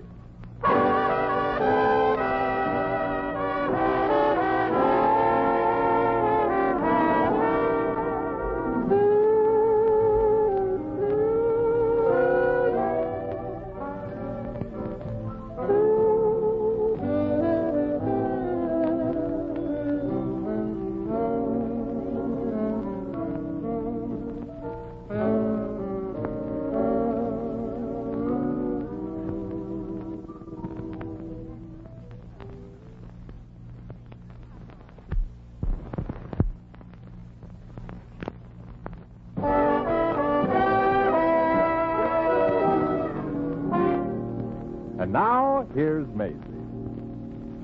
Well, so now I'm on my way to Millvale. Maybe I'll get that job canning fish, maybe I won't. Maybe I'll like it, maybe I won't. It probably ain't easy sticking fish in a can with one hand and holding your nose with the other. But maybe I'll run into nice people like Effie, Hector, and that bus driver in Millvale. It may be a small town, but it ain't the number of square miles in a place that makes it a nice town. It's the number of square people. Well, come on, little black suitcase. Just can't wait till tomorrow for that next bus. Gosh, I wish my feet were hydromatic so I wouldn't have to shift them.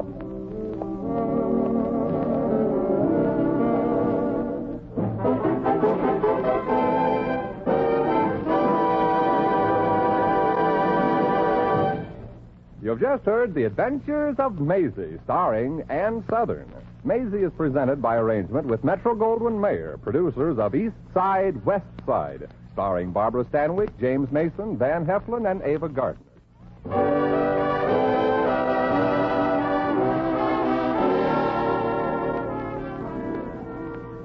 Sheldon Leonard was heard as the driver, and Effie was played by Lorene Tuttle. This program was written by Arthur Phillips. Original music composed and conducted by Harry Zimmerman.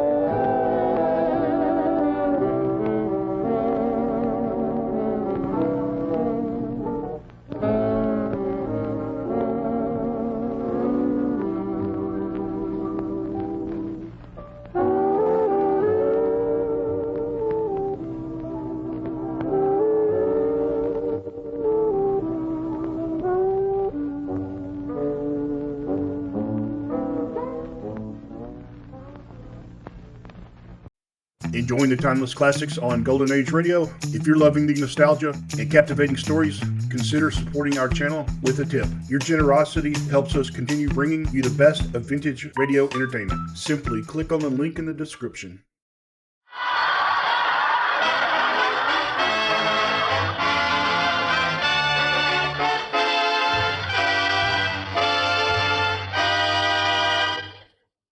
Sing The Abbott and Costello program, brought to you by Camels, the cigarette that's first in the service. Camels stay fresh because they're packed to go around the world.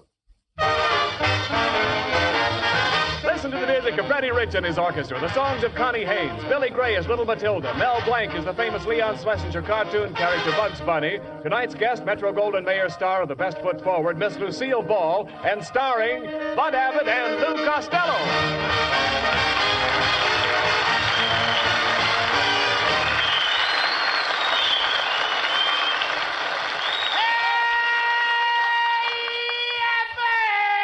Oh, come here. There you are, Costello. Late as usual. Why, what kept you this time? I was waiting for our new letter carrier, Abbott. Yes? Yeah, and it turned out to be a dame. Boy, did I have trouble with her. And what kind of trouble? She tried to kiss me. Yeah, she kept right on kissing me on the eyes, on the nose, on the chin. Wait a minute. Why didn't she kiss you on the lips? Well, she's new at the post office, and she can't find the right zone. The right zone. There you go again, Costello. I can read your mind like a book. All I can see is women, women, and women. Where did you turn to page 4? You'll find some girls. Yeah, girls. girls. Every night you're out late with girls. Last night you were out with 2. Yeah, but I only caught 1. No. Boy, was she beautiful. I met her down at the Lone Palm, King Johnny's joint. Oh. Was she a gorgeous aircraft worker? She was? What a fuselage. A fuselage? That little aircraft worker did something to me, brother. No kidding. I took her in my arms. I felt the pounding in my chest. You mean your heart was beating? No, she forgot to turn off her riveting machine. Now, see here, Costello. You'll have to stop this. Either you stop going around with all these girls and talking about them all the time, or we're through. I didn't know you felt that way, Abbott. Yes. All right, I promise. I won't look at another girl if I live to be 1,000 years old. Hello, my fat little sugar man. How time flies. Gee, Connie, you look cute tonight. Do you really think so, honey? Yeah. Now I know what they mean by the solid South. All right, Costello, look. Don't get it, eh? No, all right, look. If you're so anxious to go out with girls, why don't you pick out some nice girl like Connie Haynes here? Connie won't go out with me. Yes, I will, Mr. Costello. I had a fight with my family tonight, and I want to disgrace them. See, what did I tell you, Abbott? There's no use. I'm surprised at you. Did George Washington give up at Valley Forge? He had a tough time. Never mind. Did Paul Revere give up? No, but Paul Revere had a horse he could depend on. Well, you've got me. I'd rather have the horse. Well, Mr. Costello, I'll go out with you on one condition. If you all get me a pair of nylon stockings. A pair of nylon stockings? That's a deal. Now, don't be silly, Costello. You can get nylon. Who can? I can get 1 pair, 2 pair. I can get a dozen pair of nylon. That OPA hears everything.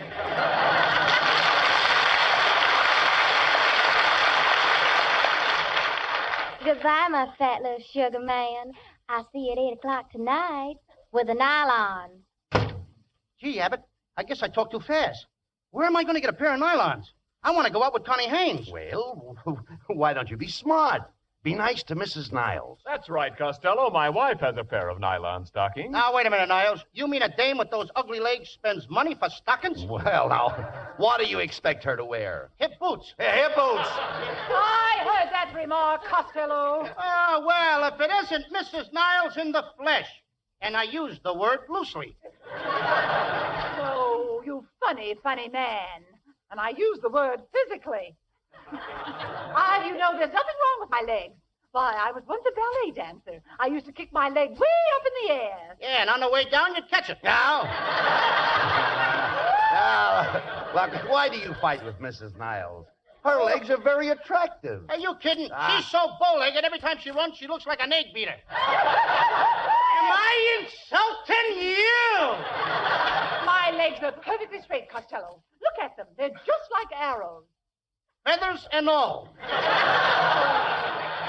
Feathers? Of all the nerve. I'm not an old hen. Oh, no? Get back in your coop. Come on, get back in your coop. You stop that. Hitch. Now, stop that, I said. Stop that, I said. Kenneth, will you please say something? Kenneth Niles, you come with me. Well, Door slams. never Oh, no, mind no, that. no, excuse me. Come here, Costello. Well, it was written here. in the Never script. mind I what's saw it. written there. Excuse me. Well, you've driven Mrs. Niles out of the studio again. Oh, pilot to navigator. Sighted dame, sank same. I think that's very funny, but I'm only 3.5 years old.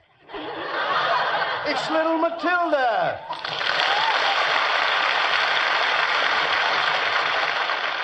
Matilda, what are you doing out of school? My teacher sent me home because I kissed a little boy. You kissed a boy? Well, it wasn't exactly a kiss. We were eating the same licorice stick, and I chewed past my hand. Now, look, Matilda, will you please go home? I can't. I'll get lost. Oh, no, you won't. The train stops at every station. Why does it stop at every station, Uncle Louie? Because it's a milk train. Do they have to milk it at every station? How do you like a little kid, 3.5 years old, wants to know if you have to milk a train? Milk a train. It's impossible. You can't milk a train. That's silly. How's he going to get a big train to sit on a little stool? Oh, look, Matilda, please. Don't worry, Uncle Louie. He's trying to get a pair of nylon stockings. You could get a pair of nylon stockings from my friend Betty Grable. How do you know she has nylons? Because that's where I saw her put her money. The Bank of America never had branches like that. Wait a minute, Matilda. Maybe you can help Uncle Louie. Do you really know Betty Grable? Yeah. Here's a picture of us on a bicycle. That's me on the handlebars. Mm-hmm. But why have you got such a surprised look on your face? Cold handlebars. Cold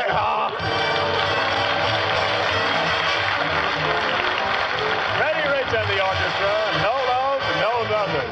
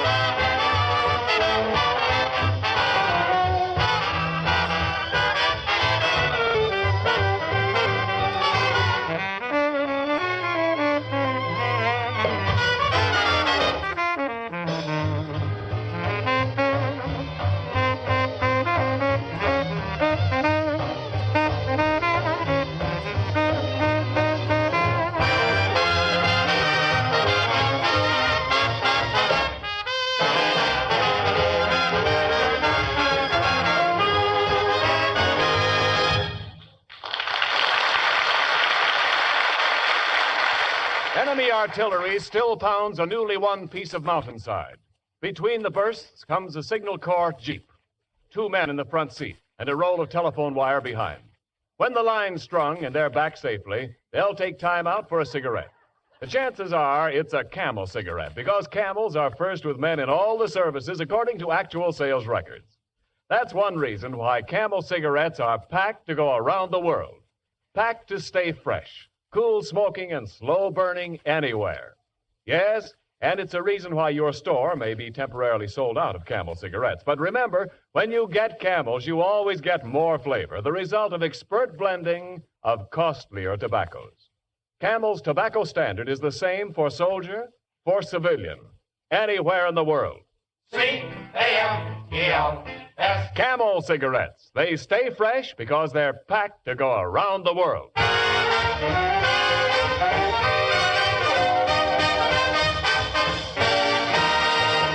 And now back to Abbott and Costello and their search for nylon stockings. Well, Costello, I guess we came to the right place. Look at that sign. Square deal, Biggle Bottoms, the happy. Oh, so happy store. Costello, what was that? That was Beaglebottom making a cheerful refund. Oh, boy. I wonder where the hosiery department is. Let's ask this fellow over here. Pardon me, mister. Are you the floor walker? What do you think I am with this carnation on a flower pot? After all, I'm not a jerk, you know. Well, you're not trying. Costello, don't antagonize the man. He might be able to help you, you know. Oh, I think you got something there, Abbott. Mister, please, mister, I wish you could do something for me. I gotta get a pair of nylons. We haven't any nylons, and stop licking my hand. It's no use, Abbott. All right. Forget about the nylons and the date with Connie Haynes. Just a moment, gentlemen. I can give you a tip on a real bargain. Due to a slight oversight in our tailoring department, we have 4,000 pairs of three-legged pants. Three-legged pants? That's great. I'll tell all my three-legged friends. But don't tell them all. Remember, only one pair to a customer. Come on, Abbott, let's get out of here and away from this guy. All right, don't get excited. Wait a minute. We'll try the sales girl here. Oh, miss, can you tell us where we might get a pair of nylons? Sorry, I can't help you. You see, I'm in long underwear. Itchy, isn't it? Stop insulting people. Now, there's only one way to get those nylons, Lou. Listen to me. We'll have to see Mr. Beetlebottom. Personally, we've got to do this. Now, come on. Here's the elevator. Up, up, up, up, up, up. That's enough, Abbott. Up, up, up, up, Abbott! up. Cut it out. Have you tried baking soda? Look, never mind that. All right, folks, step lively. Get a move on. Plenty of room on the second layer. Are you going up? Yeah. What's up, Doc? What's cooking, Fatso? Costello, look, it's Bugs Bunny.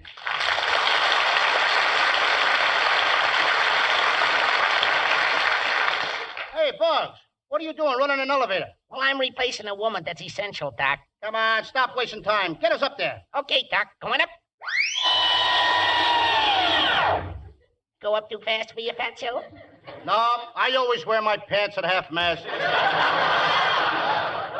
Bugs, will you please let us out? Okay, Doc. 8th floor, chewing gum, chocolate bar, sweet cream, butter, T-bone steaks, and other postcards.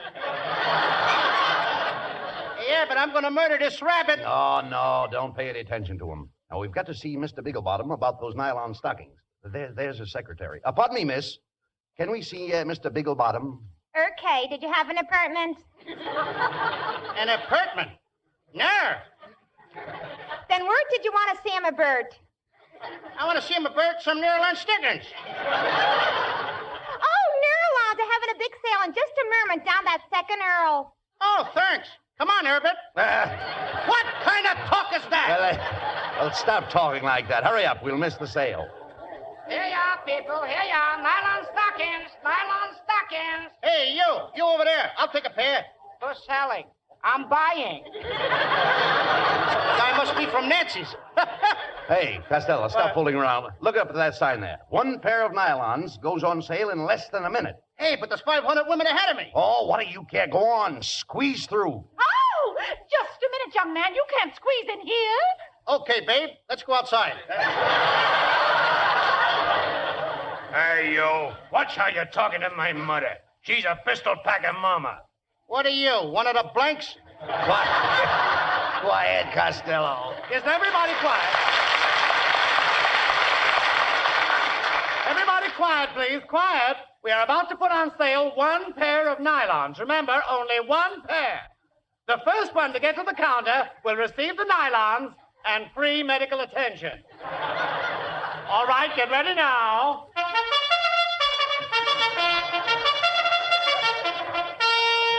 All right, Fatso, you gotta win this race, Doc. Hey, Bugs, what are you doing on my back? I'm your jockey, Doc. How can I run fast with you on my back? Don't worry, I got a whip. Hey, Fatso, your stirrups are loose. Take your feet out of my garter belt. They're off, and they're running at Beagle Bottoms.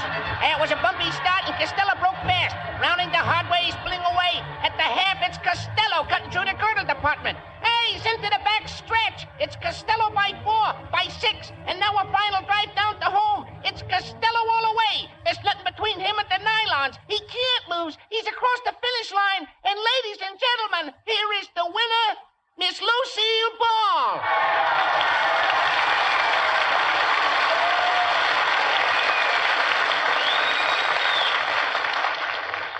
Hey, what's this gag about Lucille Ball? Come on, you. Give me those stockings. Hey, Costello, take your hands off that girl. It is Lucille Ball. Yes, and you won't get the stockings by wrestling with me. Who wants stockings? Miss Ball, I'd like to apologize for this unseemly conduct. I'm Bud Abbott. Oh, how do you do, Mr. Abbott? You're the organ grinder, aren't you? Yes. No. What makes you think I'm an organ grinder? Well, I thought I recognized that monkey with you. Now, wait a minute, kid. Costello. Who's the monkey? I mean, after all, I'll unfinished speech. Costello. Costello. Costello, come here. Come here. Shh. Quiet. Now, you've got to play up to Miss Ball if you want to get those nylons. Remember, you can catch more flies with sugar than you can with vinegar. Who wants flies? I ain't got enough points. Wait a minute. Look, Miss Ball, it's very important for Costello to get those nylon stockings. My cue, thank you. Yes. Yes, and you don't need them, Lucille. Who don't need them? Name me 2 good reasons. What are these 2 things I'm standing on? Chopped liver? Abbott, you're Costello, just a minute, look. Look, you better let me take care of this. You know, Lou, after all, we understand things. Women are putty in my hand. Yeah, but who wants a handful of putty? Ah! Shut up. I'll have you know that I've got the savoir faire. You ain't even got coffee. Now. Hey, look, Lucille, why won't you give me those nylons? Give you the nylons. You've got a lot of nerve. You're nothing but a cheap panhandler. You're not even a man. Oh, yeah? Oh, now there's a great ad lib. Come on, look at the sheet. That's all. Read what's on there. Well, I think I'll take these nylons home. So long, slug. See you in the slot machine. Well, you fix things fine, Costello. What are you going to do now? Well, I'm going to dash right out to Lucille Ball's house. Get those stockings and dash right back. Yes, but what if she's putting them on? Pilot to navigator. Cancel that last dash.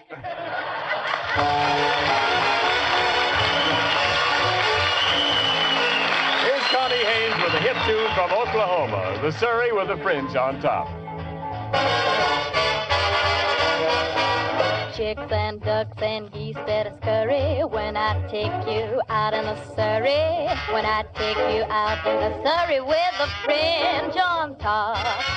Watch that fringe and see how it flutters when I drive them high-stepping strutters. Nosy folks will peek through their shutters and their eyes will pop.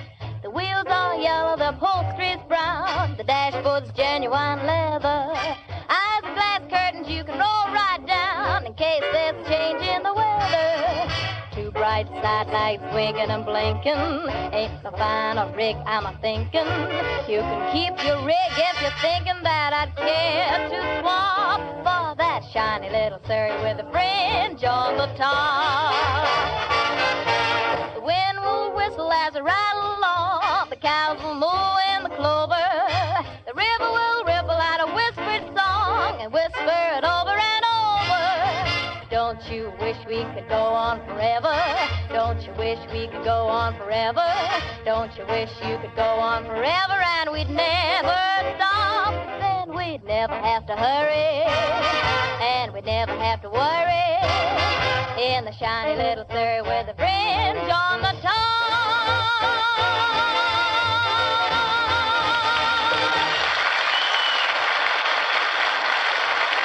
I think you'll say that your first pack of Camel cigarettes is the best pack you've ever smoked. But just wait till you try your second. Then you'll see what we mean about more flavor, the result of expert blending of costlier tobaccos.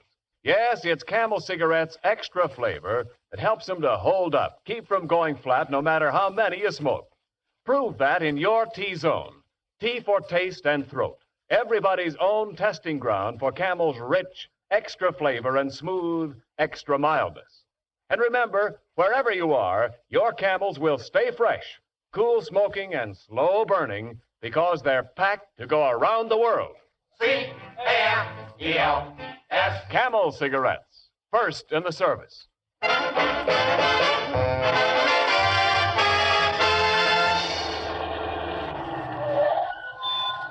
Well, Costello, here we are at Lucille Ball's house. Now, remember, you've got to make an impression on her to get those nylon stockings. Comb your hair. It is combed, Abbott. Look, ain't it plastered down nice? What did you use to plaster it down? Plaster. Plaster? Plaster. How come your hair's so yellow? Mustard plaster. Boy, watch me go to work on that Lucille Ball. I'll turn on a charm. You'd better let me handle it, Costello. She's more of my type. I go for those trim ankles. You couldn't afford the upkeep on an ankle like that? Why not? That's a very classy joint. Oh, shut up here. I'll ring the bell. Never mind. Don't ring the bell. Can't you read the sign? Maid sleeping. I'll knock. Oh, it's about time you guys got here. You'll find the ladder and saw in the basement. Ladder and saw? Yeah, aren't you fellows from the tree surgeons? I was expecting somebody here to trim my tree trunks. We're only interested in your limbs. Look, Miss Ball, I'm afraid you have us confused with somebody else. You met us in the department store, remember? I'm Abbott. And I'm Costello. You must have a poor memory for faces. Yeah, especially for poor faces. Listen, what do you guys want here? It's too late for Halloween, and it's too early for Groundhog Day. Now, wait a minute. Do I look like a groundhog? No coaching, please. Quiet, Costello. Get away from here. I'll take care of this. Miss Ball, we're just trying to be neighborly. You know how the laundry situation is, and we're here to help you with your washing. For instance, we wash stockings and... Yeah, stockings. Yeah. Oh, that sounds interesting. Is your laundry service fast? Fast. We bring it back before it's clean. You see, Miss Ball, we're especially expert in the care of nylon stockings. Yeah, nylons. Nylons. Wait a minute. Are you fellas trying to talk me into something? No, we're trying to talk you out of something. Well, I'm not interested. You'll have to leave now. Hey, Abbott, I think we're sunk. What am I going to do? Turn on the charm. Go ahead. Make love to her. Okay. Oh, Lucille, please don't send me away. I've always admired you. Come, sit with me on this love sheet, baby. Please, baby. And put your feet, or your feet, your foot in my hands. Now. Put something in my hand. Yeah, now turn it on, Costello. Turn it on. Go ahead. Lucille, I've lived for this moment. We were meant for each other. I was born to kneel at your feet. Get this GI haircut with a civilian approach. Don't spurn me, Lucille. Did everybody go out? Don't spurn me, Lucille. I love you. I love you, Lucille. I love you. I adore you. When I look at your face, it sets my brain on fire. I thought I smelled punk burning. Hey, Abbott, what should I say? Recite poetry to her. Recite poetry? Yeah. Okay. Ashes to ashes and dust to dust. If I don't get you, Tommy Manville must.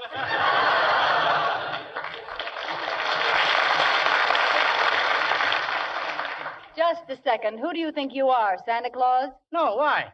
Then stay away from my stockings. What are you trying to do, fat boy? Fat boy? Who's fat? Look at my shape, Lucille. Of course, I go in here, then I go out there, and I go in here a little, and then I go out there a little more than I go in here a little. And that's funny, I don't come back in again. Oh, stop being silly, Costello. Everybody knows you're fat. Sure, I was talking to your tailor at Universal. He says he measured you for 2 days before he even met you. Costello. He's right, Funny Costello. remark, hey, kid? Look, Lou, why don't you stop all this nonsense? The best thing to do is put your cards on the table. Come on. Okay, Abbott. It's this way, Lucille. I promised a pair of nylon stockings to a girl, and if you give me your nylons, I'll let you work in my next picture. Threatening me will get you nowhere. Oh, we could do a terrific love scene. Come here, Lucille. I'll show you the kiss. I'm getting the hiccups. The kiss that made me famous. Ready? Ready. Contact. Wow, where did you learn to kiss like that? Siphoning gas out of cars. Well, what do you say, Lucille? How about another kiss? No, thanks. I'd rather give you the stockings. You fellas turn your backs and I'll take them off. Come on, Costello, turn around. Yeah, and no rubbernecking. Don't worry. I won't rubber. Ball. I thought it was funny. You're just the type that would rubber, heel. Well, I hope you're happy, Costello. You finally got those nylons. Now let's go. Come in. Hello, Lucille, darling. I just came over to... Why, my fat little sugar man, what are you all doing here two-timing on me? You all are kids, sir. I never want to see you again. What do you say to that? Well, shut my mouth. Abbott, she did. It serves you right. Okay, so what are we going to do about it? I mean, after all, look, Connie, why do you treat me this way? Look, I got you the nylon stockings. Why, sure enough, honey. Bless your fat little heart. Well, why didn't you have them wrapped as a gift? Wrapped as a gift? I thought you were going to wear them. Shucks, no. I'm giving them to Lucille Ball. Lucille Ball? Wait a minute. Then who have I got a date with tonight? Not with me, sugar. Not with me, Shorty. That's all. Nobody wants me. The world's against me. Don't talk like that, Lou. I'm your pal. My arms are around you. How do you feel? I still feel lonesome. Then rest your head on my shoulder, Lou. Okay, Abbott. Now, how do you feel? Much better. Let's dance. Get out of here!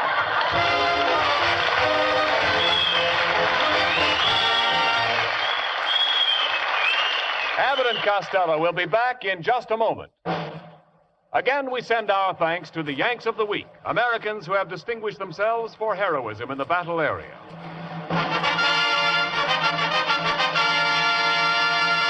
Tonight, we salute Marine Private John Elza of Wyatt, West Virginia, who stowed away in one of the landing ships that stormed the Bougainville beach.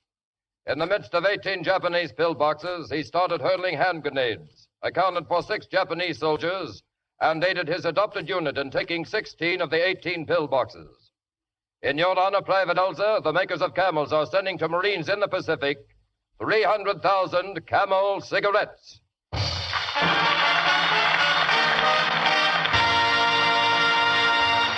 Each of the 4 Camel radio shows honors a Yank of the Week, sends 300,000 camels overseas, a total of more than 1 million camels sent free each week.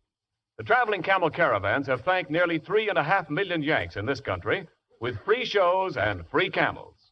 And friends, be sure to listen to the 4 Camel radio shows each week. Friday night, Laugh with Jimmy Durante and Carrie Moore tomorrow night over another network. Saturday night, Bob Hawke in the comedy quiz Thanks to the Yanks. Monday nights, it's Blondie. Thursday night. And of course, Thursday night, it's Abbott and Costello with their guest next week, Jane Wyman.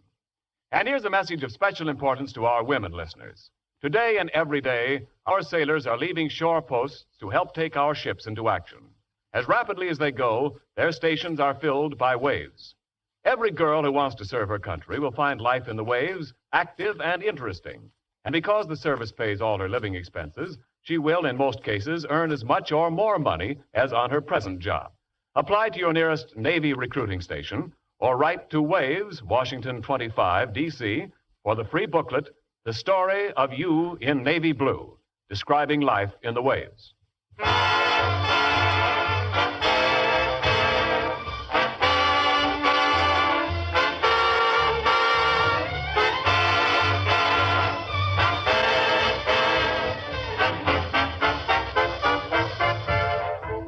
And now here's Abbott and Costello with the final word.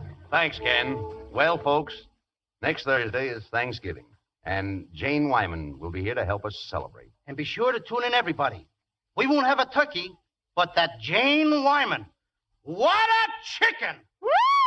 Good night, folks. Good night. Good night, everybody at the Lone Pond. Woo-hoo!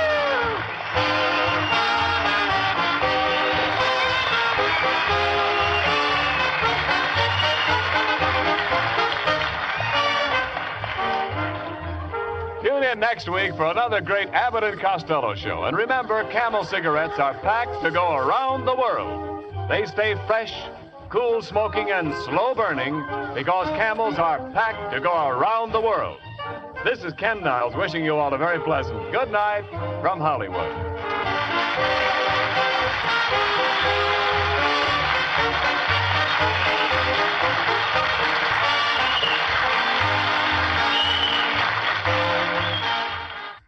More pipes smoke Prince Albert.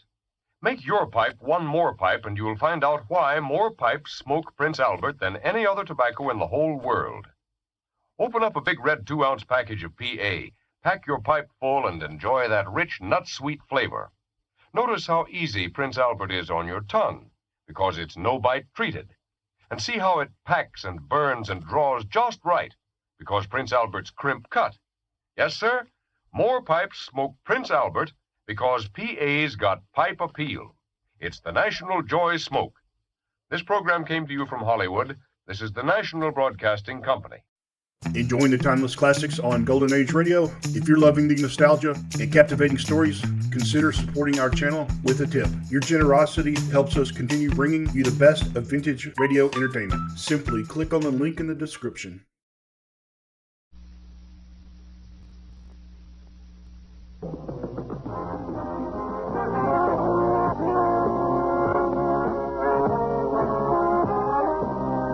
Theme from Sears Radio Theater, which will be brought to you Monday through Friday on this station.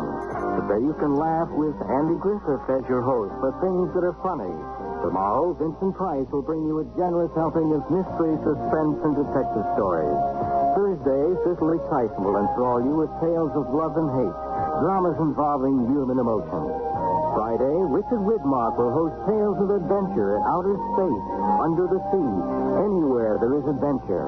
And on Monday, you'll hear stories of the Golden West and the West we know today with Lorne Greene as your host. The Sears Radio Theater will begin after this message from your local station. KMOX, St. Louis. This is Andy Griffith. We're just about to enter the Bentley residence. It's all right. Come on in. Well, it looks as though Elizabeth has redone the parlor again. New carpet, new wallpaper. Whenever she's bored, Elizabeth redecorates the house. She's been redecorating a lot lately. As an attorney, Joe is kept busy at the office. Very busy. He's a divorce attorney. It's early, though, so I'm sure they're both home. Probably upstairs, still asleep. Joe and Elizabeth have been happily married for almost 10 years now. Of course, they have their little differences now and then, but nothing really serious. Cassie, the Bentley's housekeeper, will probably come barrel housing out of the kitchen any second to find out what's going on up there. Nothing ever goes on in the Bentley household without Cassie having her say about it. Yes, sir. Here she comes. And, uh-oh, something's up, all right. Here come the Bentleys. They both look like they're moving out. I think our story's about to begin.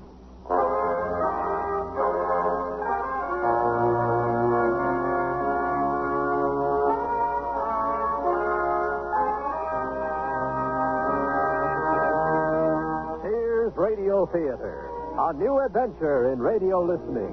Brought to you 5 nights a week by Sears Roebuck and Company. Sears, where America shops. Your host, Lorne Greene. I'll bring you stories of the Old West and the New. Andy Griffith with a look at the funny side of life. Vincent Price with tales of mystery and suspense. Cicely Tyson, with stories about love, hate, and related things. Richard Widmark. I'll bring you stories of pure adventure. 5 nights of exceptional entertainment every week. Brought to you in Elliott Lewis' production of the Sears Radio Theater.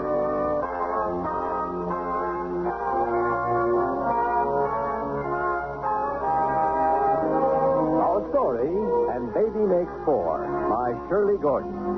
Our stars, Mary Jane Croft and Elliott Reed.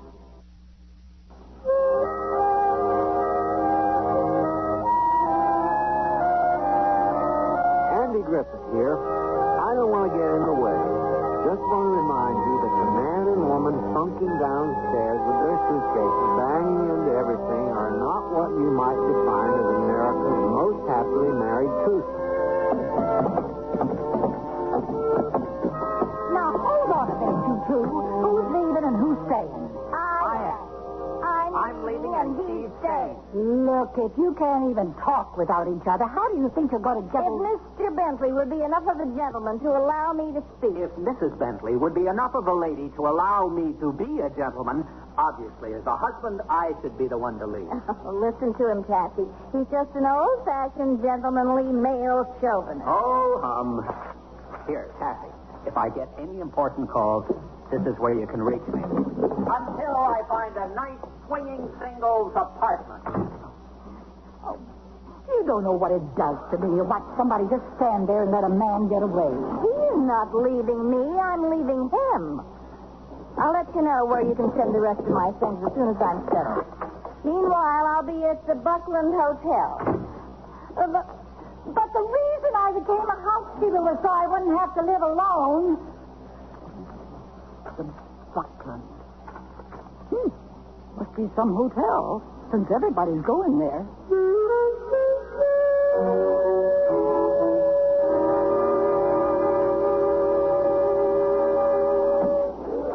Well, I hope you'll enjoy your stay with us, Mr. Bentley. Thank you.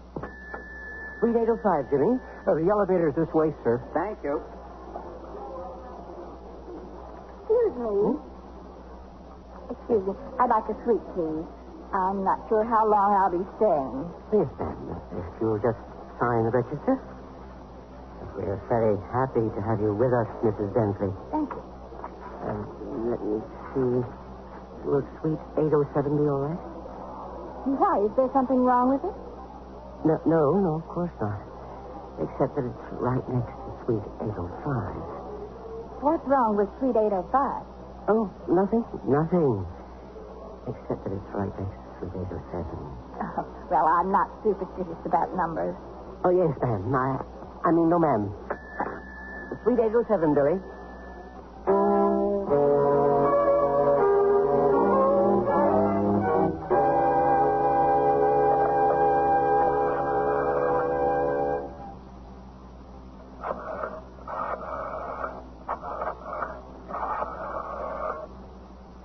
Margot, it's me, the new Elizabeth.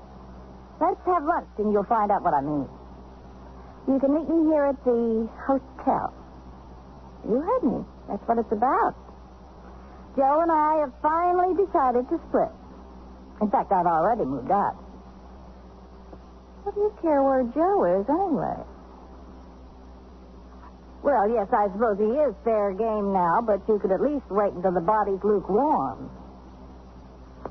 Look, on second thought, Margot, I'm not sure about lunch today. I'll call you back.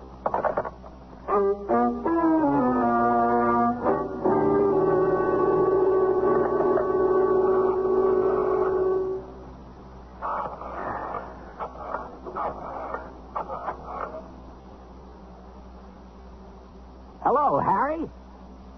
Hey, this is Joe. Joe Bentley. Listen, Harry, how about a game? Poker. You're kidding. Was it that long ago? 5 kids.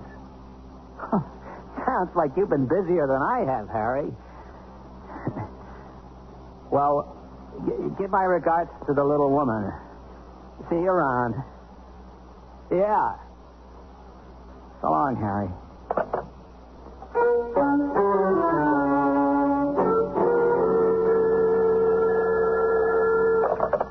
Bentley residence, more or less.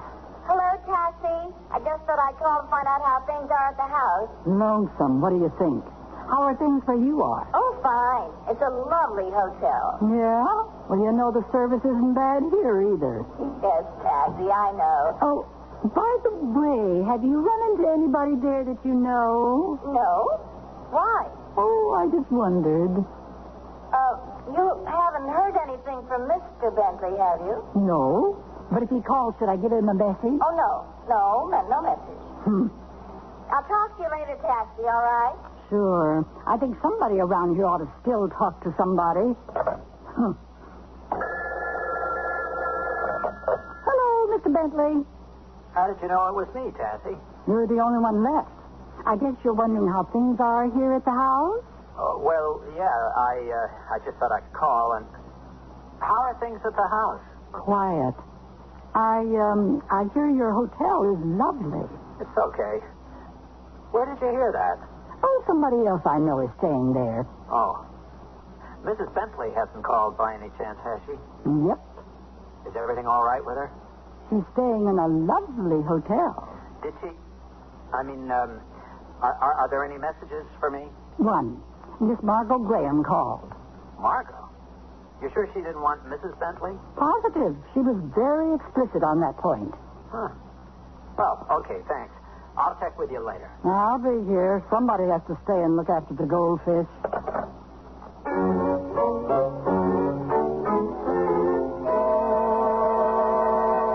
Room service? Your order, ma'am. Fine. I think I'll have it out on the balcony, please. Huh? It's a beautiful day. Yes, ma'am. Here you are. Thank you. You're welcome, ma'am. Enjoy the day. I expect you.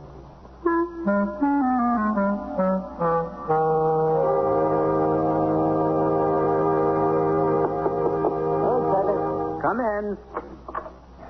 Would you like to have your drink out on the balcony, sir? It's a beautiful day. Huh? Oh, yes. Yeah, that'll be fine. There you are, sir. Thanks. Thank you, sir. Enjoy the day. I plan to.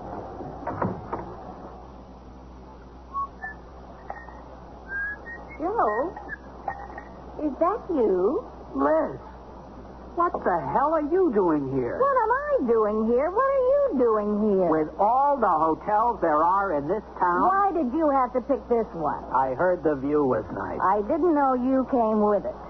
So, where do we go from here? Not we, me. No, I wouldn't think of interfering with your plans. You can stay here. I'll leave. Oh, where did this chivalry come from all of a sudden? With you, it isn't easy. Maybe because I've been married to you for too many years. You do what you want to do. I'm leaving. Not before I do.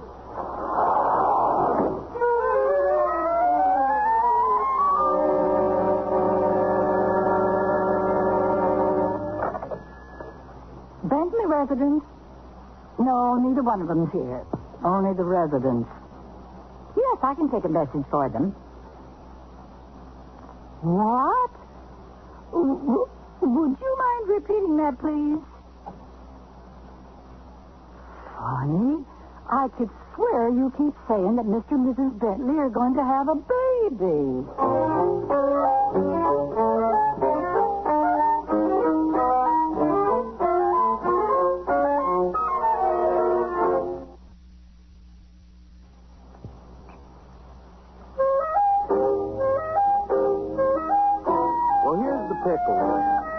Elizabeth's left home in a pit, and right behind her, husband Joe's left her.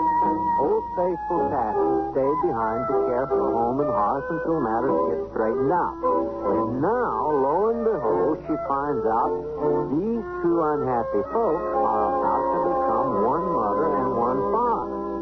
What are they going to do about it, you might ask? Good question.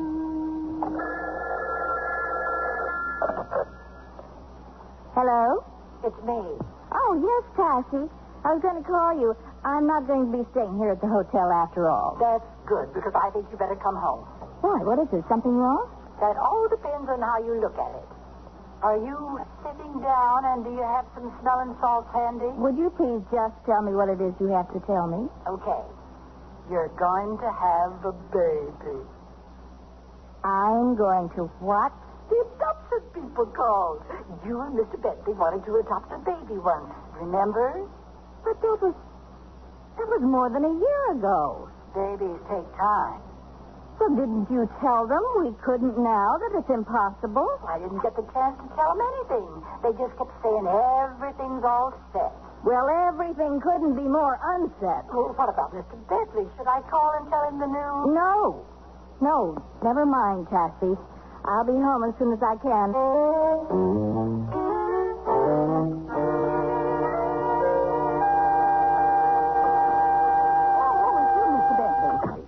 Did you happen to run into Mrs. Bentley by any chance? Yes, I did, by chance. Oh, then she told you. Told me what? Then she didn't tell you. Didn't tell me what? Well, I really think it's Mrs. Bentley's place to tell you. Patsy, Mrs. Bentley and I are not exactly on speaking terms. Still, the message was for both of you. What message? About the baby. What baby? Yours. Mine? Right. Run that past me once again, slowly, okay? Okay, but that isn't going to change anything. Someone left a message for Mrs. Bentley and me, right? Right. About a baby? Right. What about a baby? That you've got one. Boy or girl? Boy. Mrs. Bentley and I have a baby boy. Well, not a baby exactly. He's 5 years old, they said. We have a baby boy, 5 years old. That adoption business we looked into. But that was at least... Over a year ago. The 5-year-old babies take longer. That was when things were different. That was when... You and Mrs. Bentley were on speaking terms. Yes, right. I hope you explained that to them. I mean, it's impossible now. What would we do with... A boy, huh? 5 years old? He's a little half and half kid from Vietnam. He's what? You know, the unknown soldier and the... Cassie, I read the GI Overseas Manual. Well, what would Mrs. Bentley and I do with the... You must have told him that you weren't fussy. Well, we weren't. We're not. But the whole thing is out of the question now. Even if he were an all-American kid with red hair, blue eyes, and freckles. And if you didn't explain that to them, you'd better call them right back.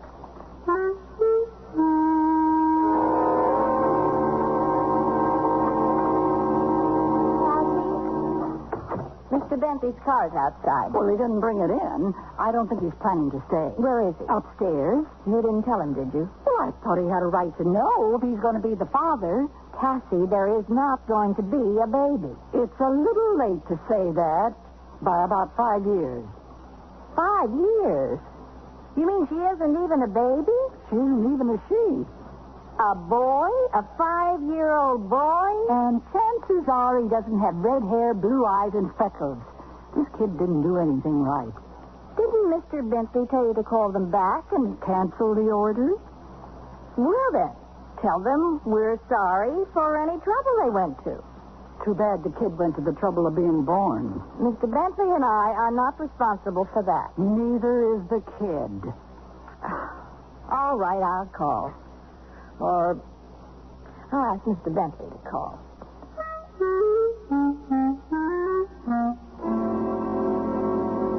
So, what do we do now? Drop straws? You mean about who's going to stay here at the house? Well, you are, of course. I'll get a room at a motel near the office until I find something else. Will you call the adoption people and explain? Of course. Too bad. For the kid's sake, I mean. What's going to happen to him now, I wonder? Well, they'll probably find another couple who... No, they're going to stay married forever. Joe, there isn't any point to this. Just call and get it over with. And forget all about it. We both have a lot of forgetting to do. Liz, I want to let the kid come. What? You haven't seen those kids over there the way I have, or you'd feel the same way. What are you talking about? What kids over where? Oh, Cassie didn't get around to telling you that part. What part? The part where G.I. Joe meets a Vietnamese Madame Butterfly. You mean the child is Vietnamese? The half of him that doesn't fit in over here is. The half of him that doesn't fit in over there is American. Look, all I was thinking is that, well, we could go along with this thing long enough to get the kid over here at least. And then what? Well, I'm a lawyer. I'll think of something. At least he'd be here, getting the right things to eat and everything. But it wouldn't change anything between us. Well, we just have to pretend a little longer, that's all. I'd have to keep on living here for a while. I could sleep in a den. We'd fix up the guest room for the kid. Fixing up a nursery at this point in our marriage, it'd be funny if it weren't so hilarious. Oh, Cassie will take care of everything. You don't have to worry. So, what do we do now? I guess I'd better call and try to find out just when this blessed event is supposed to happen. I'll tell Cassie, since she's the one who'll be going into labor.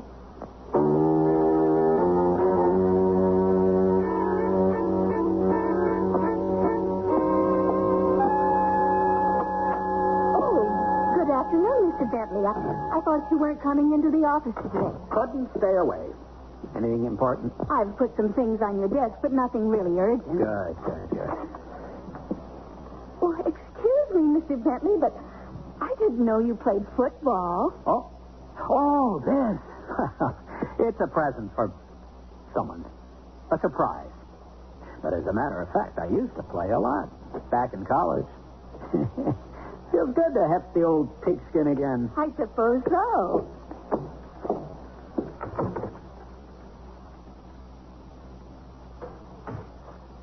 Is Mr. Bentley in? Yes. Well, shall I stay home? Never mind. I'm an old friend of the family. 32, 57, 23. May I play too? Oh, hello, Margot.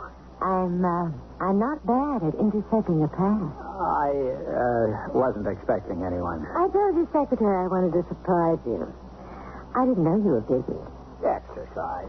You know, these desk jobs. I'm in the mood for a little celebrating. How about taking me out for a drink? Celebrating? Yeah. I'm kind of in the mood myself. I thought you might be. That's why I stopped by. You got a deal. Only, how'd you know? Have you talked to Elizabeth today? As soon as she called me with the news, I couldn't wait to see you. Well, I'm surprised she's spreading it around already. I was delighted to be the first to know. Oh, Lenore, as long as there's nothing urgent, I'm going out for a bit. I'll be back in about half an hour. Don't rush me. Or so. Yes, sir.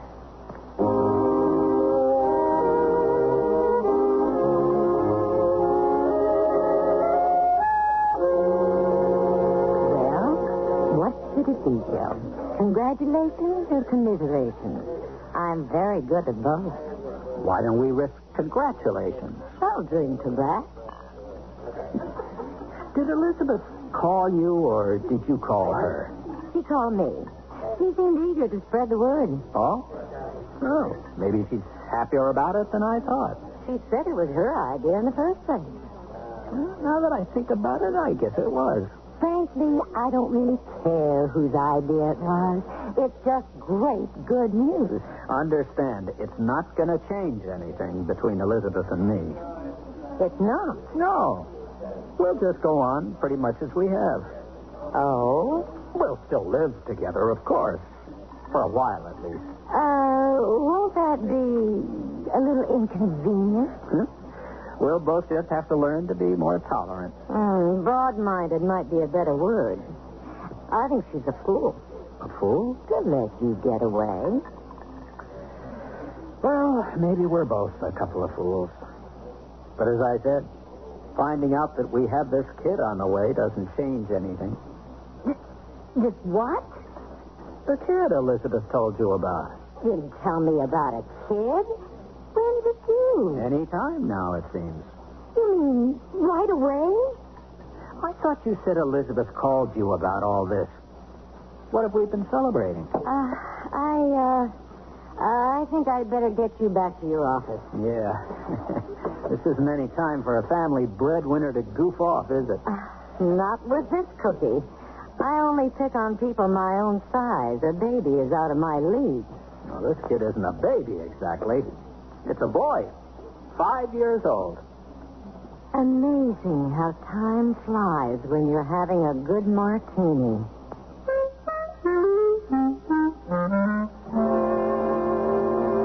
What are you doing lying around? I thought we were going shopping. Oh, you go, Tracy. There's no point in my going. Oh, he's going to be your kid. At least for a while. I had 9 years to get used to being a wife, and I didn't make it. You do the best you can with the shopping, Cassie. I don't feel up to it. And before you go, will you take that picture and put it away someplace out of sight? Your wedding picture? Oh, now, wouldn't it be kind of nice to leave it out just for the kid? So he could feel legitimate for a change. Cassie, Mr. Bentley and I have agreed this child is not going to change a thing between us. Well, then you put the picture away. I'm not going to do all your dirty work for you.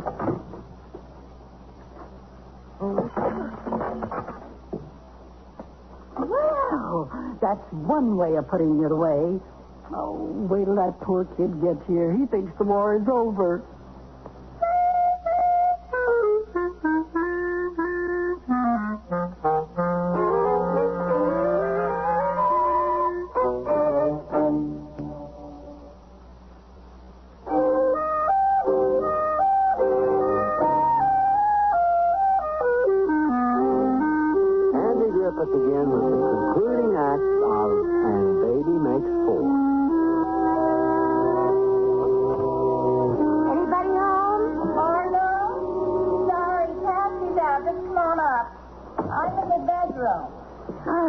You know, I might think this was a touch of morning sickness if it weren't 3 o'clock in the afternoon.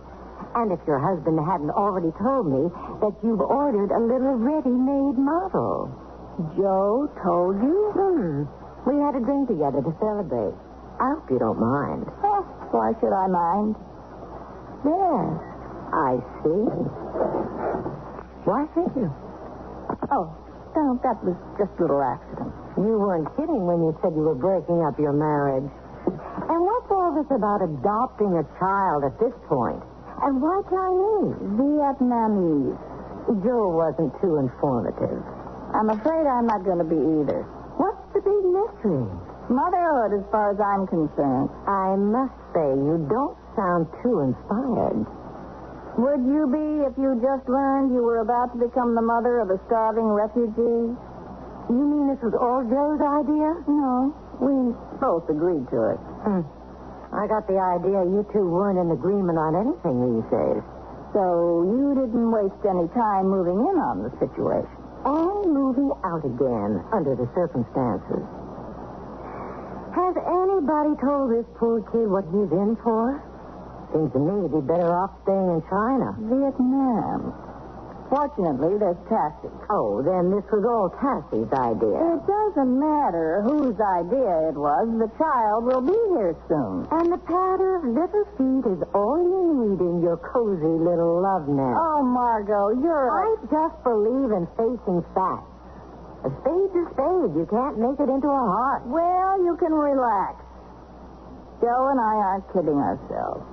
I know exactly what you need. Get yourself freshened up, and I'll meet you for cocktails at Tony's around 5. All right? I don't know. Exactly what do you have in mind? Trust me. See you at 5.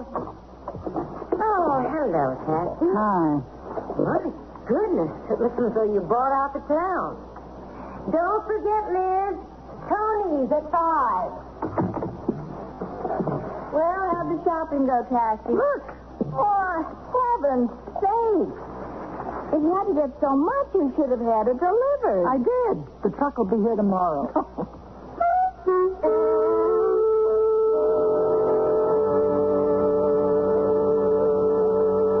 Liz, there you are. Good girl. I was afraid your impending motherhood had you completely immobilized. All right, Margot, what are you up to? Just what is it that you think I need? Not what, who. And here he comes now. Do you believe it? Oh, Margot, really? Well, after all, Liz, you're practically a divorcee, aren't you? And you're not a mother yet. Bill, darling, sit down. This is the Elizabeth I told you about. And I'm thoroughly intrigued. How are you? How do you do? What did you tell him? Liz, this is Bill Beaumont. And if you think he looks like something off the cover of a magazine, he is. Well, it's a living. But let's not talk about me. Let's talk about you, little mother. I beg your pardon? I think it's just beautiful how you're setting aside your own pain and misery to take in some starving little oriental waif. But relax, please. Let yourself go for a change. What do you got to lose? If you haven't already lost. Well, Good. Now drink up, girls, and we shall proceed to hit every disco in town.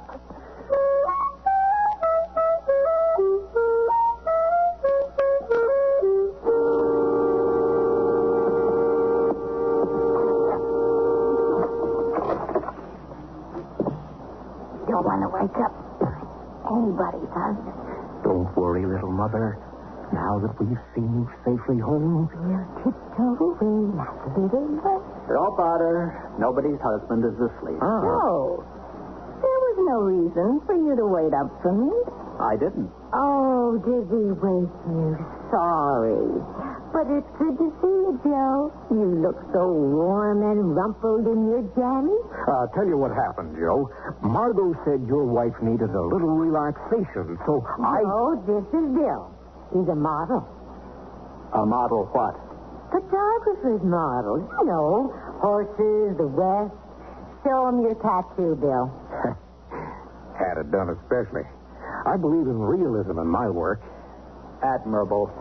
Well, now that we're all here, no reason to let the party die. Oh, it'll have to live on without me. I don't feel so good all of a sudden. Oh, what's the matter, little mother? Just a little 3 o'clock in the morning sickness. Well, then you better get her right to bed, Joe.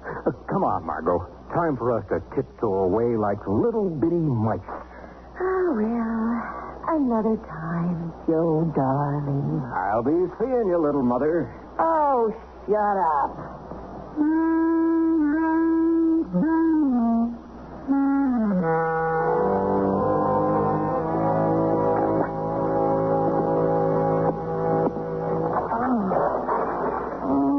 Oh, and good morning to you, too.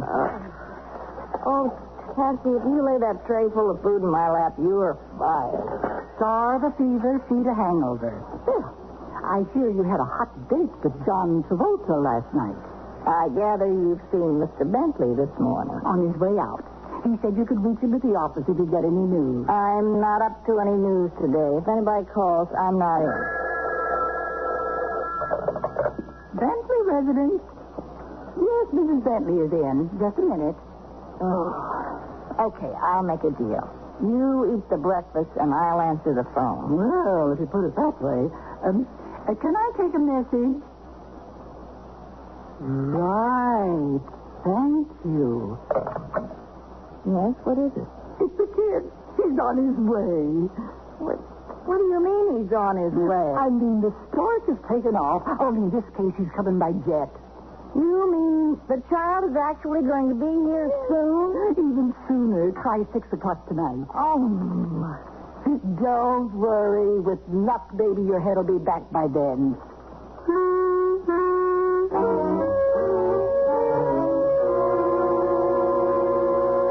Well, somebody has to go to the airport to pick him up, and I think it should be both of us. Why? Why give him the wrong idea right from the start? Look, he's going to be set straight soon enough, but right now, he's a little kid landing in a strange place. He'll need somebody to comfort him, like a mother. Well, he's so young. I don't know how to talk to a 5-year-old kid, especially one that doesn't understand English. Look, I agree. We should both go, but honestly, Joe, I don't think I could make it the way I'm feeling. You picked a great time to go disco hopping. Well, I don't think it's a hangover. It's like flu or something. Anything that gives you an out, right? Well, there's still a few hours. Maybe I'll feel better by then. Maybe you'd better feel better by then. Oh. No, don't look at me. I'm the home front welcome committee. I'll have the hot meal and the warm bed ready. I can't do everything. But, Cassie, I just feel awful. For you, I have in mind a cold shower. Did he sleep? Almost before his head hit the pillow. Poor little guy. I don't think he knows what's happening. I'm still working on it myself. What did he do when he first came off the plane and saw you? Started to cry. I never stopped. Until I gave him a lollipop to suck on. You know, I've been wondering about that. How'd you happen to have a lollipop in your pocket? I've been trying to quit smoking. Oh, that's right. I forgot. How you doing? Please. Maybe the kid will help you quit. I mean, you'll be too busy playing football. Maybe. Only I can't count on the kid as a permanent solution. You keep forgetting that, Cassie. How can I when everybody keeps reminding me? But for the moment, at least, it looks like we're in the parent business. For better or worse. As someone said on another auspicious occasion.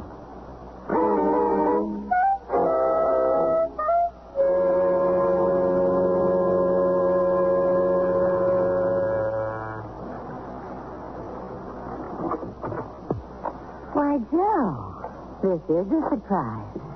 Come in. Is the bar open? For you, anytime. Start on the rocks, right? Right. Cheers. How'd you find out where I live? Well, Liz has a handy address book. It's been weeks since I've seen either of you. I gather the kid was keeping you both pretty busy. He is. He could get under your skin if you let him. But you're not going to let him. The only way to do that is to get away. Which brought you here? Seemed as good a place as any. You sure know how to set a girl up, don't you, pal? Oh, don't think you haven't looked interesting to me at times, pal. How about now? How about now?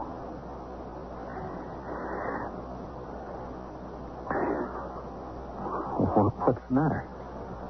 You don't hear me complaining, do you? No, but... You don't have to make excuses to me about still being in love with your wife. I don't know if I'm still in love with Elizabeth. I haven't been able to give up smoking either. All right, then. Maybe it's just your new father image getting in the way. I have to admit that Joey keeps popping into my head. Joey? A Joe Jr.? Oh, you really are asking for it, aren't you? Oh, it's not for me. It's for the G.I. Joe who started him on his way. Oh. And how's Elizabeth taking to little Joe Jr.? I don't know.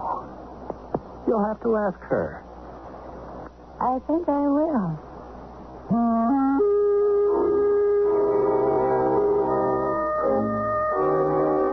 Where do you think you're going? Miss Graham just called. I'm going to meet at the cocktails. It'll be good to get out for a little while and think things over. Oh, you never heard the old saying about running away. I don't want to hear it now. Anyway, Mr. Bentley's turn with Joey. I know. I ought to print up a schedule for the kid. What are they going to do today, do you know? Mr. Bentley says he's going to take Joey fishing. Mr. Bentley is the one who's going to wind up getting hooked. And you're not? Cassie! I'll see you later, Cassie. Tell Joey if I don't get home before his bedtime, I'll see him in the morning. Huh. Well, I got all the fishing gear together. Where's Joey? I'm looking for his sneakers. His sneakers? Yeah, you seen him anywhere? Oh, as a matter of fact, I took them. Well, you know, guys sometimes get their kids' shoes bronzed to keep on their desk at the office. They make great bookends. Yeah. Only usually they wait till the kid outgrows them.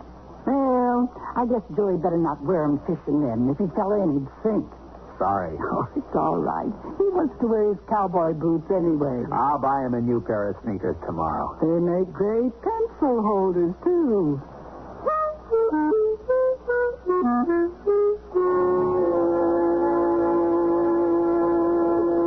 So what's Joe doing today? Babysitting? Yes. We take turns. I know. He told me. You've seen Joe? Once. With feeling. He came over to my place one night. Voluntarily. And left voluntarily. For one thing, he's getting hung up on that kid. How about you? Joey's only 5. We can't ask him to put things back together for us. You don't have to. Look again.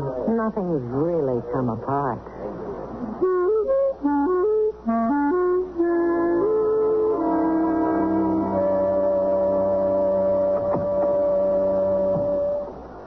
Where's Joey? Gone to bed. Joe, I've done some serious thinking. So have I. I want to keep... Well, what are we going to have? A custody battle? I mean it, Joe. So do I. Well, then I guess that's what we're going to have. But I'll win. I'm the mother. Oh, no. Things have changed. You better get yourself a good lawyer. I already have one. Liz, are you sure it isn't just Joey coming into our life and... No, I'm sure. I found out you're a habit I don't want to break. Like smoking? Pardon me, but I could have told you that in the first place and saved you all that trouble. Cassie, please. And Joe, I guess now's the time to tell you something else. What? That morning after sickness I had, I went to the doctor for it. The doctor? How do you think Joey's going to feel about a little brother or sister? I think Joey's gonna love it. Nothing like getting the ball rolling in the right direction.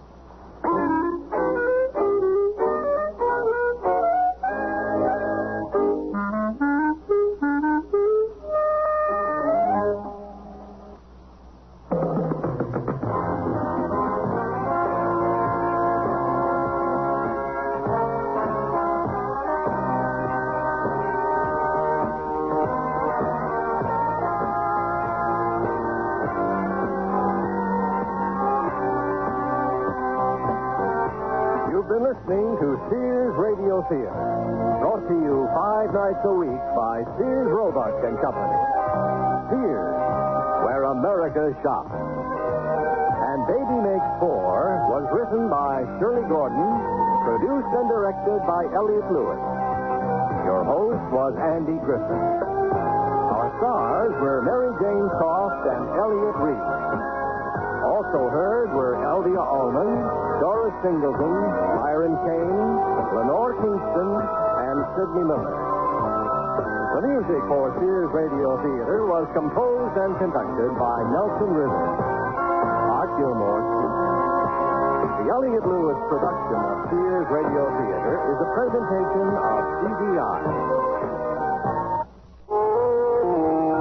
CBS News. Israeli Foreign Ministry sources are quoted as saying the Israeli cabinet will consider a U.S. plan for reconvening the stalled peace talks with Egypt. I'm Christopher Glenn, reporting on the CBS radio network. The Foreign Ministry source, quoted by the Associated Press, says the cabinet will take up the U.S. proposal at its regular meeting on Sunday, and the cabinet will seek to have the peace talks resumed in a location which would permit quick consultations. Secretary of State Vance said yesterday the new talks probably would be held in Washington. In Tel Aviv, meantime, a leading member of the Israeli cabinet is proposing the U.S. be kept out of the negotiations. Dan Raviv reports. Agriculture Minister Ariel Sharon, who's in charge of Jewish settlements in the occupied territories, is proposing that Israel return to Egypt now, the largest Arab town in the occupied Sinai, El Arish. Sharon says this would be a gesture by Israel aimed at getting Egypt to agree to direct talks without American mediation. Sharon told interviewers that the United States has been managing the Mideast peace talks according to its own interests. And he said the U.S. is working toward a Palestinian homeland or state on the occupied west bank of the Jordan, something unacceptable to Israel. Sharon is generally viewed as a hardliner, a war hero suspicious of Egypt's intentions. But his close friends say Minister Sharon has adopted the view of most Israelis, that a peace treaty with Egypt is inevitable. Sharon, however, believes Israel could get better terms talking directly to Egypt without U.S. involvement. At least through the next round of talks, the full cabinet is not expected to approve his proposal. Dan Raviv for CBS News, Tel Aviv. We'll have more CBS News in 1 minute. Hello? Marge, it's Fran. Did I wake you up? Oh, no, I always talk like this in the middle of the night. Oh, anything wrong? Nothing, really. It's just one of those nights when I can't fall asleep. I took an aspirin, but it did nothing for me. Why should it? Aspirin's for headaches. What you need is a sleeping aid. On the way to work, pick up some Compose. Headache? Take aspirin. Sleepless night? Take Compose. C-O-M-P-O-Z. Taken as directed before you go to bed, Compose actually helps you fall asleep when you want to fall asleep at bedtime. Marge Walker. Marge? Fran. Thought I'd call you during the day this time so as not to scare you to death. Hi. How'd the Compose work? Oh, great. I don't get sleepless nights often, but if I do again, Compose is what I'll take. Headache? Take aspirin. Sleepless night? Take Compose. C-O-M-P-O-Z. Take only as directed. Compose is available at all drug counters. The Department of Agriculture held public hearings in Detroit today, getting comment on proposals to restrict sales of so-called junk food in schools which participate in the National School Lunch Program. Assistant Agriculture Secretary Carol Foreman chaired the hearing and told the news conference her concerns. I am very much concerned about the fact that the taxpayer spends $2.5 billion, $3 billion on school lunch and school breakfast each year. And that we have a responsibility to see that that money is well used and that it accomplishes its purposes. Opponents of junk food sales in schools spoke of manufacturers who make profits selling what were called second-class foods, which cause children's teeth to rot. Industry representatives countered that barring such sales would rob school officials of control over school policy. Militant farmers were permitted to pass police blockades for a traffic-snarling tractorcade past the White House this afternoon, but only for about an hour. They returned to the barricade area, joining more than 1,000 other farm vehicles there before the peak of the rush hour traffic hit. Agriculture Secretary Bob Berglund said the two-day demonstration was an unmitigated disaster, and he assailed calls by the militants, supporters of the American agriculture movement, for higher government price supports on crops, and he called them just old-fashioned greed. Chinese Vice Premier Deng Xiaoping, his American visit over, went to bed early in Tokyo tonight, drained by the cold he caught in the United States. Deng canceled a dinner appointment in the Japanese capital and retired, hoping, a spokesman said, to conserve his energies for talks with Japanese leaders coming up tomorrow. We'll have more CBS News following this message.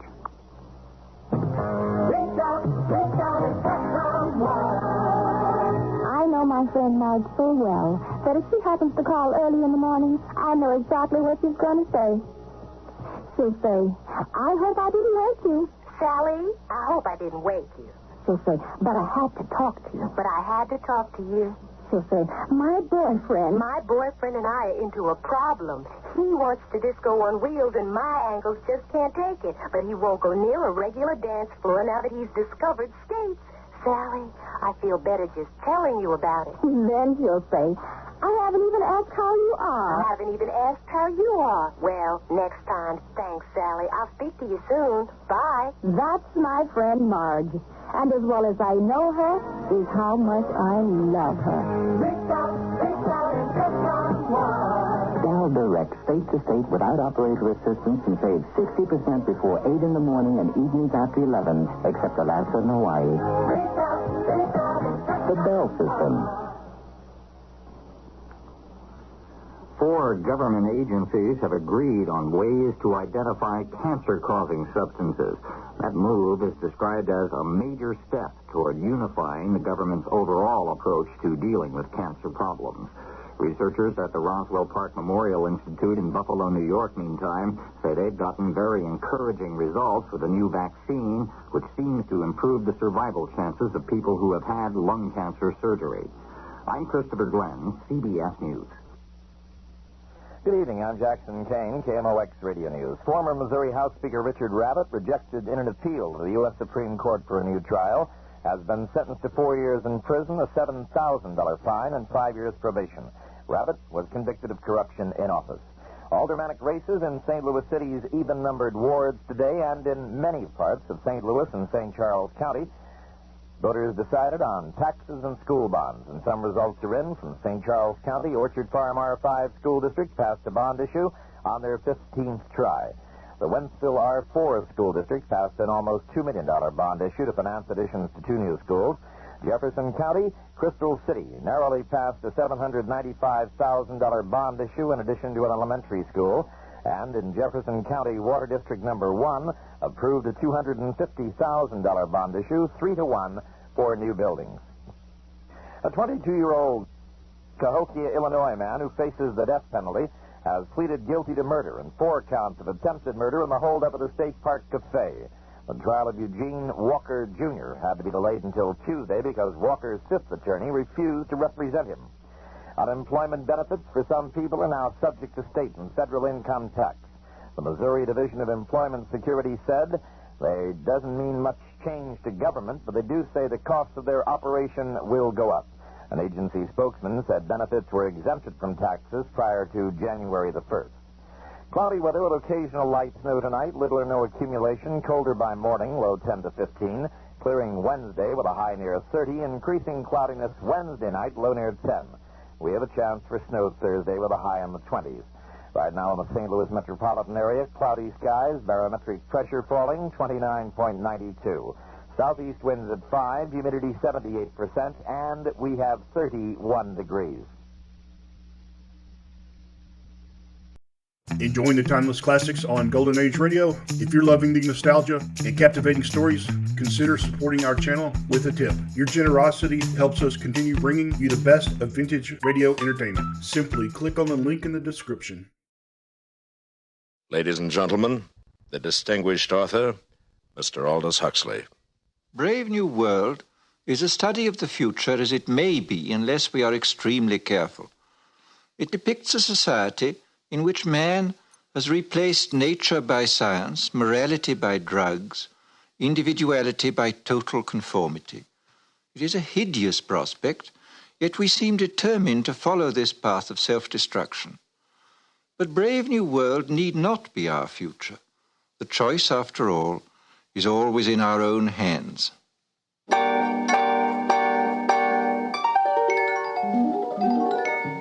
CBS Radio, a division of the Columbia Broadcasting System, and its 217 affiliated stations present the CBS Radio Workshop, radio's distinguished series dedicated to man's imagination, the theater of the mind.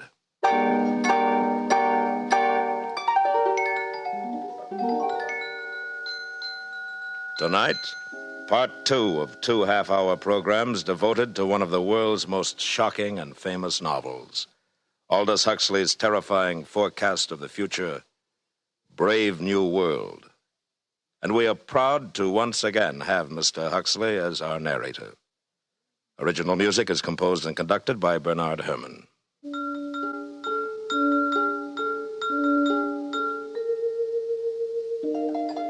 This is Aldous Huxley.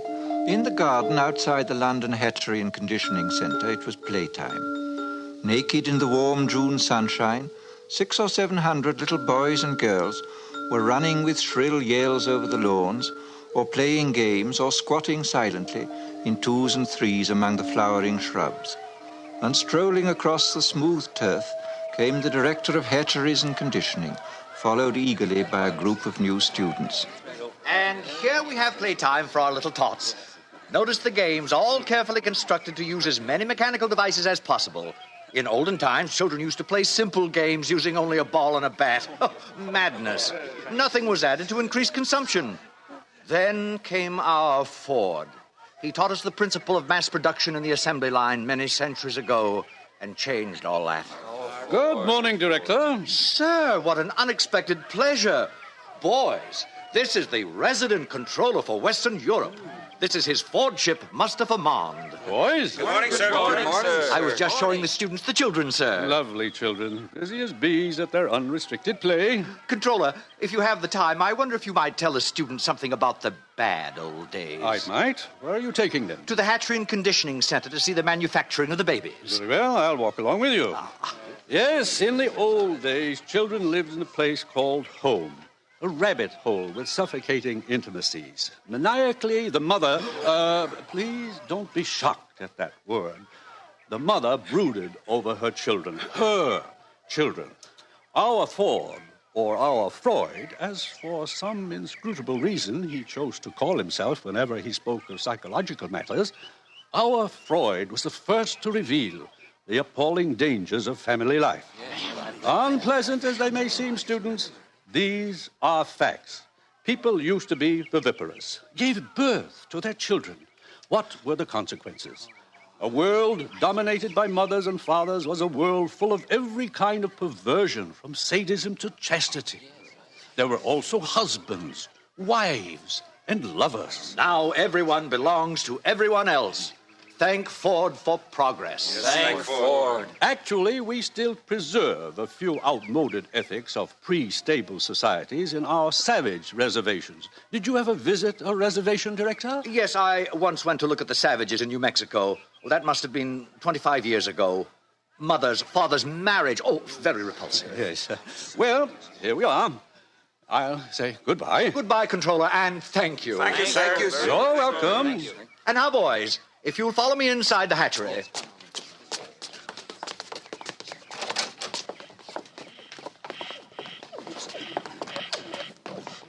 And here we are, a hive of activity. Alpha's superintending, Beta's doing the skilled work, Gamma's in green, busy at routine jobs, and Delta's in khaki, incapable of doing anything except sweeping the floor. Every member of society perfectly content to belong to his predestined caste. Except for a few criminal exceptions, which reminds me, one of those criminal exceptions is meeting us here at 11.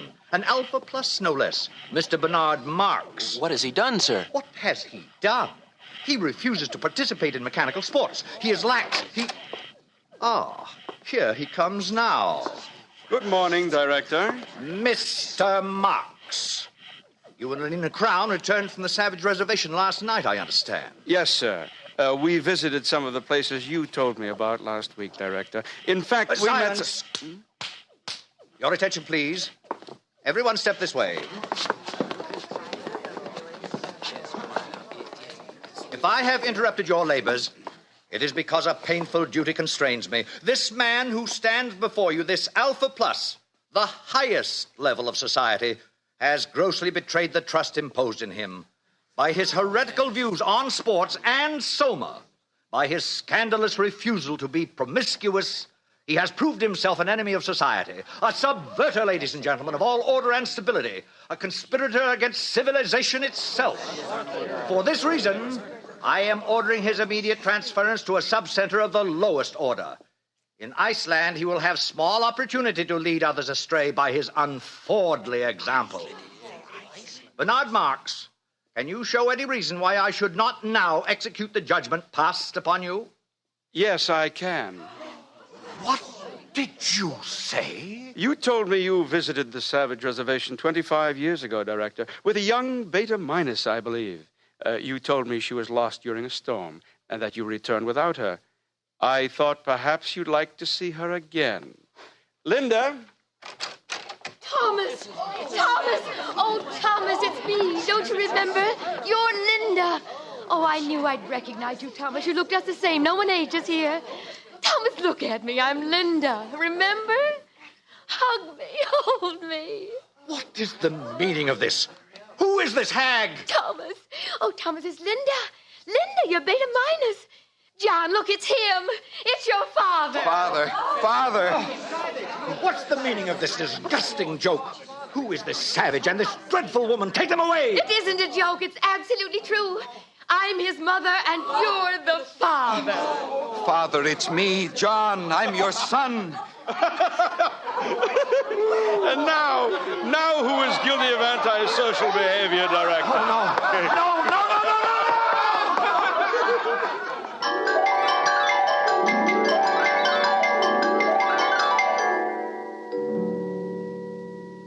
A father as director of hatcheries.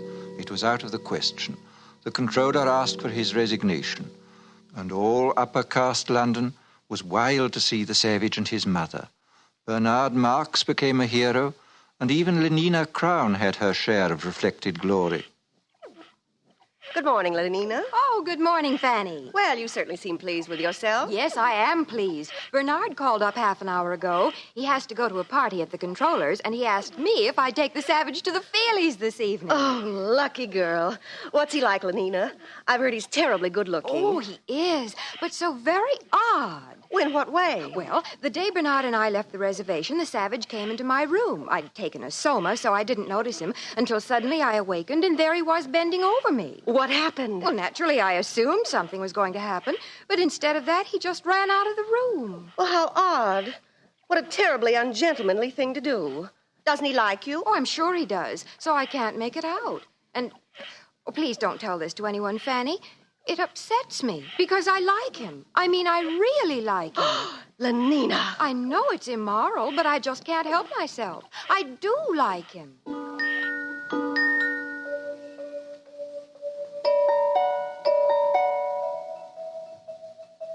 The days passed.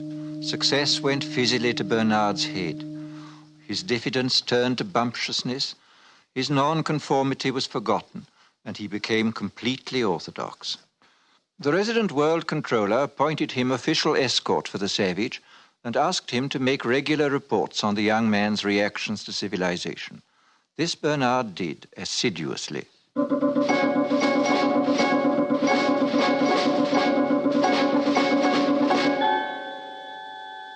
Today I sent the Savage to the Feelies with Lenina Crown. The feature was 3 weeks in a helicopter. Instead of holding the knobs on the chair arms, thus enabling him to experience the sensations of the lovers on the screen, the Savage refused to participate. Lenina tells me he called the film vulgar and indecent.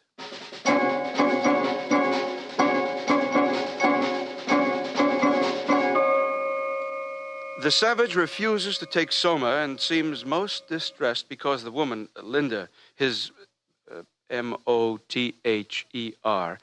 remains permanently on summer holiday. In spite of her senility and the extreme repulsiveness of her appearance, the Savage frequently goes to see her and appears much attached to her.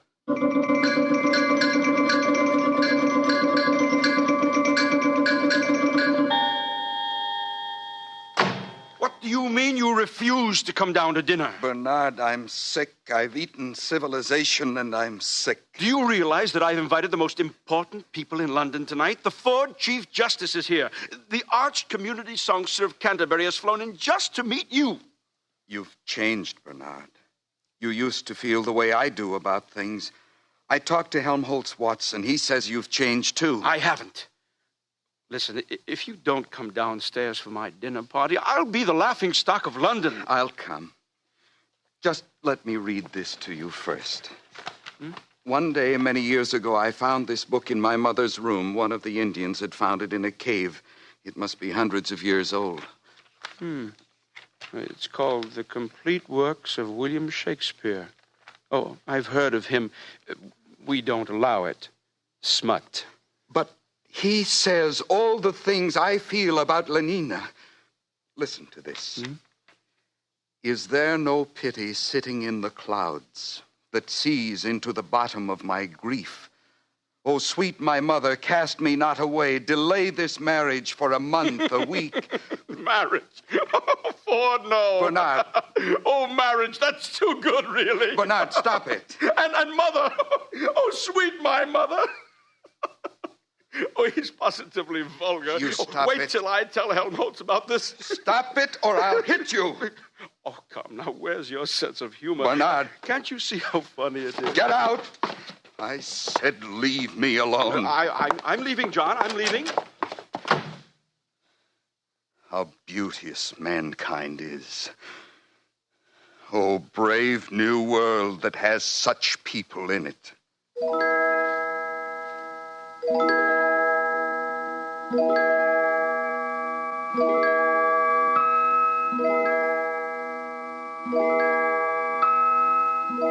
The next morning, a pneumatic young girl, crisply clad in a beta-minus viscose linen suit, stood outside the door of the Savage's apartment and somewhat nervously rang the buzzer.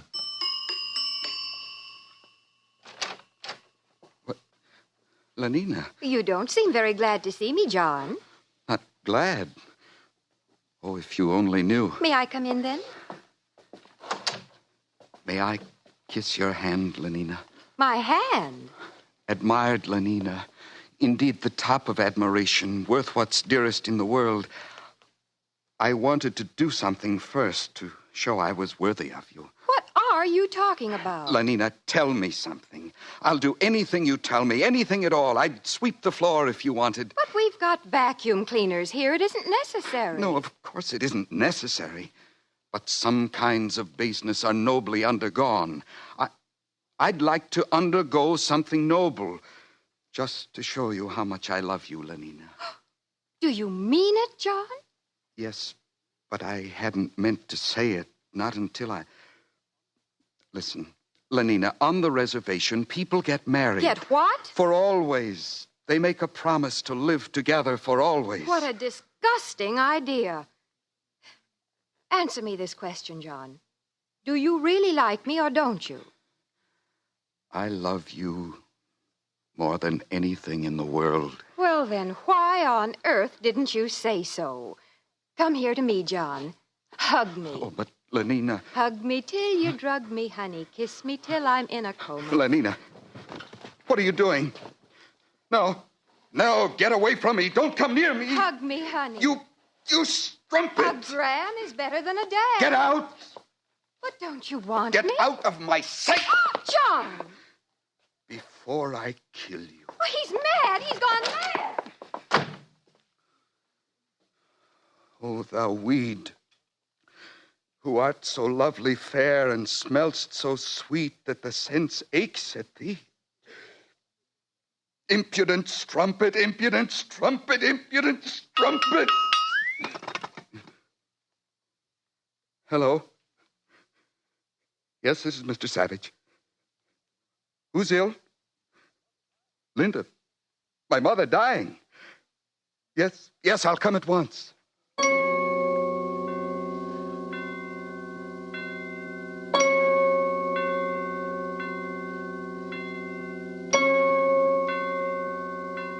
Welcome to the Park Lane Hospital for the Dying. You've come to see someone in the galloping senility ward? Yes. My mother. Oh, how vulgar. You know who I mean. Linda. Oh, yes. Room 43, bed 16. She'll be dying any minute now. This way, please. Is there any hope? Well, of course not. Or else she wouldn't have been sent here. Through these doors.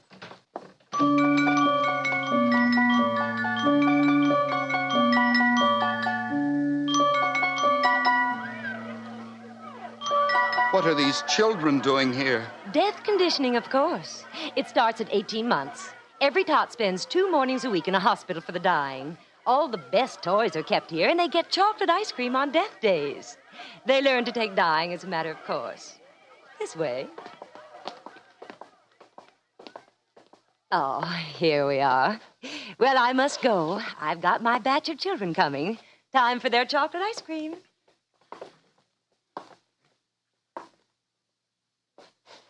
Linda? Linda, it's John. Your eyes are open, but you don't know me, do you? It's John, your son. Linda? Linda, don't you know me? Hug me till you drug me, honey. Kiss me till I'm in a coma. Linda. Linda? Mother.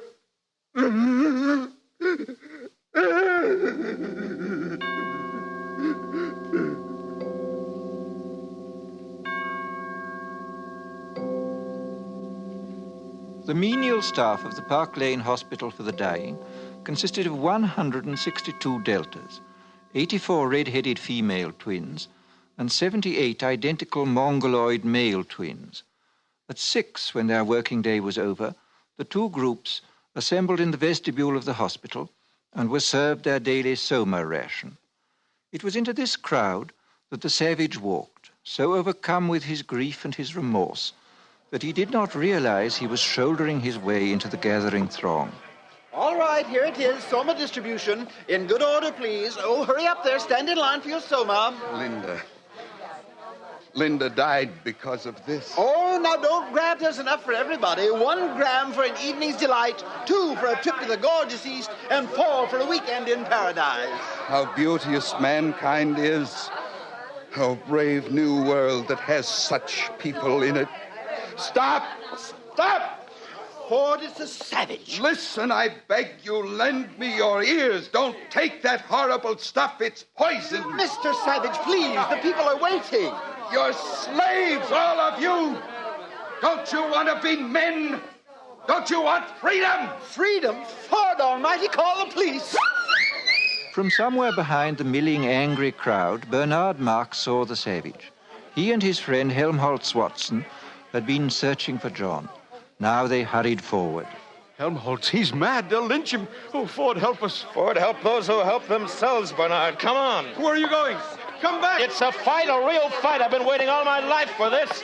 Man at last. I'll make you free whether you want to be or not. Give me those soma boxes. Sir, Mr. Savage, no.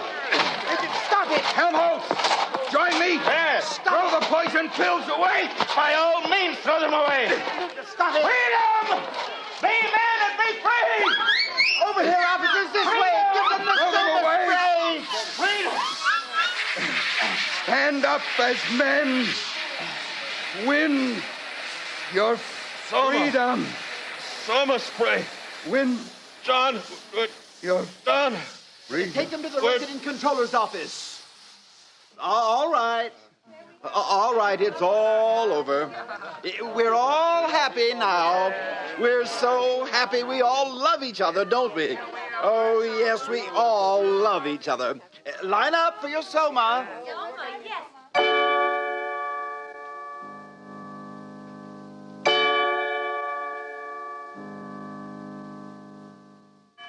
So you don't much like civilization, Mr. Savage? No, I don't. John, you're talking to the resident controller. We don't need your comments, Mr. Marks. I think civilization is horrible. And yet people are happy.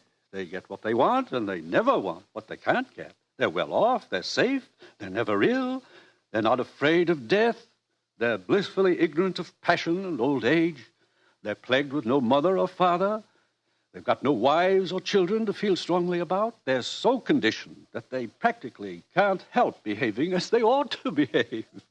And you ask them to chuck this all away for liberty? My good boy. All the same, it seems quite horrible to me. Of course it does. Actual happiness always looks pretty squalid in comparison with the overcompensations for misery. And being contented has none of the glamour of a good fight against misfortune. Happiness is never grand. They call this happiness. Working at an embryo assembly line, manufacturing babies. Science, my boy. Besides, they like it. Well, Mr. Marks, the time has come. You are being sent to an island. To an island? Oh, please, sir. Don't send me to Iceland. I promise I'll do what I should. I'll conform to the rules. One would think he was going to have his throat cut, whereas if he had the smallest sense, he'd understand his punishment is really a reward. He'll be sent to an island where he'll meet the most interesting set of men and women in the world. All the people who weren't satisfied with orthodoxy. Everyone, in a word, who's anyone. Then why didn't you go to an island yourself? Because, finally, I preferred this. Sometimes I regret it. Happiness is a hard master, particularly other people's happiness. Well, gentlemen, there are many islands available. Which climate do you choose, Mr. Watson? Well, I should like a thoroughly bad climate. I think I'd write better if I had to contend with difficulties. How about the Falkland Islands? That would be fine. Good. You may leave now. You too, Mr. Marks. Goodbye, Helmholtz. Goodbye, Bernard. Goodbye, John. Goodbye, John. One more question. Of course. Where is God in this scheme of yours? It's a subject that has always had a great interest for me. You've never read this, of course, the Holy Bible, New and Old Testaments. We've got quite a few revolting old books like that here. But if you know about God, why don't you tell the people? Well, this book is old. It's about God hundreds of years ago, not God now. But God doesn't change. Men do, though. No, my friend, call it the fault of civilization. God isn't compatible with machinery and scientific medicine and universal happiness. But when you're alone, it's natural to believe in God. When you're quite alone in the night, thinking about death. But people are never alone now. We make them hate solitude, and we arrange their lives so that it's almost impossible for them ever to have it. No solitude, no God. Is that why there's no self-denial here? No God, no reason for it? Of course. Industry and prosperity are only possible when there is no self-denial. If there were, the wheels would stop turning. But God's the reason for everything noble and fine and heroic. My dear young friend, civilization has absolutely no need for nobility or heroism. You're conditioned so that you can't help doing what you ought to do. And what you ought to do is, on the whole, so pleasant. So many of the natural impulses are allowed free play that there really aren't any temptations to resist. Anybody can be virtuous now. No temptations, no inconveniences. But I like the inconveniences. We don't. We prefer to do things comfortably. But I don't want comfort. I want God. I want poetry. I want real danger. I want freedom. I want goodness. I want sin. In fact, you're claiming the right to be unhappy. All right. I'm claiming the right to be unhappy. Not to mention the right to grow old and ugly and impotent. The right to have cancer. The right to have too little to eat. The right to live in constant apprehension of what may happen tomorrow. The right to be tortured by unspeakable pains of every kind. I claim them all. You're welcome.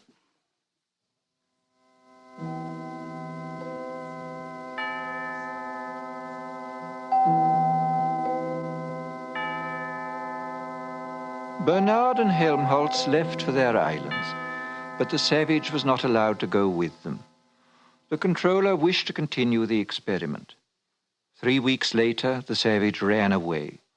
After some days of wandering, he took refuge in an abandoned lighthouse.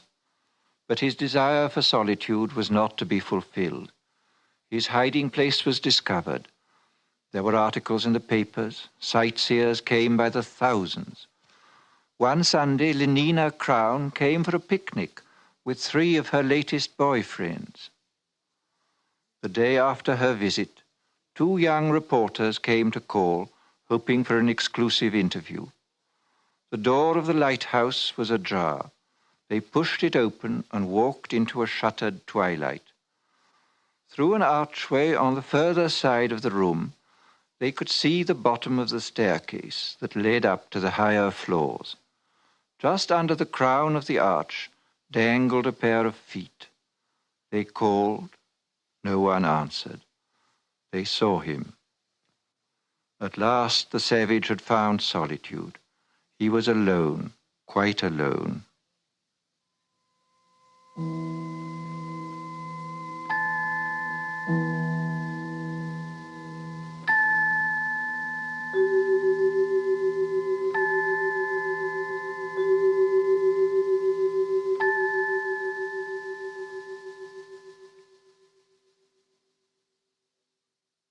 Thus concludes Brave New World by Aldous Huxley.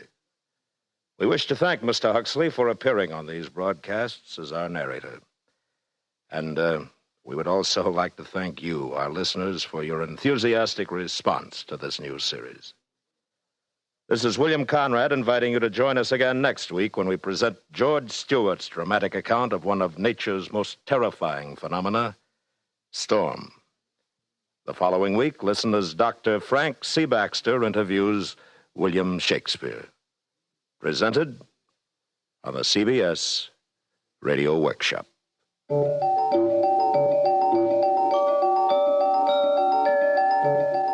The CBS Radio Workshop is produced and directed by William Frug. Brave New World was adapted for radio by Mr. Frug. Featured in the cast were Joseph Kearns, Herb Butterfield, Bill Idelson, Gloria Henry, Charlotte Lawrence, Parley Bear, Doris Singleton, Jack Crucian, Vic Perrin, and Lorene Tuttle. Original music composed and conducted by Bernard Herrmann.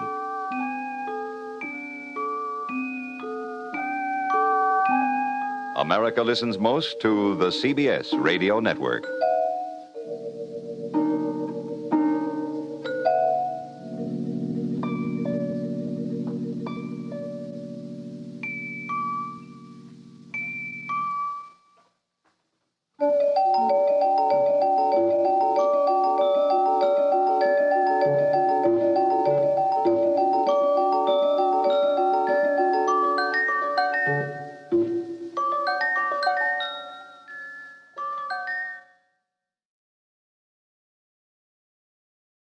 Exciting news for adventure seekers. Join us on a thrilling journey through the vibrant landscapes and diverse culture of Brazil.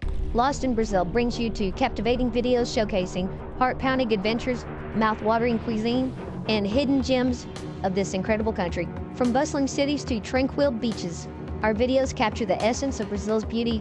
Experience the warmth of its people, the rhythm of its music, and the thrill of exploration. Click on the link in the description to find out more. I would like to extend my sincere gratitude to Old Time Radio Research Group for their remarkable efforts in preserving and archiving the captivating world of old-time radio programs. Their invaluable contribution allows us to step back in time and experience the magic of radio history firsthand. Their link is in the description below.